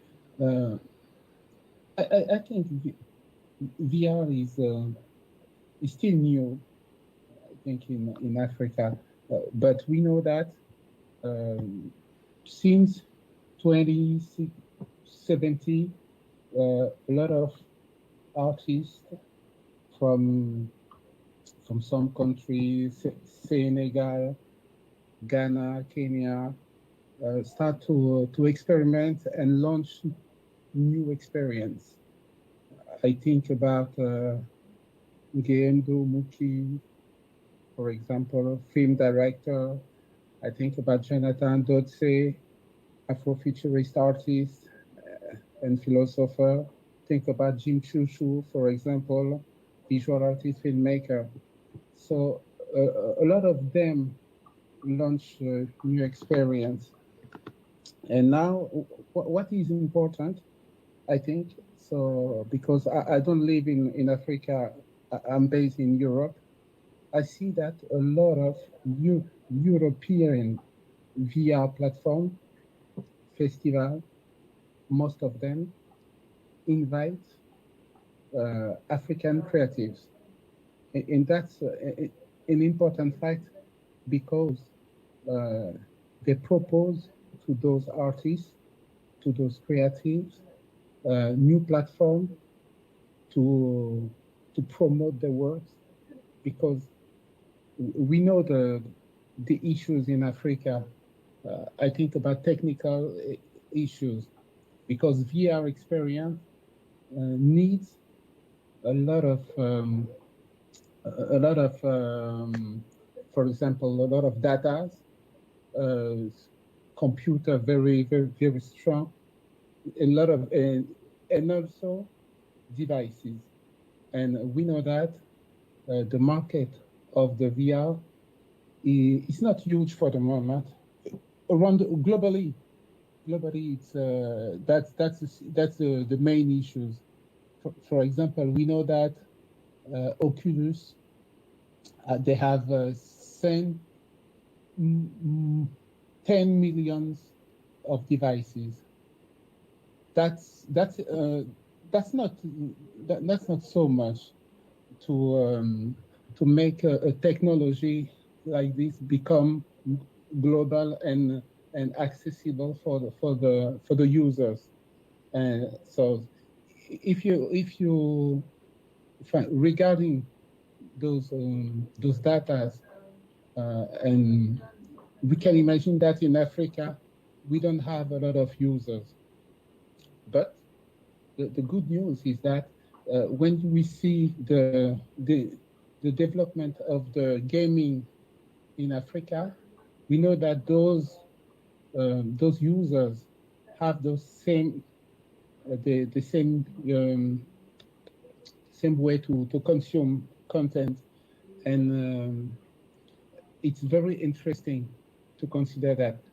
So regarding the creativity, yes, most of the African creatives experiment film. Most of them experiment film and video experimental. This is the most content we have seen for the moment. Thank you. Judith, can you hear me? Yes, I can hear you. Yeah, so can you introduce yourself, please? And just a little bit. Oscar, can you join the team links, please? In your email. Thank you. So Judith, you can go. Yeah. Okay, please introduce myself. Hello, everyone. My name is Judith Okonkwo. I'm the founder of Emissy 3D, an ecosystem developer for the extended reality technologies on the African continent. And what that means is we do whatever we can to drive the growth of this ecosystem typically focusing our energies in three main areas. The first I describe as evangelism. We want to give people their first touch and feel of the technologies. Alongside that, we also want to make sure that it's accessible for them. The second area is by focusing on growing a creator community. I believe that there is a lot of potential for these technologies on the continent to solve problems, to allow for creative expression, but that will only happen if we have the talent locally to utilize these technologies. And so we invest quite a lot in supporting creators across the continent. And then the third way is in, I suppose, investing in areas I would describe as having the potential for a high impact with XR. And over the years, it has been areas like storytelling, education, healthcare, areas where there'd be a lot of significant impact locally when we deploy solutions utilizing the extended reality technologies. So in practice, what our work looks like is everything from that first touch and access to earlier this year in July, taking the first African delegation to a global XR event.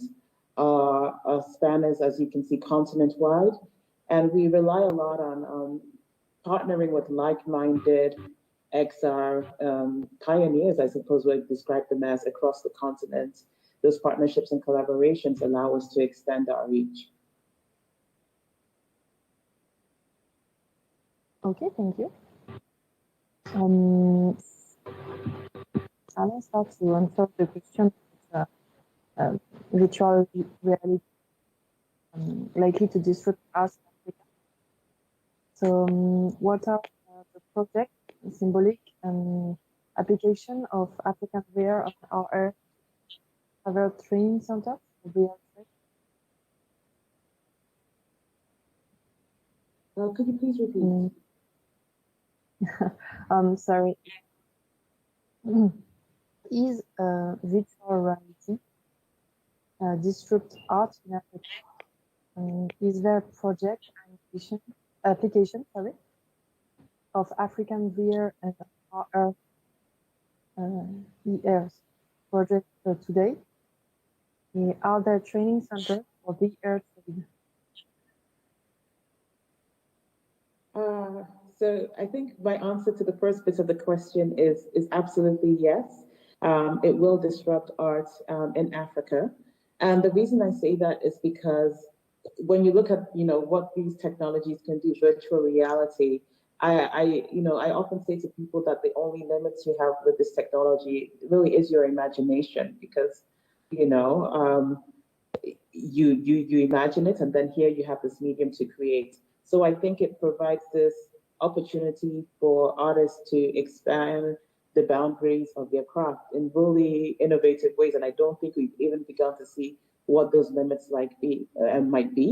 But in terms of sort of like the disruption, I mean, you just have to look at, for example, how you might have been, let's say, a fashion designer, and you would make sort of like physical clothes, and that would be sort of like the expression of your craft. But today, those illustrations that you created to just bring your ideas onto paper can now sort of like have a digital life. And there's this whole new market there. And that market is now global with virtual fashion. So I think there's so many ways. And I know a lot of creators will jump in with lots of examples. We can see what's happening with NFTs. I think a lot is going to change when it comes to art in Africa with digital innovation like virtual reality. In terms of projects that have been symbolic achievements when it comes to XR in Africa, I would like to highlight what has happened, certainly in the storytelling space. And here I have to sort of like give a shout out to Electric South, based in South Africa, who have an amazing catalog of African immersive storytelling. And then specifically, I want to go ahead and mention Daughters of Chibok, which was a VR 360 documentary from Nigeria that went ahead to win the best VR story at the Venice Film Festival in 2019. And of course, that was incredibly huge. We've never had sort of like, recognition for African content on that platform, and certainly not for VR, which was incredible. And there have been numerous others that have won at several other festivals. So I think that that's really fairly significant. Other sort of like symbolic projects, I want to mention another one, not yet award winning, but I think it demonstrates a little bit of the potential of these technologies. In 2019, there was a virtual reality project called the Housewarming Party, which was this experiential sort of like interactive art experience that was both virtual and physical. And it involved artists on 4 continents who had never met each other, getting together to simultaneously create a piece of art in virtual reality with a collaborative VR tool. And I think that just starts to speak to the sorts of things that will be possible going forward. In terms of training centers, I think what I have seen are sort of like centers that are specifically focused on technical skills. So maybe for Unity certification, that sort of thing. And of course, the people running workshops for things like animation, sometimes maybe character development, but a lot more needs to be done in this space. I will definitely say that. And I know sort of like Unity, for example, has worked on partnerships for Center of Excellence in Nigeria. I believe there's something similar being worked on in Senegal. And sort of like ecosystem developers like us, Emisi 3D, I know Electric South runs workshops in South Africa. And we have also run workshops in partnership with an art incubator in Lagos, specifically targeted at artists.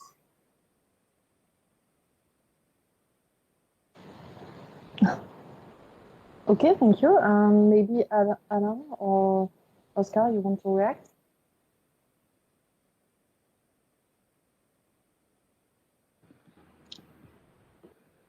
Yes, yes, I completely agree. Most of the experience I have seen, it's in visual art, contemporary art. Most of the artists experiment that technology because it boosts their possibilities, you know, because you can create, I see, for example, Gendo Muki since 2017, she began to create new environment, mixing art, paint with numeric art, and that's really, really, really amazing. So and I have also seen a lot of experimentations in fashion industry in fashion globally. I think about Sidi Rabican, for example. Sidi Rabican is very famous globally, especially in US, because she's full of creativity. So she also used VR technology to express herself and build new bridges between materials, real materials, and digital world. It's very interesting because Cedric Rabicans too gather around her a lot of designers, a huge network of creators. I think about musicians too. They begin in, I think it was in 2080. They in Dakar, no, in Saint Louis.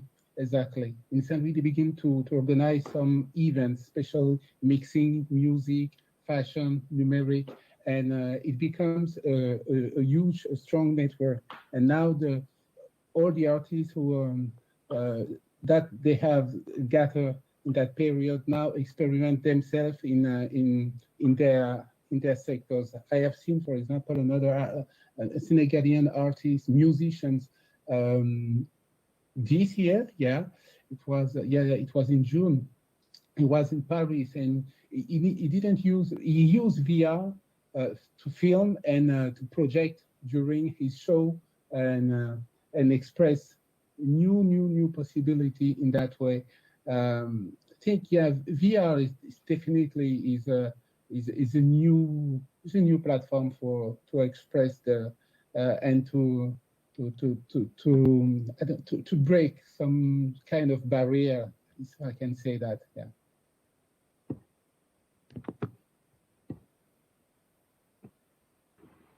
Yeah, when I think okay. Yeah, so I agree with both speakers. VR virtual reality does have a strong future in Africa. Though the progress is slow due to a couple of challenges. You know, the hardware needed to experience, to get immersed in this experience, basically, is not readily accessible to everyone.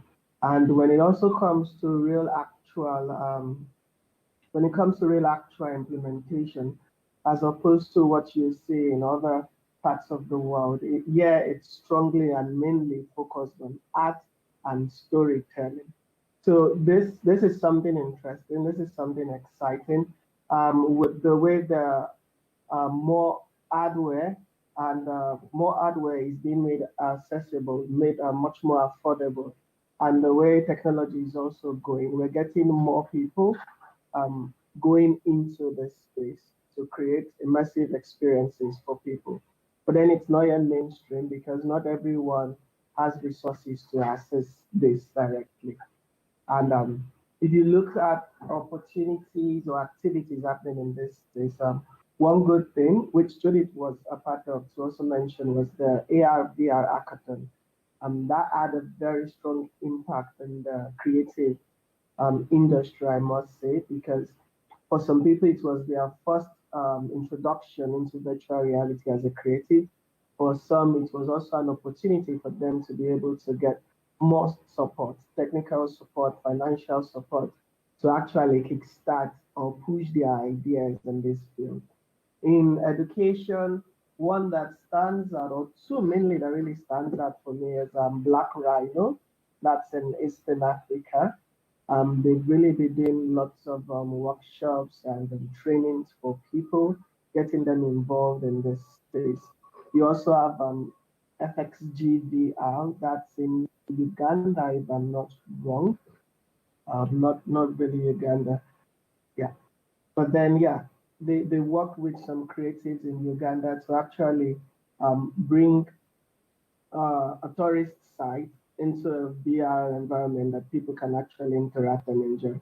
And these are the main applications you see. You see VR in art, you see VR in tourism. This is where it's working right now. But to go mainstream, we still have quite a long way to go.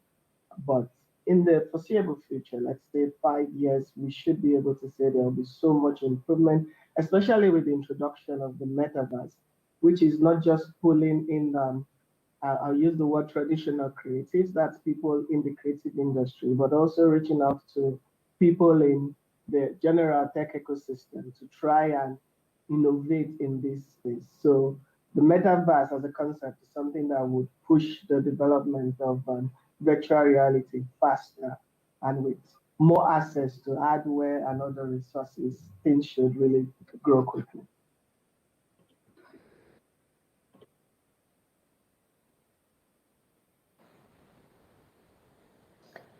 Okay, thank you. So the next question is, what consequence can virtual reality have on African health? Maybe Judith?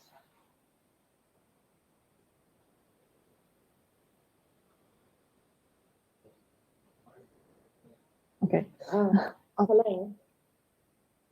Yeah, so what consequence will virtual reality have on African art?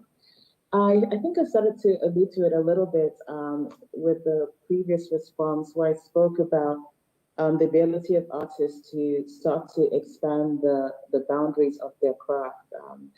And, you know, I think we started to see it in really exciting ways so far. In Lagos, for example, the artist Yusuf I know, who does, you know, really compelling sculptures of masks and also paintings, was able to spend some time using Google Tilt Brush to create a really stunning piece around his traditional motifs with VR. And if you go to MC3D's Instagram feed, you can actually see a video of that tilt brush experience that he created. We, of course, have seen what's happening with storytelling, where African storytellers have been able to tell their stories in really compelling ways for global audiences. And, of course, for many, many years, we have talked constantly about the impact of other people telling African stories and what that means, and also the representation of the people and the continent in ways that, are not the way that we would tell our story. I think that virtual reality allows this to be done in such incredible ways, because you can quite literally have someone step into your own home or your own space or whatever the case may be. And that really changes the game in that regard. Another thing that I think is that, the magic that I often describe VR as having is something that allows you to start to create in really ways that we haven't imagined before. And I think that that's particularly exciting. I spoke about the cross-continent project, art project that we had done, and thinking about now the sort of like new ways that African artists will be able to collaborate with their peers across the world through this medium. I think that's really exciting too. So I would say that, even with what I've described, I'm perhaps just not even scratching the surface yet, because there is so much more that will come and must come when the creatives are able to unleash all that they will with these technologies, and particularly when we have the access to all of the resources that will support that, right? So when we have the technical talents, when we have the hardware, when we have the funding to produce, because all of these are real challenges when you want to consider sort of like creative talent on the continent actually being able to access and express themselves with virtual reality.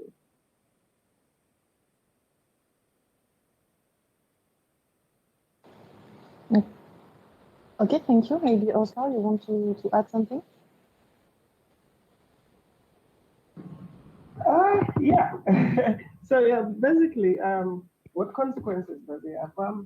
Lots of actually positive and maybe to some extent, I don't know, probably negative.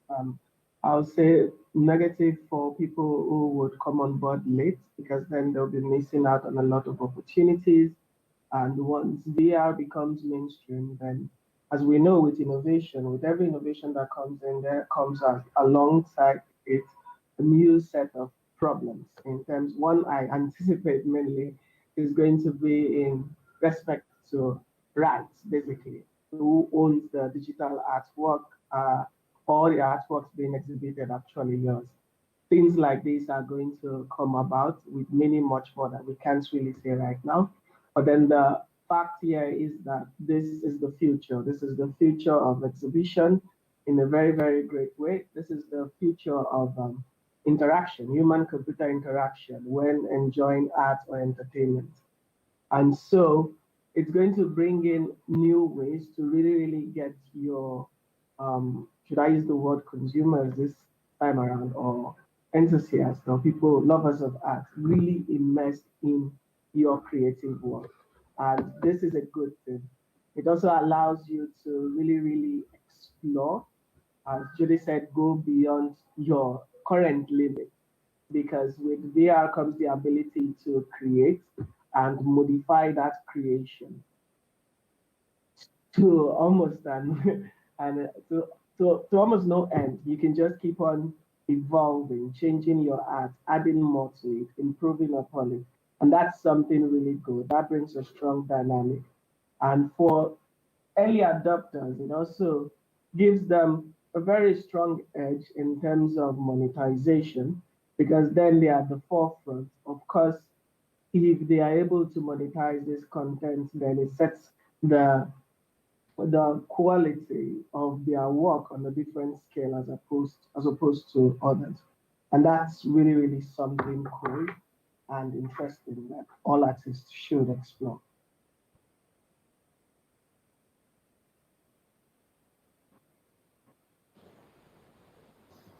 Okay, thank you again.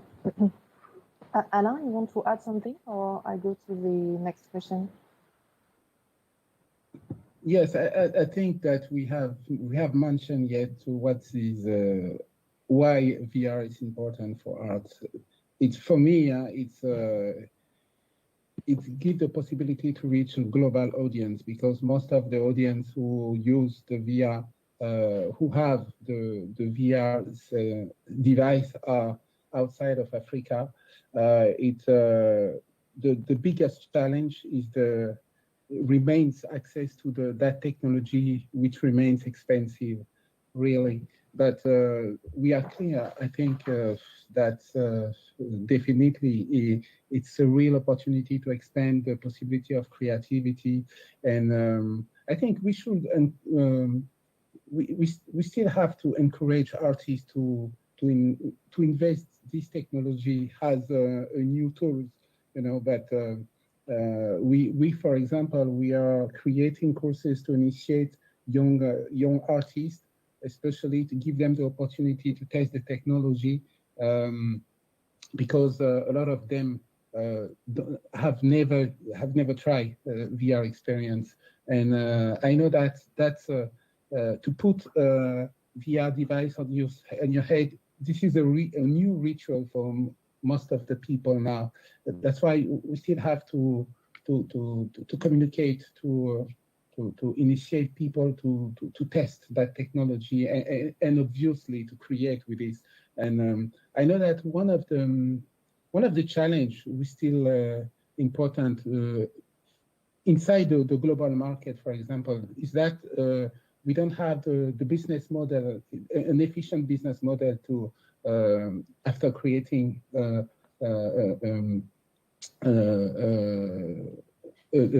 concept or an experience in the VR. It's still expensive. But we don't know exactly how to monetize with this. I think it's still complicated, but it's a real challenge for the future. It's a real challenge because it gives possibility. Yeah.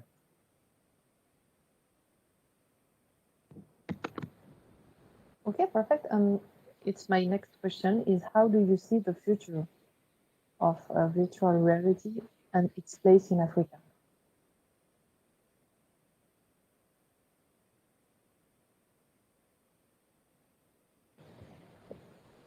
Maybe you can go on, Anna, or Oscar, go. Yeah. Well, I see a very, very exciting future, especially in the metaverse. Thankfully for us in Africa, we have the fastest growing population, and we have one of the youngest population in the world. And as we know, the Generation Z are very, very, very much in tune with technology. And another interesting thing about them is this is a set of people, a category of people that are also willing to pay for digital services, digital products. Millennials are not so much like that. We are the generation of using cracked softwares, free services. But the Gen Z are the people that actually pay for things they love. And one thing they are really in tune with is creativity and entertainment.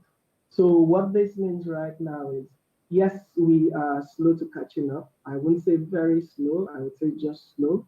But then if we can really build up and really try to create a structure, not just for individual organizations or so, but for creatives and consumers of art in general, then we really have a bright future of really monetizing in this space, of really being able to tell strong stories, really being able to break barriers and go as far as the end of the other side of the world to reach out to people out there.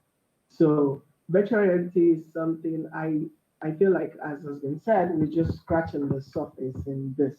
We have not really gone deep into it. We're still exploring.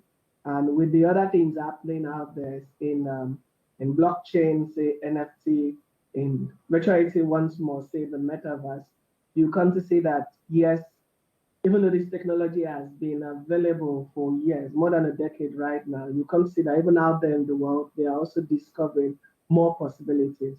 And so we can catch up. We don't really, thanks to technology, we don't really need to go through the same lengthy process and because information is now much more accessible. So we can actually cut down the time needed for us to catch up with the people in the developed countries and create something that would really shake the creative industry, because immersive technology is the future. Right now, people are much more emotional in the way they react to products, in the way they react to art, in the way they interact with one another. People are much more social and emotional, and that's the power immersive technologies like virtual reality brings to the table. So the future is bright for this industry.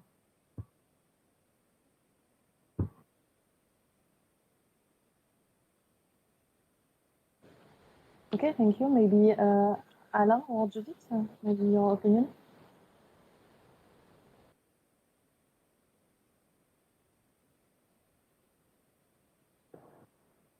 Yeah, Michael, what you have said is completely true. I'm completely agree with you, because we have to consider VR has in the package of technologies, because VR is just one technology. But when you have VR, you have blockchain, you have virtual currency, we have metaverse. I think for Africa, considering this complexity, would be there we have the potential when you consider all those packages. Because if you use just VR, I think it's cool. It's pretty cool, because yes, it gives us a lot of possibility. But VR has a model, has a business model, has a tool inside, has a real business. Because one of the, I think the challenge is how we can consolidate the creative industry. Considering the industry, we have to consider VR as a part of that industry. And challenge are huge, because we have to develop the uses, the needs. We have to create the needs for those technology too. And I think we need to involve more and more artists, entrepreneurs in creative labs, because I used to talk about that with Mohamed Zoglani, who is there. I think you're good, Mohamed, and maybe you will be agree with what I try to explain. So we need to create more and more labs in different countries to consolidate ecosystems in our creative industry. And because in that way we could encourage people, young people and artists or entrepreneurs to use that technology, to experiment and to build new business models. And I think, yes, that for me, those are the challenges for the future. Yeah. From my perspective, first of all, I agree with my co-panelists. I think there is so much potential when it comes to these technologies. But in terms of what, the XR future for Africa will be, I think that's something where we get to decide right now by what we do and how intentionally we do it. Alan has just spoken about the need to have labs and spaces where people can access these technologies and the resources to build with them. I think that is critical. But alongside that, it's also being able to play to what strengths we do have that currently exist. Often Africa is described as a mobile-first continent, and I think that we have definitely seen a lot of activity happening in the augmented reality space because of that. So people are then able to leverage AR for retail, commerce in ways that you can't quite yet with VR, given challenges with things like headsets. So I think that it's just like a realization of all of the different ways in which we can engage these technologies in different sectors, and then making sure that we consciously start to provide the support for that. And I will say that one of the things that will really determine what that future will be for the continent when it comes to AR and VR are the policies that are created. Can we create an enabling environment for entrepreneurs who want to go into the XR space? Because of course, right now, there are a ton of challenges, from the funding to the hardware to support from big tech and all of that. will we be able to come together as a continent and say to the big tech companies, this is what we need from you for our XR ecosystem? Will we be able to build the partnerships, with collaborators across the continent so that we can sort of like build on our strengths together and create centers of excellence? I think these things will really define what is to come, but I will say that it is promising just given the work that has been done already and the ways in which we collaborate. Michael mentioned the AR/VR Africa Hackathon that happened last year, and that was 10 partners across the continent collaborating with us to make this happen. So really excited for the future.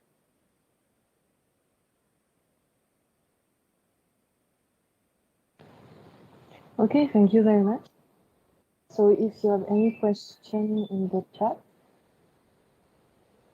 I will need to stop this talk because the next one is coming.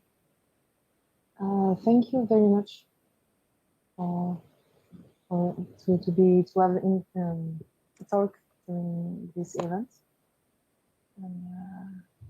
I'm happy to see the future of virtual reality in Africa.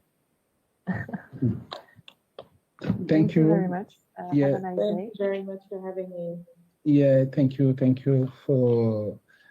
to African Creative Meeting to invite us and for this proposal. Thank you very much. Thank you. Bye. Bye.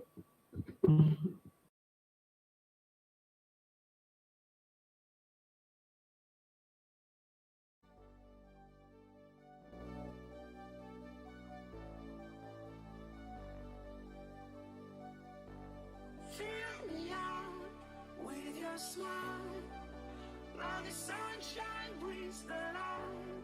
Fill me out with a flame, I will let you in this game.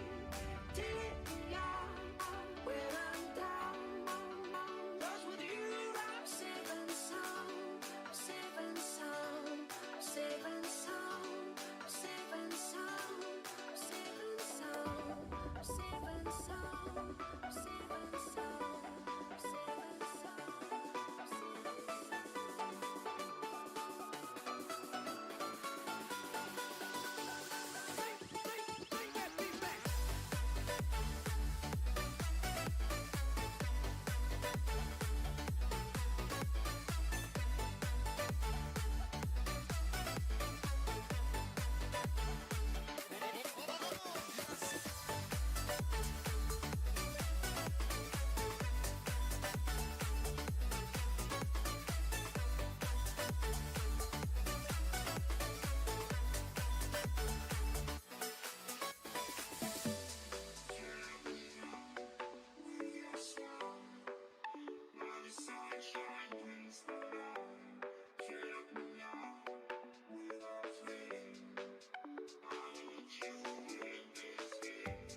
Take me out when I'm down, 'cause with you I'm safe and sound, safe and sound, safe and sound, safe and sound, safe and sound, safe and sound, safe and sound, safe and sound, safe and sound,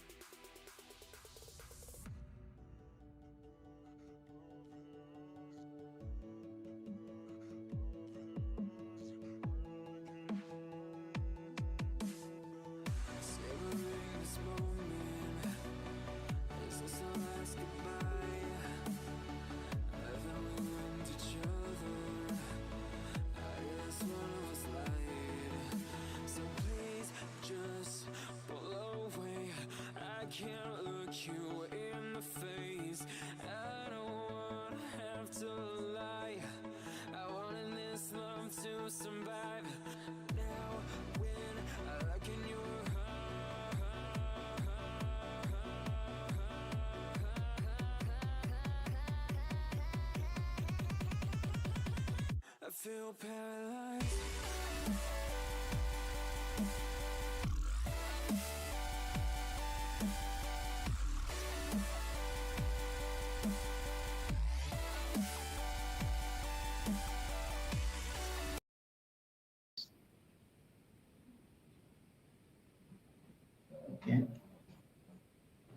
Ok, super. Emmanuel, peut-être à vous? Je m'appelle Emmanuel Sania, je suis du Bénin. Je suis l'un des cofondateurs du projet AfriGamers avec Médard Djekete qui n'a pas pu nous rejoindre aujourd'hui. Notre objectif principal, c'est de participer à tout ce qui ressort d'une meilleure perception du jeu vidéo au Bénin, de ses vertus pédagogiques, d'une part, et d'autre part, de contribuer à l'essor de la pratique du e-sport et de la pratique saine des jeux vidéo pour la jeune génération. En gros, c'est ça.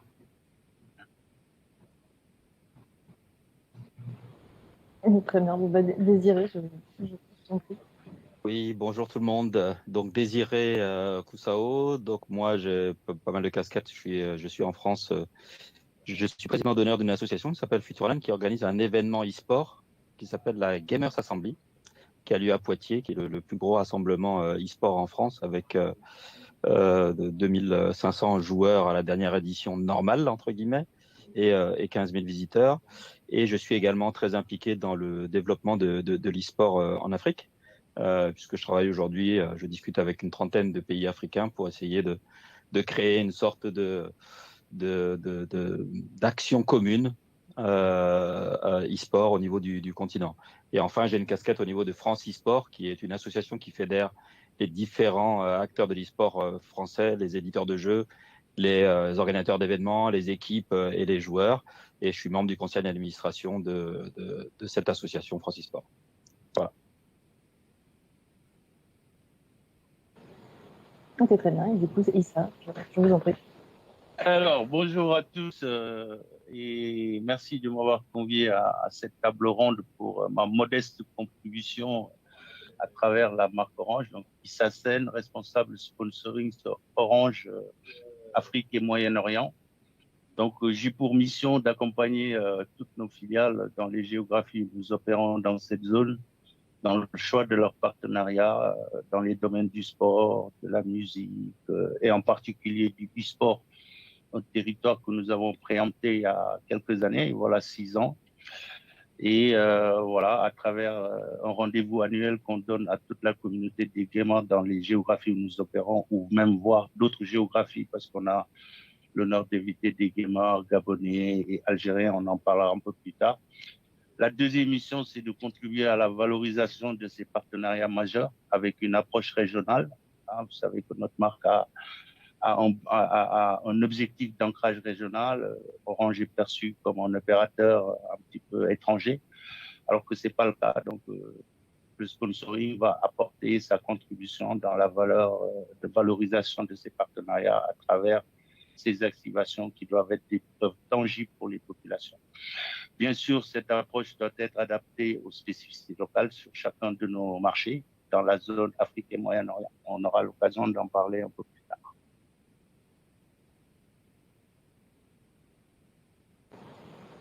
Ok, très bien. Du coup, on va un petit peu commencer avec la première question, et notamment par un état des lieux un peu général sur l'e-sport en Afrique, ses enjeux, ses limites, ses contraintes et bien sûr ses solutions. Donc le fait que le développement de l'e-sport en Afrique connaît une croissance significative, mais il reste encore peu visible. Alors pourquoi parle-t-on d'un nouvel Eldorado? Est-ce que quelqu'un veut prendre la parole spécifiquement sur ce sujet? Je pense qu'Orange, Issa est peut-être le mieux placé, parce qu'il est déjà très actif. Je suis très actif, oui et non. Hein. Moi, j'ai juste envie de partager un peu ma réflexion quand j'ai préempté ce territoire en 2018, en essayant d'organiser un événement avec un partenaire, une société qui était bien entrée dans l'écosystème des gamers et des jeux vidéo qui était au DSA+. Et donc, on a l'habitude de penser que le monde de l'e-sport ne tourne qu'autour de l'Europe et de l'Amérique et de l'Asie. Et pourtant, le monde est vaste aujourd'hui. Hein. Ces contrées sont nombreuses. Il y a autant d'endroits où l'actualité du sport électronique s'étend et s'agite. Et comme l'un des engagements de notre marque, sincèrement, c'est de retrouver nos clients, les populations sur les marchés où nous opérons autour de leurs essentiels. Et nous, dans le sponsoring, on le traduit, ces essentiels, autour de leur passion, dont fait partie le e-sport. Donc, quand on se dirige vers l'Afrique, ces dernières années, l'e-sport en Afrique a connu une croissance massive, je parle en termes d'engouement, notamment auprès de la cible des jeunes. Mais toutefois, les joueurs de cette région du monde sont trop peu représentés sur les scènes compétitives, c'est ce que j'avais remarqué. On a un peu de bruit là derrière, c'est normal. Alors, je crois que ça vient de chez Hélène. Ouais, on a du bruit là. Peut-être que les gens qui interviennent pas peuvent se Clémence, mettre en... ouais. Bon, Voilà. elle a coupé son micro, c'est bon. Voilà, pour le confort d'écoute de tous. Donc, je disais que toutefois, les joueurs en Afrique, voilà, sont peu représentés sur les scènes compétitives, alors que ce beau continent nous a habitués à envoyer chaque année des représentants nationaux lors des grands événements, notamment sur l'Orange eSport Experience, qui est une identité que notre marque a voulu mettre en place, pas en revendiquant le statut d'éditeur ou d'expert, parce que nous, notre métier a un lien direct avec cet univers du gaming et des jeux vidéo, parce que nous sommes telco et le lien est tellement naturel que la connectivité est un prérequis incontournable pour que les gens aient un confort pour vivre leur passion. Donc, il m'était naturellement presque mandatory, obligatoire de dire j'opère sur un continent, il y a une passion qui est le gaming, il y a une cible que toutes les marques essaient de toucher, une cible que chacun aimerait adresser, que sont ces jeunes-là. Et Orange devait très naturellement voilà, les retrouver autour de leur passion. D'une part, déjà, on fera une connectivité de qualité pour qu'ils puissent se connecter et participer et vivre leur passion pleinement. Donc, le développement de l'e-sport en Afrique grandit de jour en jour, tout ça pour dire que, mais c'est un point rarement abordé, car il reste encore peu visible. Voilà. Nous, de notre fenêtre marque Orange autour des passions clients, on a essayé de créer un événement. C'est une première, nous sommes pionniers là-dessus, je pense, pour essayer d'identifier ces gamers-là, aller les trouver là où ils étaient. On a fait des géographies comme la RCA, des pays où nos filiales étaient bluffées de savoir qu'il y avait des gamers, mais qu'ils avaient trouvé leur modèle socio-économique, qui se retrouvaient dans un petit genre télécentre, un petit local, et puis vivaient leur passion, parce que j'étais persuadé que dans toutes nos géographies, il y avait des gamers et il fallait aller les retrouver là où ils étaient. Donc c'est ce qu'on a fait. Et ensuite, on s'est dit, mais pourquoi pas leur offrir un événement dédié aux jeunes talents africains sur l'approche globale de la marque, mais pourquoi pas en faire des gamers reconnus, participer à leur starification, etc. Donc, on va, avec nos modestes moyens et notre modeste stratégie, qui, ma foi, fait sens sur nos géographies, on va essayer de leur offrir un rendez-vous annuel où voilà, on va participer ou contribuer à leur starification. Voilà, ceci pourrait faire sourire certains qui estiment que les jeunes d'Afrique ne sont pas intéressés que par le football, qui est le sport historique, mais cela reste une vision aujourd'hui erronée, parce que le e-sport est bel et bien existant sur le continent. Pas seulement dans les pays riches, comme l'Afrique du Sud, le Maroc ou la Tunisie. Il est également au Cameroun, il est au Ghana, il est au Sénégal, il est au Gabon, il est au Mali, et bien sûr, cette liste est non exhaustive. Donc voilà un peu le cadre que je voulais partager avec vous et qui a motivé un petit peu le positionnement de notre marque Sur la zone AMEA, j'insiste bien parce que dans la stratégie sponsoring groupe, le e-sport est un asset qui n'est pas un asset prioritaire ou stratégique. On a juste essayé d'accompagner sur certaines géographies dans les pays développés comme la France et l'Espagne pour offrir ce qu'on sait faire, qui est notre métier de base, c'est la connectivité à travers notre activité d'opérateur telco. Merci Issa, je me permets d'intervenir parce que j'ai écouté avec beaucoup d'attention parce que je suis l'aventure Orange eSports Experience depuis un petit moment. J'étais au Sénégal, c'était je crois en 2018. Oui, quand vous Dans le avez Dakar fait, Digital Show. voilà, le Dakar Digital Show. Tout à fait. Et voilà, et j'ai effectivement vu tous les efforts qui avaient été faits qui avait été fait par la marque. Et c'est très important d'avoir des grands acteurs comme Orange qui effectivement y croient un peu et ça a peut-être motivé un petit peu d'ailleurs ma position aujourd'hui de aussi amener mon expérience sur le continent. Donc très vite, je vais rebondir dessus et compléter avec certaines idées aussi qui je pense sont complètement alignées sur ce que tu as dit, Issa, si tu me permets de te tutoyer. Non, on peut se tutoyer, d'ailleurs, je préfère. Ok, merci Issa. Oui, aujourd'hui, alors moi j'ai la chance d'avoir, ça fait 20 ans que je travaille dans l'e-sport. J'ai démarré en 2000, où on a créé cet événement qui à l'époque était très communautaire et depuis quelques années, j'en ai fait mon métier puisque j'étais directeur général de la filiale française du groupe ESL. ESL, c'est un grand organisateur d'événements international. C'est vrai que c'est un groupe global qui est présent sur tous les continents, sauf en Afrique.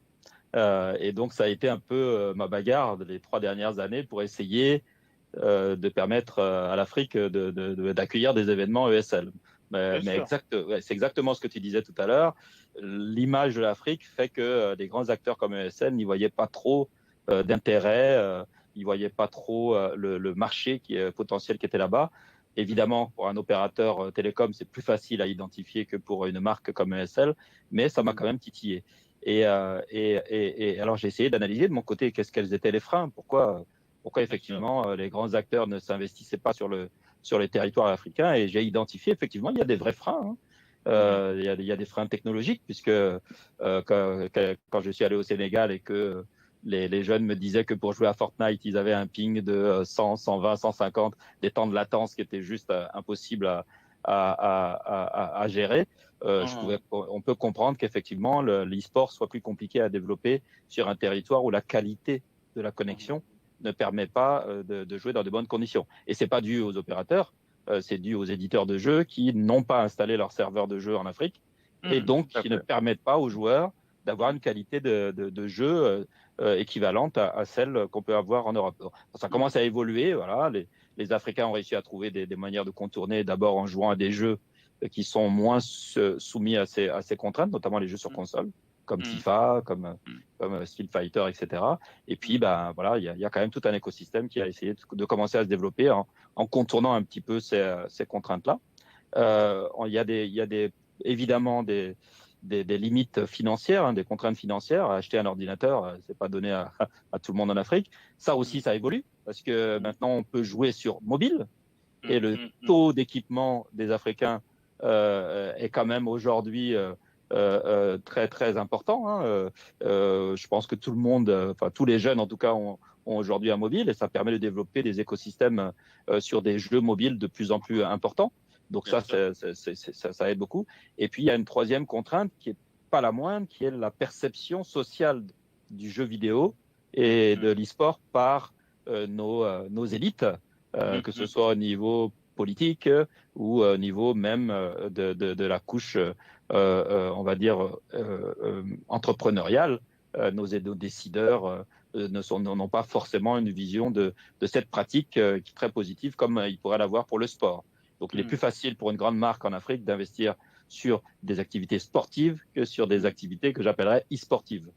Donc, voilà. Donc, ça, c'est quelque chose qui commence à évoluer. Voilà, je pense que le fait que des marques comme Orange aient réussi à s'impliquer et à développer l'Orange eSport Experience qui couvre une quinzaine de pays aujourd'hui, c'est quand même une marque que Bah, il y a un intérêt, hein, sinon Orange n'investirait pas quelques millions sur la table. Non, mais c'est un signal très fort, d'autant plus que depuis quelques années, bon, l'Afrique tend à devenir la terre promise du e-sport, qu'on le veuille ou pas. Donc, il y a eu des efforts considérables qui ont été enregistrés depuis le développement de nouvelles technologies numériques. L'Internet est beaucoup plus accessible, c'est vulgarisé quasiment aujourd'hui.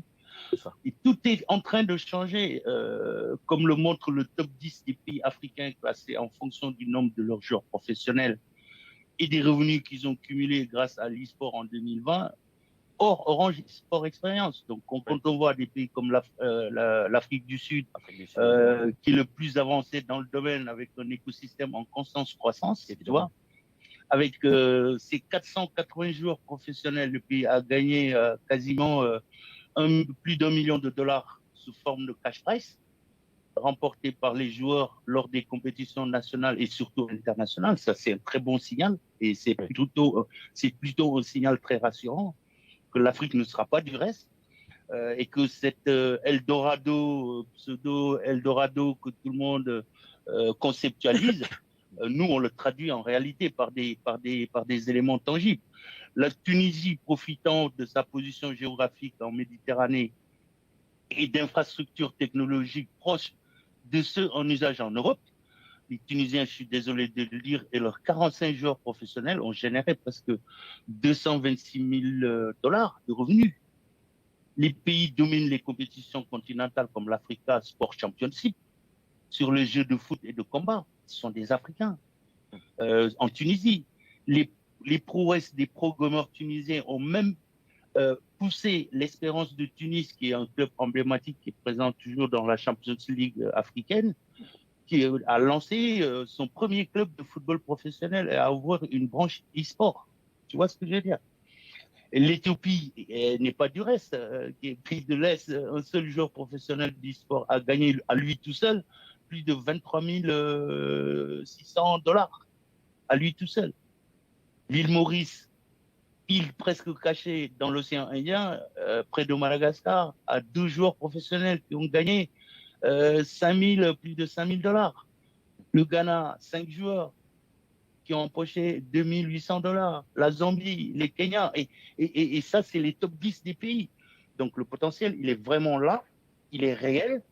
Sauf qu'on n'a pas un écosystème confortable comme l'ont les pays de référence d'Europe, d'Asie, etc. Mais le potentiel en termes de dynamique de gamers et notamment une population, tout le monde sait que l'Afrique est en majorité, voilà, c'est une population qui est à 30% constituée de jeunes. Et que demain, cette population, elle ne fera que augmenter. Et pour toucher cette cible jeune avec un objectif d'embarquer les parents comme le football physique a pu le faire, il faut que les jeunes commencent à jouer très tôt. C'est leur monde, c'est leur actualité aujourd'hui, c'est le numérique, c'est le digital. Donc, si on va avoir des champions à l'identique de ce qui se fait sur les autres continents, forcément, il faut que les parents cassent cette barrière culturelle de dire ah, ouais, on l'a fait sur la musique. Quand un musicien chantait, avant, on disait tu vas gagner ta vie avec la chanson, tu rigoles, quoi. Va à l'école, c'est mieux pour c'est exactement ça, c'est ce dont je parlais, cette après, barrière sociologique. Ben oui, bien sûr. Je me permets juste d'intervenir pour peut-être laisser la parole un peu à Emmanuel ou Karen sur le sujet. Allez-y. Moi, je suis un passionné. Si vous me laissez, je vais occuper tout le terrain. Ok. Ma contribution aura plus l'air d'un témoignage que d'autre chose parce que je vais rebondir sur vos contributions juste avant. Lorsque nous, on a démarré au Bénin en 2012, on était juste un collectif de passionnés, on jouait entre nous. Et c'est l'élément déclencheur qui nous a poussé à nous organiser, à se dire, OK, on peut faire des tournois, organiser des événements, il y a moyen de faire quelque chose ici. C'est qu'en 2012, si je ne me trompe pas, on est tombé sur une vidéo sur YouTube. Et c'était justement la vidéo promotionnelle du futur Roland à Poitiers. Et on a vu ça. Et on s'est dit, s'il y a autant de joueurs comme ça qui peuvent s'intéresser à quelque chose que nous touchons aussi, il y a sûrement moyen de faire la même chose ici. Donc, on a commencé à se lancer, on a on s'est approché des entreprises et tout, on a monté des projets, mais bon, naturellement, en 2012 au Bénin, on n'a eu aucune réponse positive, à l'exception de l'Institut français de Cotonou. Et eux, ce qu'ils voulaient, ce n'était pas organiser des tournois, c'était plus miser sur la valeur ludopédagogique du jeu vidéo.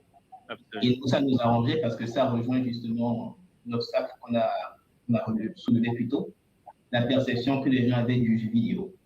Donc on s'est dit, OK, si on a moyen de toucher les plus jeunes, de leur montrer que ce n'est pas... qu'il y a moyen de jouer sainement, qu'il y a moyen de tirer quelque chose de l'expérience ludique, les parents, forcément, ils vont nous suivre. Donc on a commencé ça en 2013, 2014, 2015, jusqu'en 2017, 2018. Et ça nous a vraiment énormément aidé parce qu'on a commencé à avoir des parents qui faisaient venir les enfants, qui disaient, OK, bon, on a constaté qu'un jeu vidéo, ça demande quand même de l'attention, de la concentration, des capacités de mémorisation.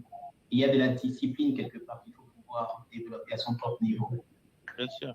Et la troisième étape, ça a été de montrer aux joueurs eux-mêmes qu'il y a moyen de se professionnaliser. Je vais emprunter le terme de starification. Et ça s'est fait grâce justement à l'Orange Sport Experience, parce que nous n'avions pas les moyens d'organiser quelque chose de grand. Et bien que le Bénin ne fait pas partie des géographies dans lesquelles Orange était présent à l'époque, ça a quand même permis aux joueurs de se dire, si on a des confrères au Burkina, au Sénégal, en Côte d'Ivoire qui peuvent jouer et aller à de grandes compétitions comme ça, c'est forcément que nous avons également le moyen de le faire. Et ça nous a vraiment aidé à commencer à construire un écosystème ici, petit à petit. Aujourd'hui, nous n'organisons pas tellement de tournois, mais les choses se sont faites, les choses commencent à se mettre en place, l'infrastructure commence à arriver. Les parents, même les entreprises, il y a de plus en plus de jeunes qui connaissent ces jeux vidéo, qui arrivent à des postes de responsabilité, qui commencent à ouvrir les portes. Donc, ma contribution, c'est juste ça, c'est plus un témoignage pour dire que tout ce qui a été fait depuis le départ, même si les choses ne vont pas extrêmement vite, elles vont bien. Elles avancent, il y a du progrès. Voilà, c'est tout pour moi. Okay. Juste peut-être Karine, du coup. Emmanuel, ouais, ça m'intéresse qu'on en discute hors antenne, comme dire. Gardons le. D'accord. Karen. Alors, moi, ça va être très très court, vu que de toute façon, tout a été dit et qu'on est tous d'accord sur l'état des lieux, donc tout ce qui est enjeux, limites, contraintes. Donc, on a tout ce qui est technologique, que ce soit la connexion, le matériel, mais je pense que justement, les événements qu'ont organisé Orange montrent à quel point, même si on a ces soucis-là en Afrique, il y a quand même beaucoup de monde qui essaie d'être très autodidacte et qui essaie toujours en fait de se lancer, peu importe les soucis. Et par exemple, on a pu voir chez Orange, on a quand même des gagnants qui ne viennent pas forcément d'un seul pays d'Afrique, mais vraiment de différents pays. Et ça montre à quel point, en fait, malgré les soucis qu'on peut avoir, malgré les blocages, malgré les contraintes, il y en a qui ont du talent et il y en a qui ont la niaque aussi. Et je sais par exemple que certains gagnants de 2018, il me semble, ou 2019, par exemple, qui était un malgache, qui est malgache, est parti dans un club e-sport en France. Et je trouve ça génial. Et pour moi, donc, du coup, l'e-sport, oui, malgré tout ça, c'est un Eldorado. Pour nous, afro-gamers, on se dit que les opportunités, elles sont multiples pour les jeunes et les entreprises. Et là, c'est juste un exemple. Le Sénégal, par exemple, il y a une grosse prise de conscience et on voit qu'il y a aussi des alliances qui se forment pour un écosystème de jeux vidéo, comme Solo eSport, qui est aussi dans le secteur et qui propose, par exemple, à part tout ce qui est vraiment le côté e-sport, il y a vraiment des côtés formation et de la véritable compétition aussi, avec de super prix qui sont à gagner. Et il me semble qu'ils sont, par exemple, en partenariat avec l'ambassade de France au Sénégal. Au Sénégal, tout à fait. Oui. Tout à fait. Et le concept qui a été vendu à l'ambassade de France au Sénégal, c'est un concept que nous avons développé et qu'on a partagé avec l'association des gamers du Sénégal. Games, ouais. Donc, que j'ai eu la chance d'accueillir pour ses débuts, parce que pour tester le concept, j'avais organisé en marge de la CAN 2017 au Gabon. j'ai organisé une mini-can de gamers et c'est à cette occasion que j'ai découvert l'association des gamers du Sénégal, qui fait du très bon boulot d'ailleurs. Et voilà, c'est quand même une preuve que voilà, l'Eldorado existe bien. Maintenant, il faut trouver les bonnes fenêtres de tir et puis le bon positionnement, surtout la notion de professionnalisation. C'est hyper important. Juste pour petite parenthèse, je suis le parrain de l'équipe Sen Games et j'étais à l'inauguration à l'ambassade de France au Sénégal l'année dernière. Et j'ai eu la chance du coup de rencontrer toute l'équipe de Solo eSport et vraiment c'est une belle aventure. Non, c'est une très belle aventure. Il faut à surveiller quoi. Avec des vrais joueurs professionnels, avec un triple champion d'Afrique puisqu'il a gagné l'Orange eSport Experience d'ailleurs d'ex-junior. Donc oui, je pense que là on a la preuve qu'on peut développer un écosystème professionnel autour de l'e-sport et colporter des valeurs aussi autour de ce genre d'initiative. Et pour ceux qui connaissent pas, je vous invite à aller voir du côté de Solo eSport le développement qu'ils connaissent depuis à peine un an. Ça peut en inspirer beaucoup. Ok, du coup, je vais rebondir pour aller sur la prochaine question, qui sont du coup un peu plus sur la partie sponsoring et sur la version un peu plus internationale. Avec, selon vous, quelles sont les attentes des sponsors justement et comment ils se positionnent sur le marché africain? C'est assez intéressant de se positionner avec l'Orange eSport Experience. Et du coup, comment l'Afrique est perçue un peu par tous ces grands acteurs technologiques, qu'on peut voir comme Intel, Microsoft, Twitch, Google, etc. Je vais laisser Issa il est le premier concerné, mais après j'interviendrai parce que j'ai eu des vraies discussions sur ce sujet et c'est compliqué.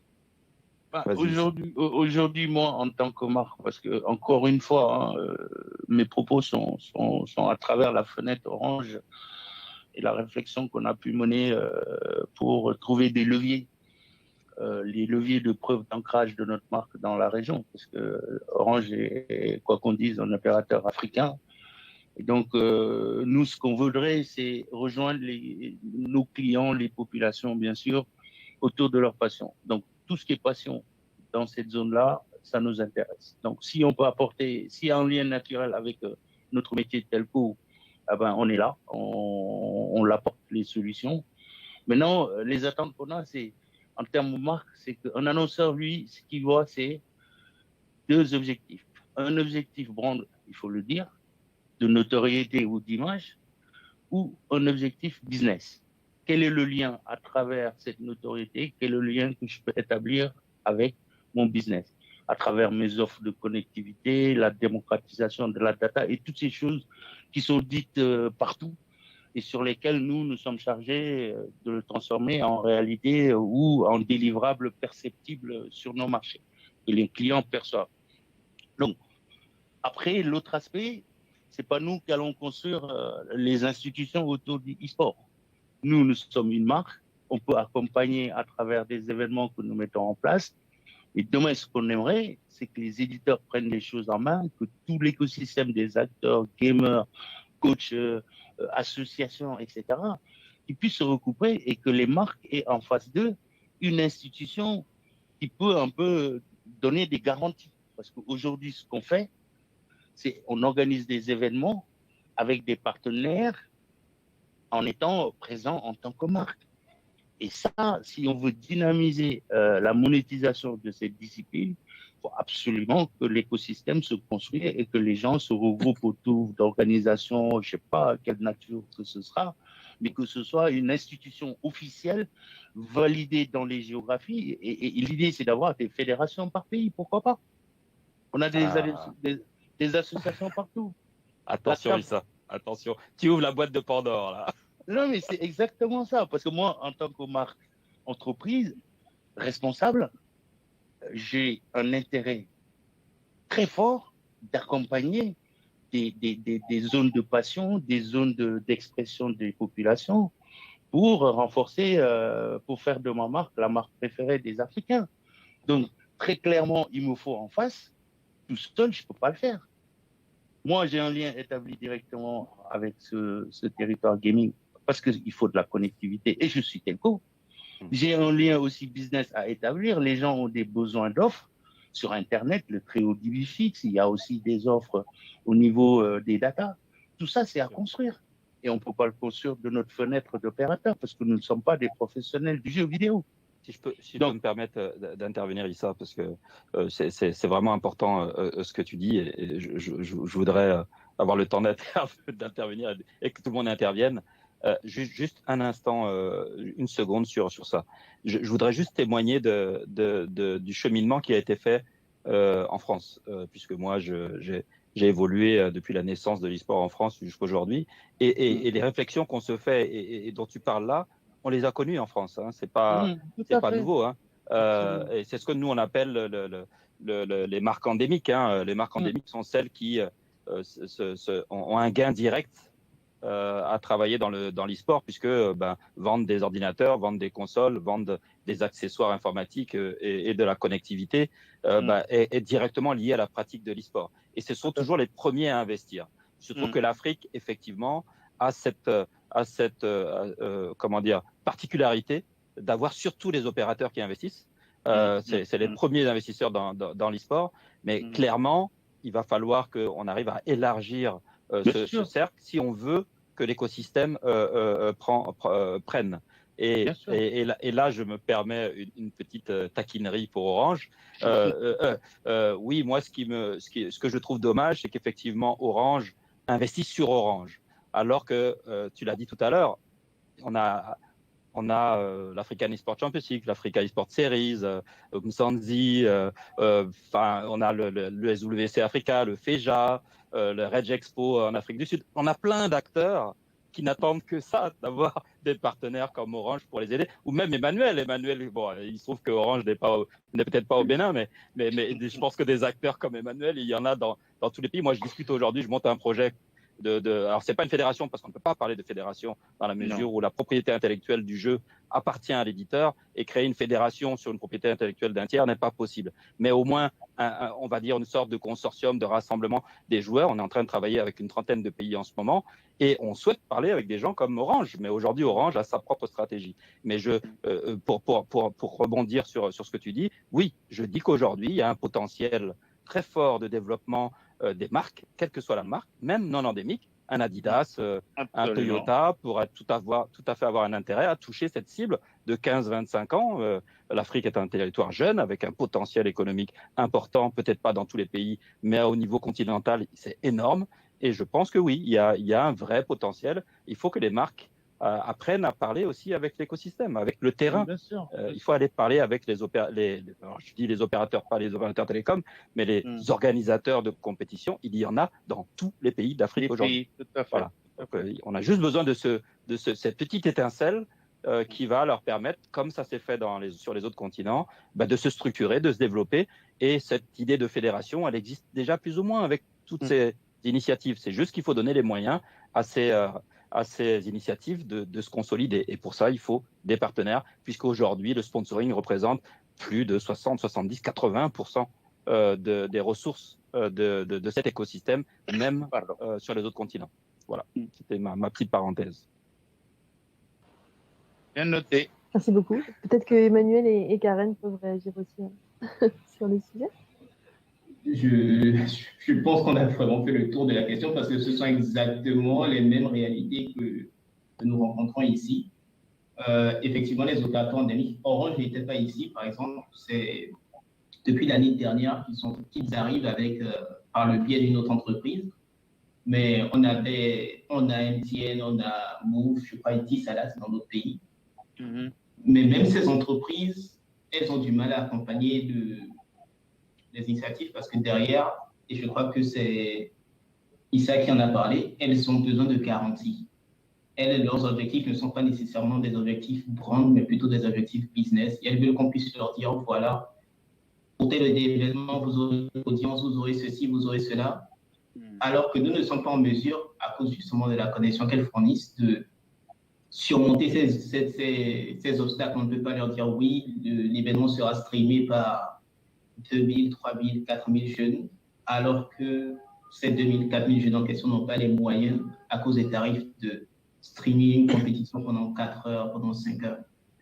Donc oui, le dialogue doit se construire. D'un côté, on doit pouvoir mettre en place des collectifs et de l'autre, il faut aussi pouvoir ajuster les objectifs. Donc le dialogue doit se construire. Voilà.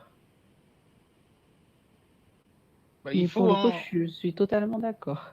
il faut le Non, je suis d'accord potentiel. avec Emmanuel. Oui. Le potentiel est là, hein. Maintenant, il faut se retroucher les manches et puis croire en soi et puis y aller, quoi. C'est les modèles en termes de retour d'expérience, il y en a pas mal. La FIFA, c'est pas construit en nos jours, l'UEFA également. Tout ça, ce sont des organisations. La CAF non plus. Donc, le e-sport est un nouveau territoire préempté par des jeunes qui ont boudé la télévision, qui ne regardent plus la télé. Et le e-sport est un chemin direct pour les toucher. Donc, les marques qui ont des problématiques d'adressage des jeunes, etc., ben voilà un levier qui est le e-sport qui permet de donner rendez-vous aux jeunes et de leur parler, à minimum. On va vraiment avoir besoin quand même d'avoir comment dire, cette confiance aussi des éditeurs, parce que tant que les éditeurs nous donneront pas les moyens, d'abord techniques, parce qu'il faut installer ces fameux serveurs sur le continent. Voilà, mais il faut aussi qu'ils nous autorisent à utiliser leurs jeux, parce que quand on voit par exemple que le jeu FIFA, si vous voulez jouer sur le PlayStation Network, ce n'est possible qu'en Afrique du Sud et en Égypte, parce que le PlayStation n'autorise pas la connexion depuis d'autres pays. Et il y a 54 pays en Afrique. Il n'y en a que 2 qui peuvent se connecter au PlayStation Network. Et donc, il y a aussi il faut que ces grands éditeurs fassent confiance à l'Afrique et nous permettent un minimum de se développer. Et pour ça, il faut qu'ils investissent un petit peu. Les éditeurs ont leur part de responsabilité. S'ils n'investissent pas, on n'aura pas les conditions de développement de l'écosystème. On ne sera jamais au niveau des grandes nations de e-sport si on n'a pas. C'est comme si on veut développer le football et qu'on n'a pas de stade. C'est exactement ça. Donc, les infrastructures, ce sont les éditeurs. Hein. Voilà. Mais comme ils sont tellement exigeants en ce moment, parce que leur seul critère, c'est le business. Exactement. Il faut qu'ils aillent au-delà en disant il faut qu'on démocratise un peu notre propriété intellectuelle au bénéfice des passions, tout simplement. Et là, on peut discuter avec eux. Ils sont là, ils ont leur épée Damoclès. Dès que tu veux mettre quelque chose en place sur leur périmètre de jeu, bing, il faut faire ci, il faut faire ça, il faut faire. Mais à un moment donné, c'est un frein à la réflexion et c'est un frein au développement. Moi, les premiers tournois de Orange Sport Experience que j'ai testé au départ, c'était très compliqué, très compliqué. Parce qu'il y a pas mal de barrières en termes de droit et des barrières juridiques. Et il faut faire attention, quoi. Et c'est pas que les marques ne veulent pas y aller. Toutes les marques veulent y aller. Les marques endémiques et autres, ils veulent y aller. Le problème, c'est qu'ils ont peur parce que le cadre juridique est très verrouillé. Absolument.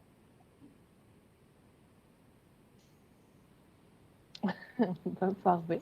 Je ne sais pas si d'autres personnes, si vous voulez à nouveau réagir ou si on conclut cette intervention, puisque la prochaine arrive du coup d'ici une quinzaine de minutes. Il y aura tellement à dire. Il y aura tellement à dire. Moi, je voudrais juste, si je peux me permettre, juste pour conclure, j'aimerais poursuivre cette réflexion avec Issa, avec Emmanuel, avec Karen. C'est bien qu'on ait ces moments où on puisse un petit peu phosphorer et on peut tous apporter notre brique un petit peu à l'édifice, notre pierre à l'édifice. Et on a besoin des sponsors, on a besoin des opérateurs télécoms, on a besoin même des opérateurs de data center, on a besoin des éditeurs de jeux. Je crois qu'il y a Nousra qui doit intervenir à un moment pour Gameloft. Et je crois qu'à un moment donné, c'est pas une initiative qui arrivera à transformer cette histoire. Donc, il faudrait qu'on arrive à un moment donné à se mettre autour d'une table et que chacun fasse un pas. C'est vrai que les éditeurs vont devoir peut-être prendre un risque et investir, mettre au moins un data center, je sais pas moi, au centre, au Nigeria, ou enfin voilà, un endroit qui soit un peu plus accessible du reste du continent. Orange, il faudra peut-être qu'il fasse un petit effort aussi pour mettre, je sais pas, peut-être de la 5G dans des gaming centers, etc. Si chacun on rigole, mais c'est exactement ça. Voilà, et peut-être que SL donnera quelques slots de qualification pour ces compétitions pour motiver les gens à aller gagner le $1 million à Katowice Bien sûr. ou ailleurs. Et si on arrive à tous se mettre autour de la table, je suis sûr qu'on peut arriver à faire quelque chose. Donc, je suis vraiment, j'ai hâte de tous vous retrouver après cette conférence pour continuer ce débat. Pareillement. Clémence, si tu permets, c'est mon aide. Voilà, Vous bah, pouvez. je vous remercie Et merci tous, pour tout. Hein. Je pense qu'il faut avoir une suite, donner une suite à tout ça. Les échanges ont été de qualité. C'était très intéressant. On a identifié pas mal d'opportunités qu'il faudra exploiter. Nous, sur le positionnement e-sport en tant que marque, on va continuer à amplifier nos rendez-vous annuels à travers le Orange e-sport Experience et nos partenaires qui sont bien intégrés dans le domaine du sport. Donc voilà, on est ouvert à toutes les réflexions qui peuvent aider au développement de cette discipline-là. Voilà. En bref, l'industrie africaine semble prête pour une période de croissance soutenue. Il n'y a plus qu'à. Hein. On a donné le là. Maintenant, que les grands acteurs qui ouvrent un petit peu leur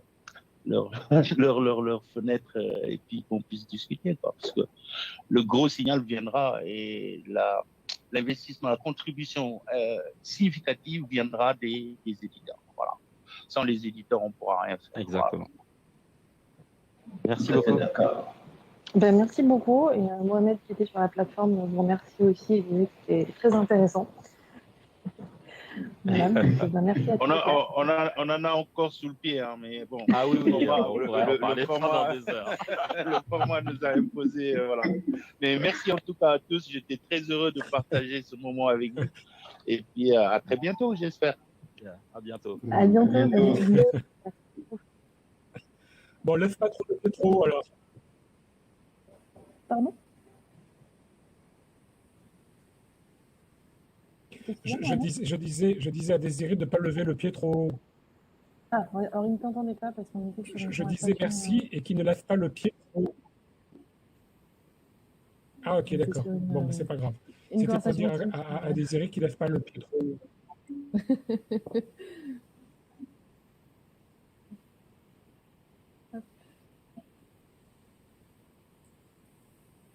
Alors du coup, je vais mettre en place la prochaine intervention.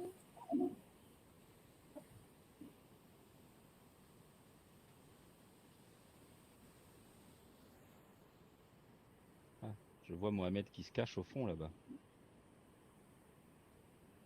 Mohamed est revenu sur la plateforme, pardon, Désiré, donc du coup, effectivement, Mohamed peut lui parler directement. Comment on sort pour juste être en mode spectateur? Je te disais, Désiré, de ne pas lever le pied trop haut.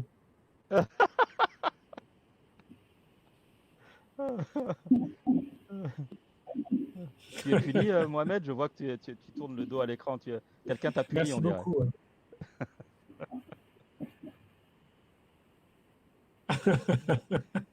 Je suis discret, je suis dans l'ombre.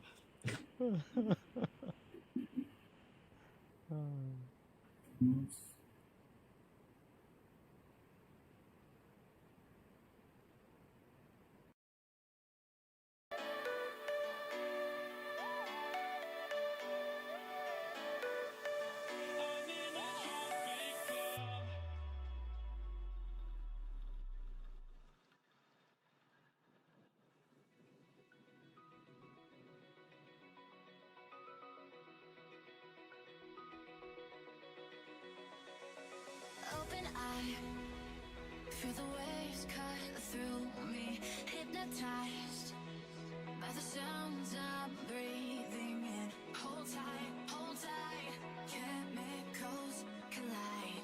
Hold tight, hold tight, hold tight. Dripping lights paint the skies, all because of you. Dripping lights paint the skies, only you.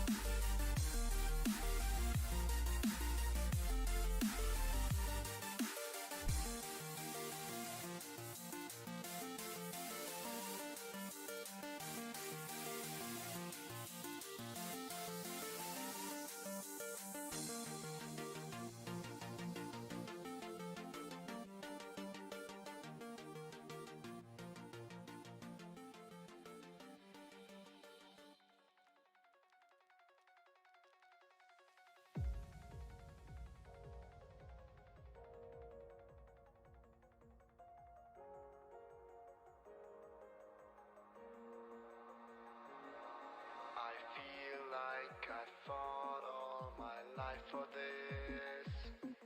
This one part, this 1/3 I've always missed. No, just don't let it go.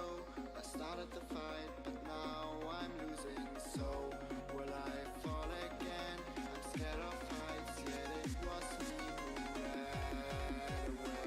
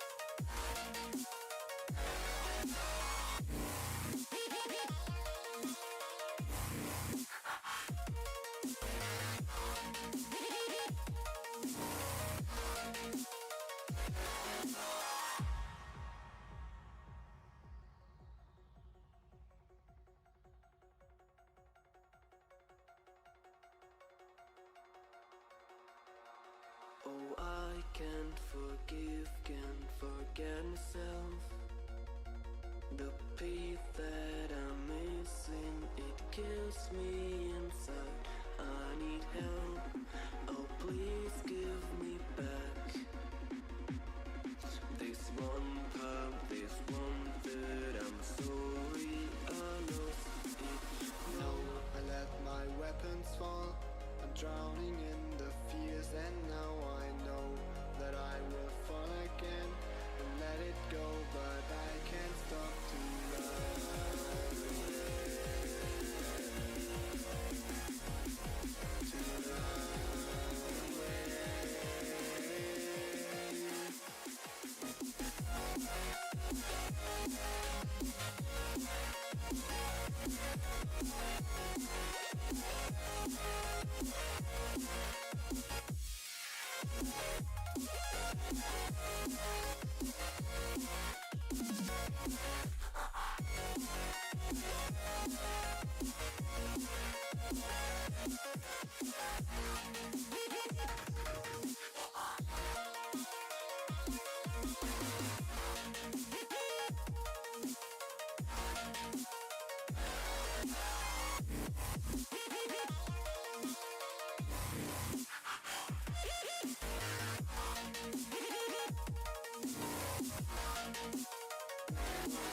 Run away.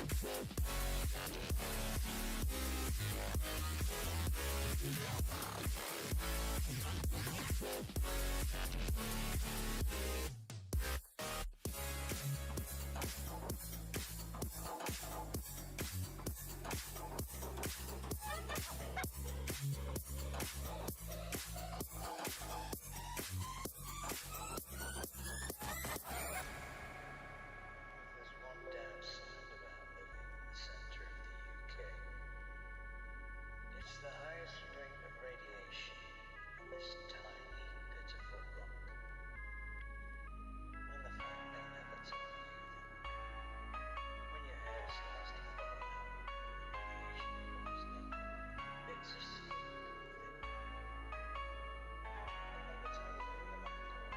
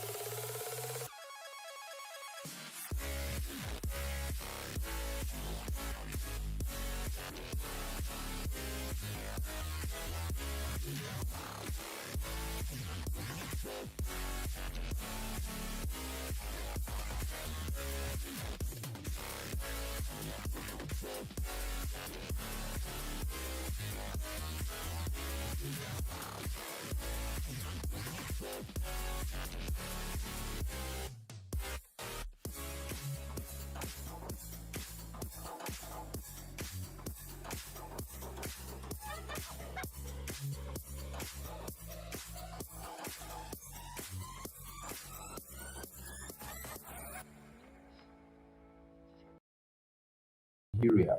I am also the chairperson of the Lagos State Esports Association, which is a brand new sports association, full-fledged sports association that was put together by the Lagos State government to support the esports and gaming community in Lagos and Nigeria.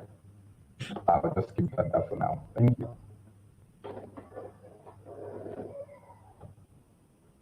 Okay, so Kwesi, with that, maybe you can introduce yourself too.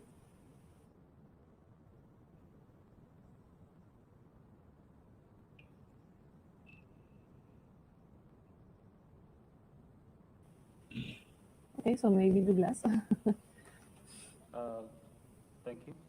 Good evening, good afternoon, good morning, wherever you're joining. My name is Douglas Ogeto, based out of Nairobi, Kenya. I'm a co-founder of Clothing Box and also a business director at Africa Esports Championship, Africa's Premier Esports League, and I'll be sharing more on that. Thank you. Okay, so Boubacar, go. Thank you. Hello, everybody. So glad to be among you. My name is Boubacar Nya. I'm from Orange, in charge of esports and gaming in Orange, Middle East and Africa. Thank you. Okay, thank you. And then Kwesi is back.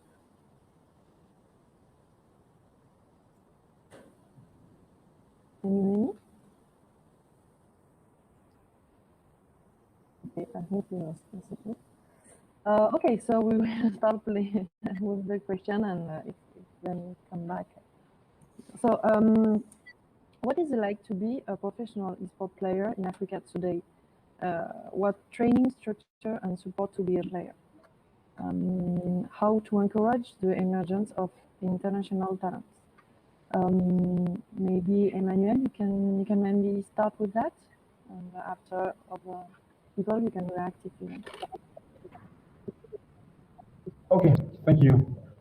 The question is, what does it take to be an African gamer, and what does it take to be a talented gamer in Africa on the international scene?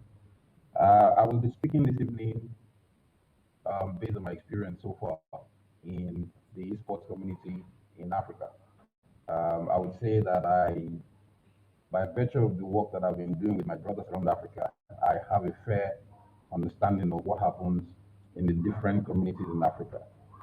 To be a gamer in Africa today is to be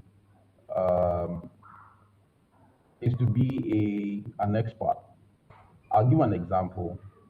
If you look around Africa today, we have successful communities in the music world, in the movie industry, and the likes. But when you look at the gaming community, it is still growing. And so we do not have gamers at the moment that we can match up with those that are in developed countries across the world. But one good thing is the fact that African gamers also are beginning to step up. We have conducted surveys around our communities here in Nigeria, and we are having a lot of professional gamers that are signing up with different esports organizations.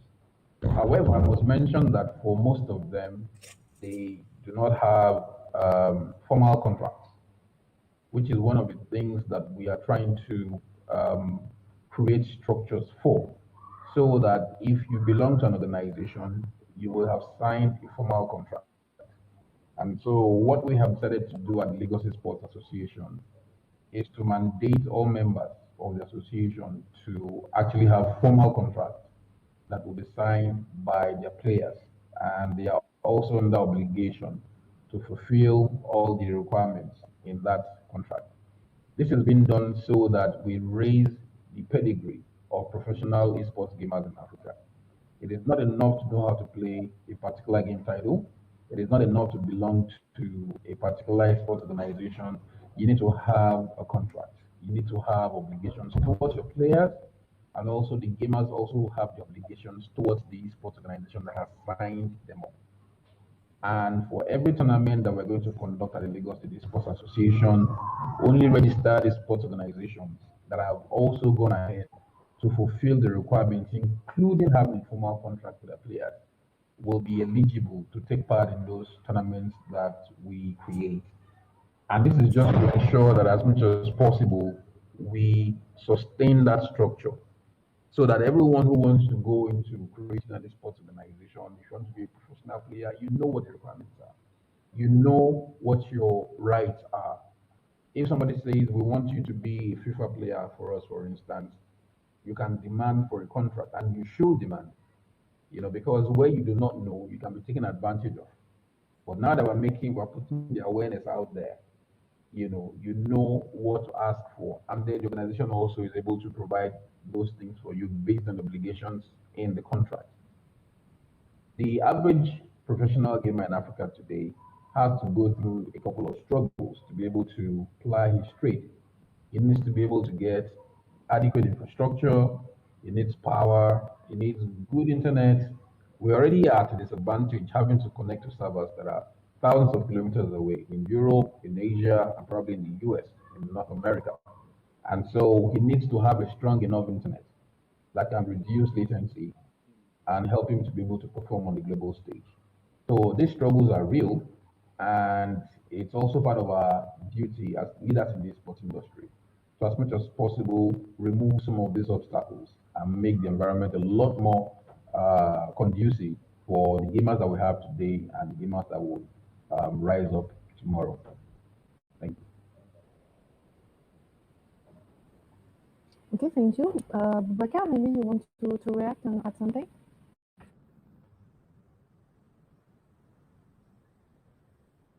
Yeah, thank you, of course.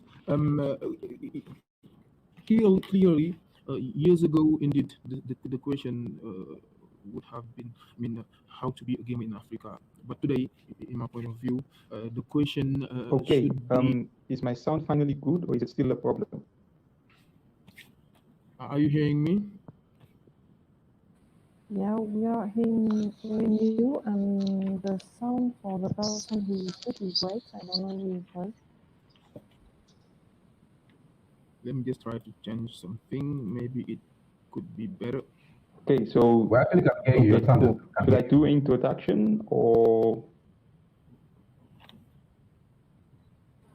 Okay, you can go ahead, Boubacar, if you're talking. Tutaneli, you can present yourself after. It's okay? Okay, go thank ahead. you. Okay, it's okay. You can hear me now. Yeah, Great. What I was saying is, obviously, this question years ago really would have been how to become, how to become a player in Africa. But now, I think that this question have maybe divided in two parts. You have a lot of African persons in many countries where the question is still how to be a player, how to be a gamer. But since we have had a lot of development in terms of esport in other countries, the question also is for them how to be a professional player. We have had the luck in Orange to have launched our first competition in 2015, and 17 during the AFCON in Gabon. And at that time, really, the question was how to find gamers in Africa in order to play in our tournaments. That's the reason why in the first years of Orange in presence in esport, we was in partnership with Africa Gaming Show, with other manifestations, etc. But we have seen that things has increased with a lot of speed, and now we can see through all the countries we are operating through our level Orange Esport experience that clearly we can see clearly two kind of population in Africa in terms of esport. You have in some countries people struggling in order to have one console in order to have the possibility to play. There are some gaming houses. You have €1 in order to play one match, etc. And you have also some other countries which you can find people being another stage. They have their own console, their own PlayStation in their own home. They have a good connectivity. They are playing with some other champions in the world. They are in some tournaments, international tournaments. They are winning. They are ranked, etc. So the main point, and this is obviously what we are trying to do in Africa, is to allow those from the bottom also to be able to join those who are a little bit. They are not at the same level of Europe, Asia, or America, but you have in Africa that two kind of gamers, those who are struggling in order to have something to play with, and those who are trying to see how to find the way to win the cash prizes in the international tournaments. So this would be the understanding I would have to say on this point. And we are seeing it in the manifestation and the organization we are doing in 16 countries each year. Okay, thank you. Maybe Tutaneli, are you there? Can you speak? No. And Kwesi, can you hear us and can you speak? Hello, I can hear you loud and clear now. Okay, perfect. So can you introduce yourself and maybe react to the last question, was what it's like to be a professional esport in Africa today, and what the training structure and support to be a player? Okay, all right, great. So my name is Kwesi Hayford. I'm the esports president for the Esports Association Ghana, and also on an outfit called Play Arena. Basically, it's an online platform for tournaments, and then also a community for gamers to connect. To to be a professional player in Africa, well, I listened to Ima before. I think he says so much, but let me add that it is a roadmap that there's no blueprint to it. And I will always say that our terrain is a bit different from all the other continents, right? So you look at the Asia continent and the Americas and the India, all of them have their peculiar problems. That also transmit that into the African space as well. Africa has its own peculiar challenges when it comes to technology, adoption of technology for use. And that to be said that esports, whilst is really driven by technology, those challenges are there for the players. Becoming a professional player, you need to go through a lot of training on that side. Possibly also have some kind of support from parents on that side. In when I talk about parents, in the sense that if you're a student and you want to be a pro gamer, you definitely need your parents' support. If your parents want you to be a doctor, definitely you becoming a pro gamer is not it. And many African parents don't understand. And it is a culture of saying that, look, the incoming of technology, from my understanding, especially when we talk about PC gaming, right? It was PCs were mainly for the office, for the use in our offices, like our parents' offices and stuff like that. So we couldn't adopt onto it. The next step for consoles were gifts for being a good boy. So your dad or parents will travel, will buy you a PlayStation at the end of the year, or if you are good in school, or if your auntie said, oh, you are good, you were able to pass your exams, you get that. But gradually, it became an entertainment gadget at home, and so developing ourselves to become a pro gamer on the console side hasn't been that big of been a big roadmap because we played at home as casual gamers, right? Esports is much more commercial liability of the space, and it needs player management. It needs a whole lot of ecosystem to make it work. And most of our gamers here in Africa are not pro gamers, except maybe some developed countries that are coming up that have players are registered to a team. They have managers they have constant practicing hours. They have some obligations. Emma talked about contracts. Yes, contracts because you have well-organized esports teams that will be able to issue out contracts to these players who will be able to understand. But we don't have that mostly. And I know a few esports teams are coming up and now learning from all the other esports continents or countries out there, or esports organization out there. They are also able to now issue contracts to players locally. So I believe that going forward, the future definitely would to take us some time to get there. We could see a trend in mobile gaming becoming big. And yes, mobile first in Africa is becoming a very big, but the issue here is that a lot hasn't gone into mobile gaming or mobile esports. A lot of people own mobile devices, but basically for the pleasure of receiving calls and social media.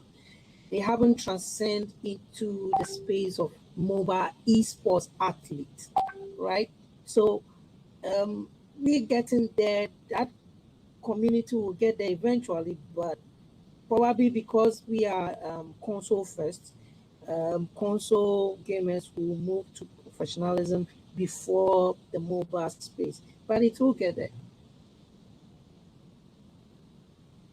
Am I okay? Okay, thank you. Maybe Douglas, you can react now. Sure. Yeah, so thanks, Douglas Ogeto from Africa Esports Championship. So I'd like to thank also my colleagues who have shared the various comments. And I'm happy that we've covered regulation, we've covered the terrain in terms of how the terrain is, and also our good friend at Orange, from the corporate side. And I agree with most of them that it's not more so of how to be, but there are players on the continent, and how do you then help this individuals be able to get to that pro status? So I believe the missing link is platform, and how do you create the right opportunity to be able to scout, identify, and give this players the right platform to be able to shine and then work towards becoming. So for us as Africa Esports Championship, it's we've been running Pan-African tournaments the past 2 years in at least with a network of over 20 African countries. And even despite the pandemic, we were able to run tournaments within, covering different titles. And what we've seen is that, yes, there are actually players on the continent, they're eager to be able to do this. It's just a matter of time how we can then enable them, keep providing these opportunities so that they're able to not only play with their colleagues in country. You just might be playing with your other colleagues within your small town. How then do you progress so that you're not only recognized as the best within your country, but you're able to be recognized within your region, let's say Southern Africa, and then how do you then progress to be recognized on a continental level? So for us as Africa Esports Championship, it's all about creating these opportunities across the continent, working with partners on the grassroots levels, so that then this becomes the stepping stone that young people are looking for to be able to then become these pro athletes. So I agree. We've also been able to award prize money, which is going a long way to support this. I think Africa is in the right direction, and by all working together, we're then able to have Africa's youth be able to get to that pro status. Thanks. Okay, thank you. So I will go to the next question. It's what are the main countries and teams in the continent, and how do you expand that? You want to start with that?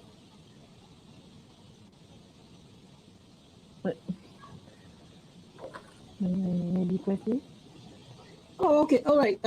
Countries that are definitely, when you talk about Africa, you then go to the south, which is South Africa first, and then a bit of the northern African countries, and definitely Egypt.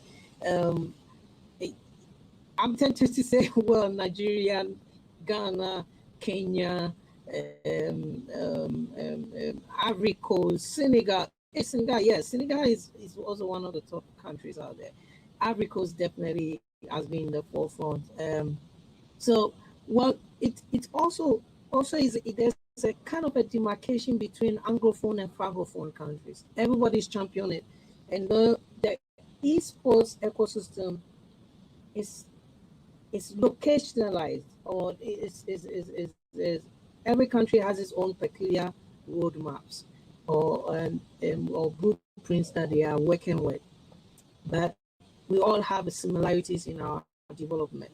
And definitely it's private, individual driven first.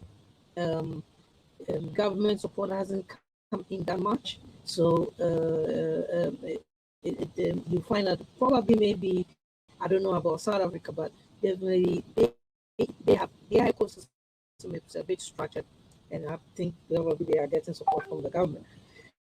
But I know that it's heavily driven by private businesses and private sector collaboration as well. So I'm sure my brothers will be able to also elaborate more on other countries, but definitely when it comes to whether Francophone or Anglophone countries, there's some kind of a separation also there, because they all have their own roadmaps. Language plays a role in all this. I will always say that culture of the people also plays a role in the esports space in Africa. Thank you. Okay, if I can just quickly add to that also. I quite agree with the list that Kwesi has made. I must make mention of some very specific countries. Yes, you're right, South Africa is very good. The scene for esports is quite big. Morocco is another country that is doing really well. The guys at the Morocco Esports Association, MESA, I see the things they do, amazing stuff. I was privileged to be in Casablanca in 2019 and I visited their gaming center. Beautiful place. They organize tournaments, excellent, and they have a very thriving community. Egypt also, they are giants today. We see what is happening with Anubis, and it's quite great to see Africa represented at such a high level. I would also talk about Ivory Coast. This gentleman called Philip Bakayoko, who is also doing extremely well. Yeah. He runs an annual event called FEDA, and he brings the best in Africa together. And we see a lot of development, rolling up in that area. I'm also going to talk about Nigeria. Well, I'm based in Nigeria, so I have a little idea on happenings in Lagos. One thing I've come to notice is that in Africa, when it comes to sports, and by extension in sports also, you need the government on your side. We saw what happened in India when the government shut down PUBG Mobile, and it was a big issue. So at the same time, even though you play online, the government can still go ahead and clamp down on an online interface. For instance, in Nigeria at the moment, we are experiencing the ban on Twitter. People are only able to access Twitter by using a VPN. So you need the government on your side. You need the government to enact policy to support esports activities, and that is why I'm so excited that the Lagos government has actually seen the potential that esports has in Lagos and in Nigeria, and they went ahead to actually create a full-fledged, full-status esports association to support the community here in Lagos. Lagos is about 20 million people, about 24 actually, 24 million people, and is the fifth largest economy in Africa. So Lagos is not a small place. And for the government of Lagos to say, look, we want to get involved in this sport. We want to support this sport. Tell us what you need. What policies can we enact? It just tells you that Lagos is also rising to become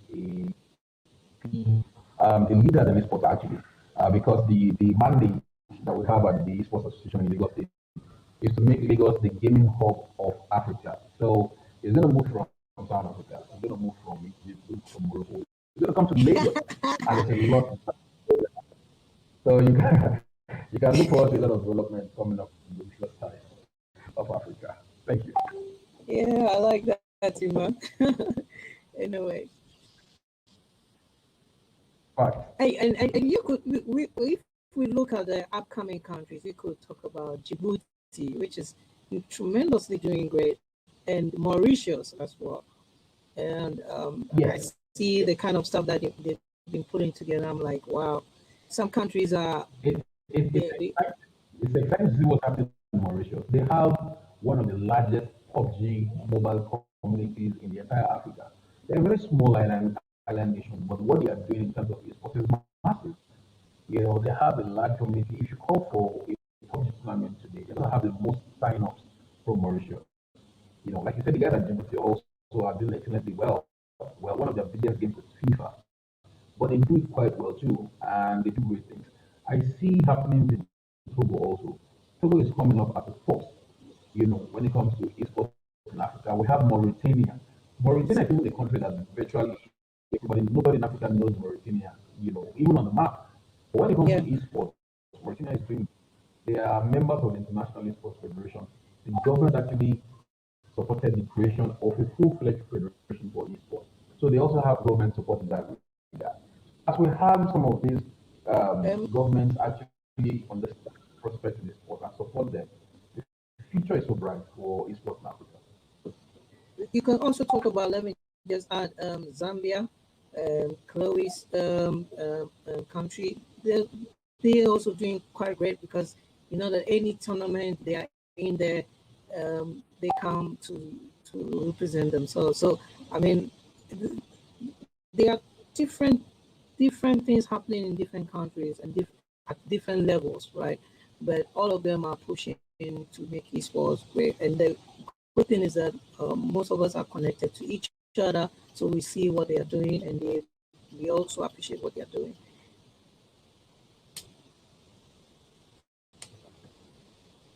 Okay, thank you. So my next question is, when we will be able to see an African champion club league like in football? Is it utopia or possible in reality? Maybe Diaz or Baga? Or okay, if you want to put your head. Okay. Well, yes, I believe in league.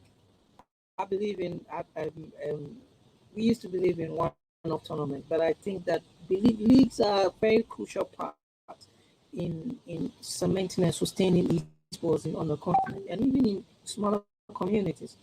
And an African esports league where footballs, well, some of us have been trying to hit the doors of CAF to initiate that, because coming from CAF would have been a great move for them to adopt esports and definitely transfer that into local clubs or football clubs on the continent where football is a beloved game, you know.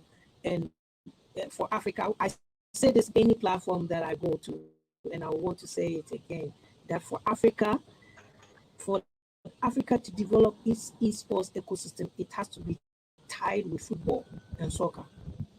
Because even my grandmother is a football coach.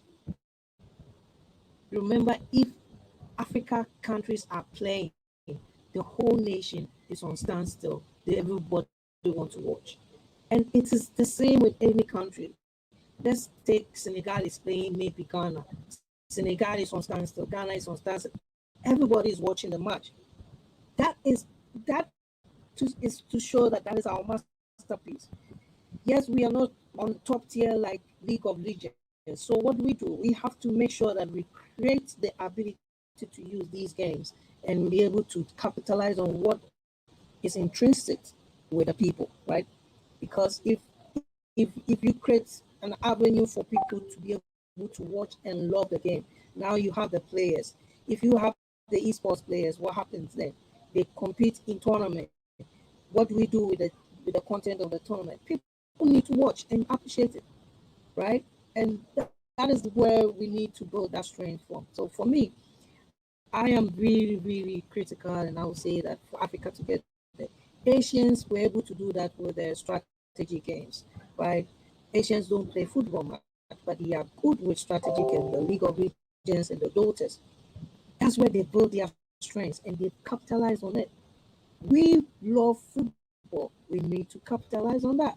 And an African esports football league will be a great investment for the country. And it has to be a private sector, government, together with CAF and all that, to be able to put that synergy. I know AEC is trying to do a lot in that front, and probably other organization. I know Kofi's outfit did an event throughout the year. There are a lot of people all trying to pull the strings to make sure that esports goes global from Africa's point of view. So definitely we'll get there.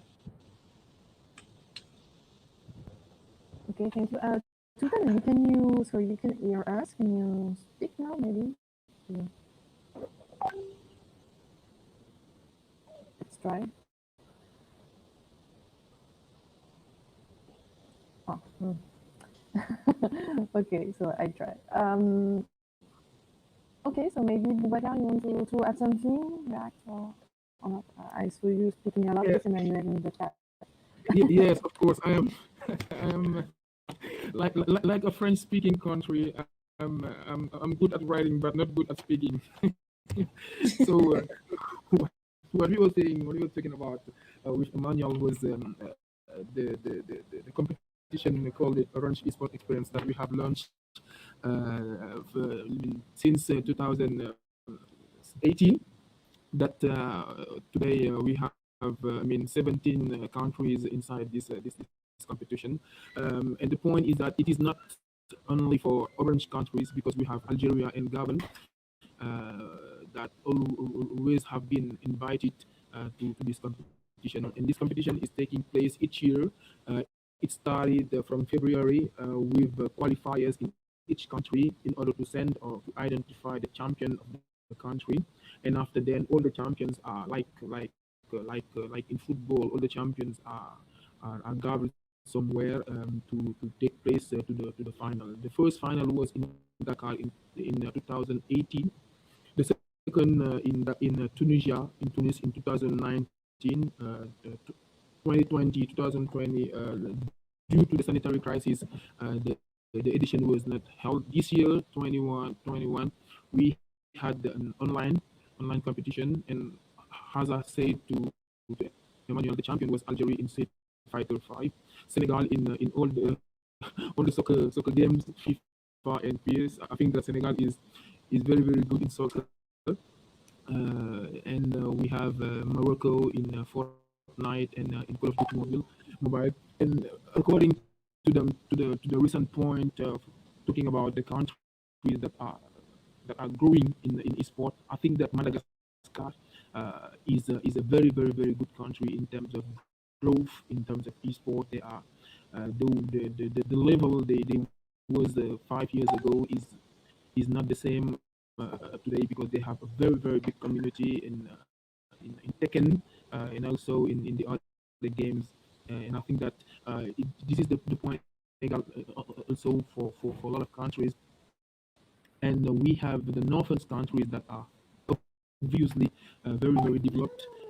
In the sub-Saharan countries, we have Senegal, we have Ivory Coast, and maybe Cameroon, and we have all the other countries that are growing slowly, thanks to Orange Esport Experience, that allow them to have many competition, because we think that the secret is to have a lot of competition, and we are accompanying the gamers through connectivity in order to allow the professional ones. Someone talk about Solo Esport. We are in partnership with Solo Esport, and we provide them the connectivity they need in order to have the championship, the worldwide championship. And as for now, things are going so well. And next year, so the question of Emmanuel, the next edition of Orange Esport Experience, we expect to have at least 20 countries. And if Nigeria is interested, we can look in order to have qualifiers from February, and we can have champions from Nigeria. Maybe they can challenge Algeria and the other countries, because they are very good. Okay, thank you.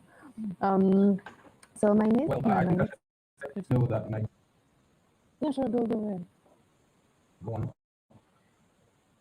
Yeah, well, Just Nigeria doesn't bow down for any challenge. Create on. Yeah, we Ghana to bring our FIFA champions.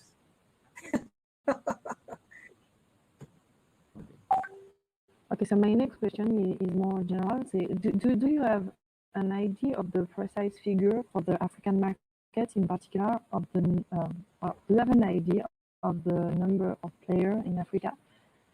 What games are they playing on? Is it more mobile or computer? We speak more than one time about mobile esport coming. Do players, African players, have a different consumption?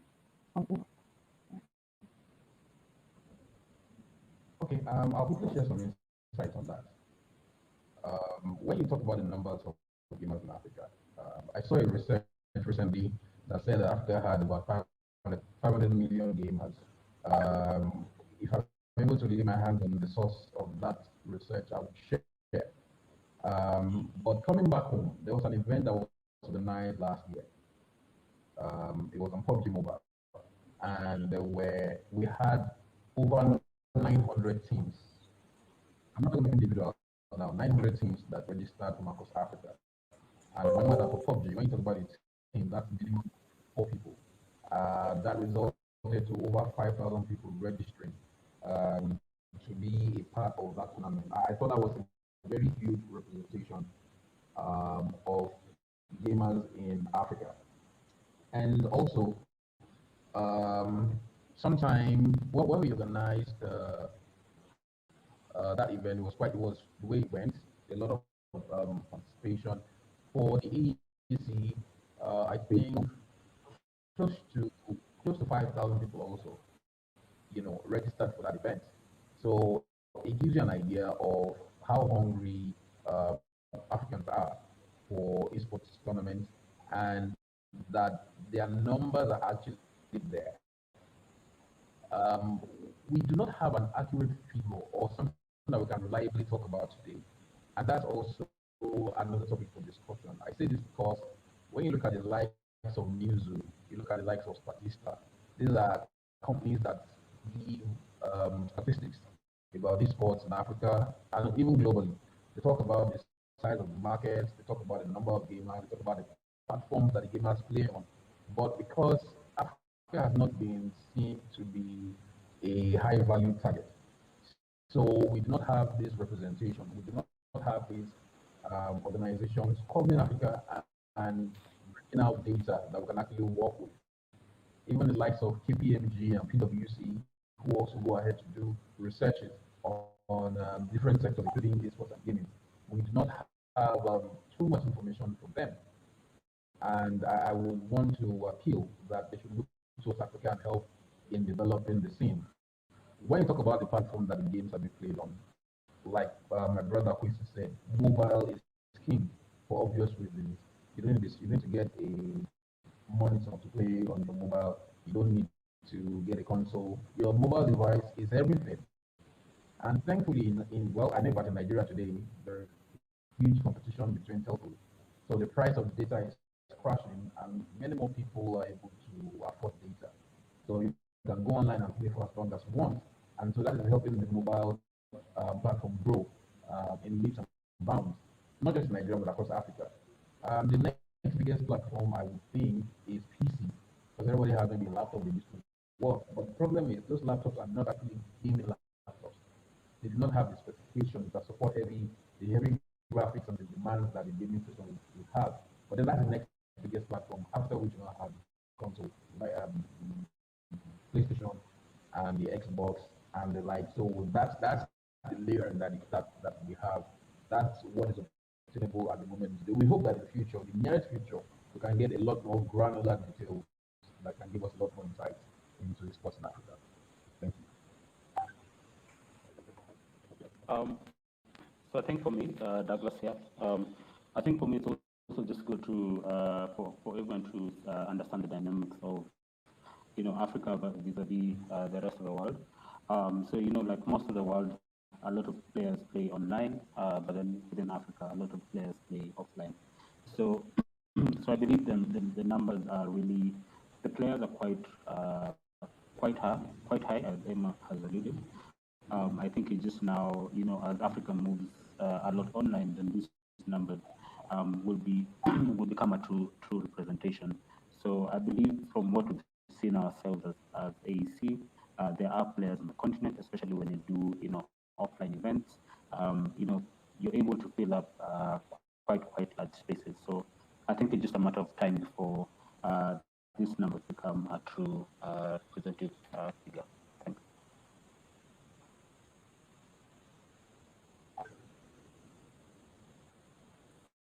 Okay, thank you.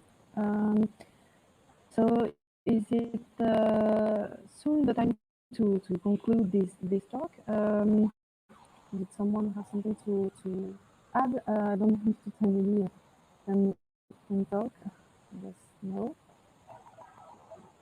So do you want to add something to conclude of this topic? Okay. No, I okay. think. Okay. Go. Oh, go on, Ima. Go on after you. Yeah. So what I would like to quickly add is we do not want to see a segmentation of Africa. I know Chrissy mentioned it earlier on, talking about the Anglophone and the Francophone. It looks like what is existing in the community, and it is good that we break those barriers. We are Africans, whether we speak English, French, Arabic, or Portuguese or German, we are Africans. So it would be great if we had events that would cover that regard. I'm so excited to hear now that even countries that don't have orange in their countries can also take part, like Algeria and Gabon did. We will work hard to ensure that Nigeria is part of the next event. And how dare you even organize an event in Africa and even add Nigeria? Come on, Nigeria is not. I mean, the event is not complete in Nigeria. So it will be great to have a lot of participation from across Africa, and we look forward to that happening in the near future.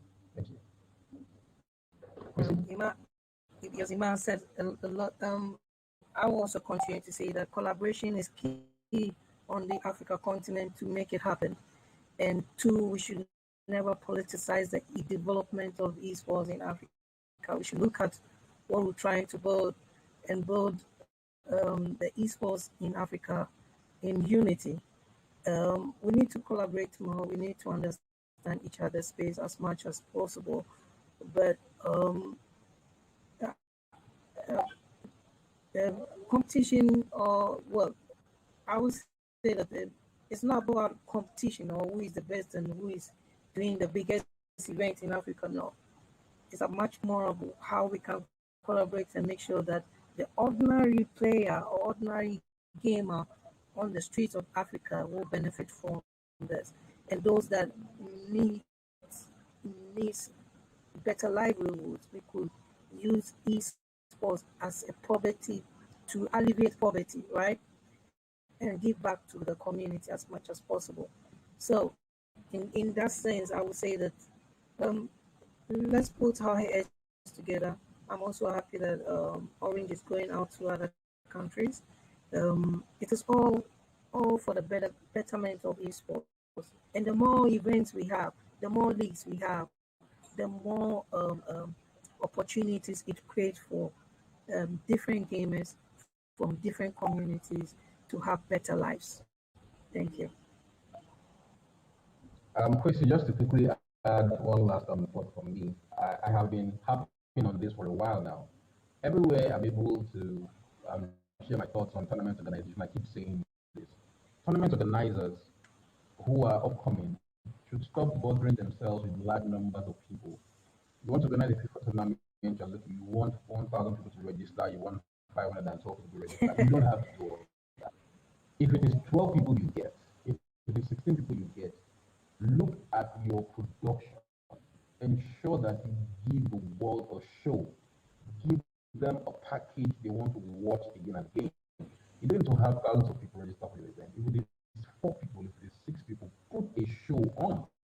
Let people see the creativity, let them see the touch of excellence, let them see the details, let them see the quality, in your video production, in your graphics, in your animations, in your social media collaterals.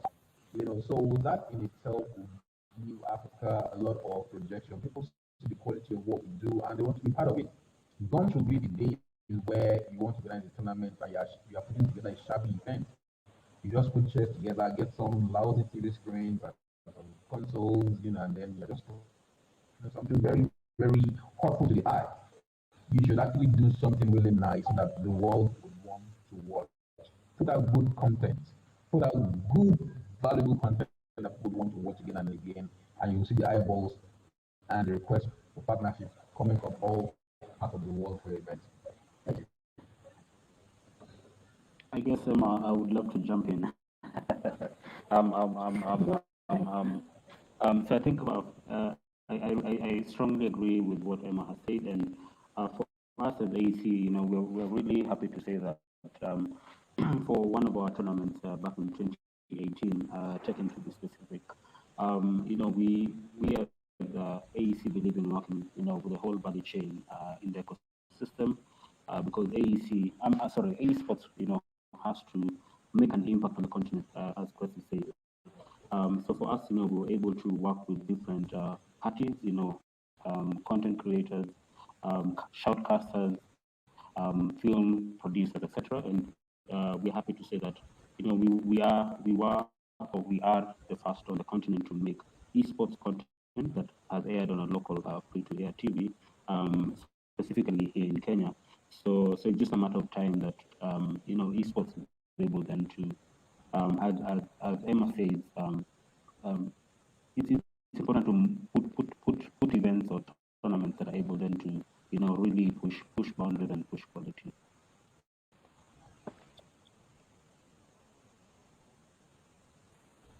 Okay, thank you.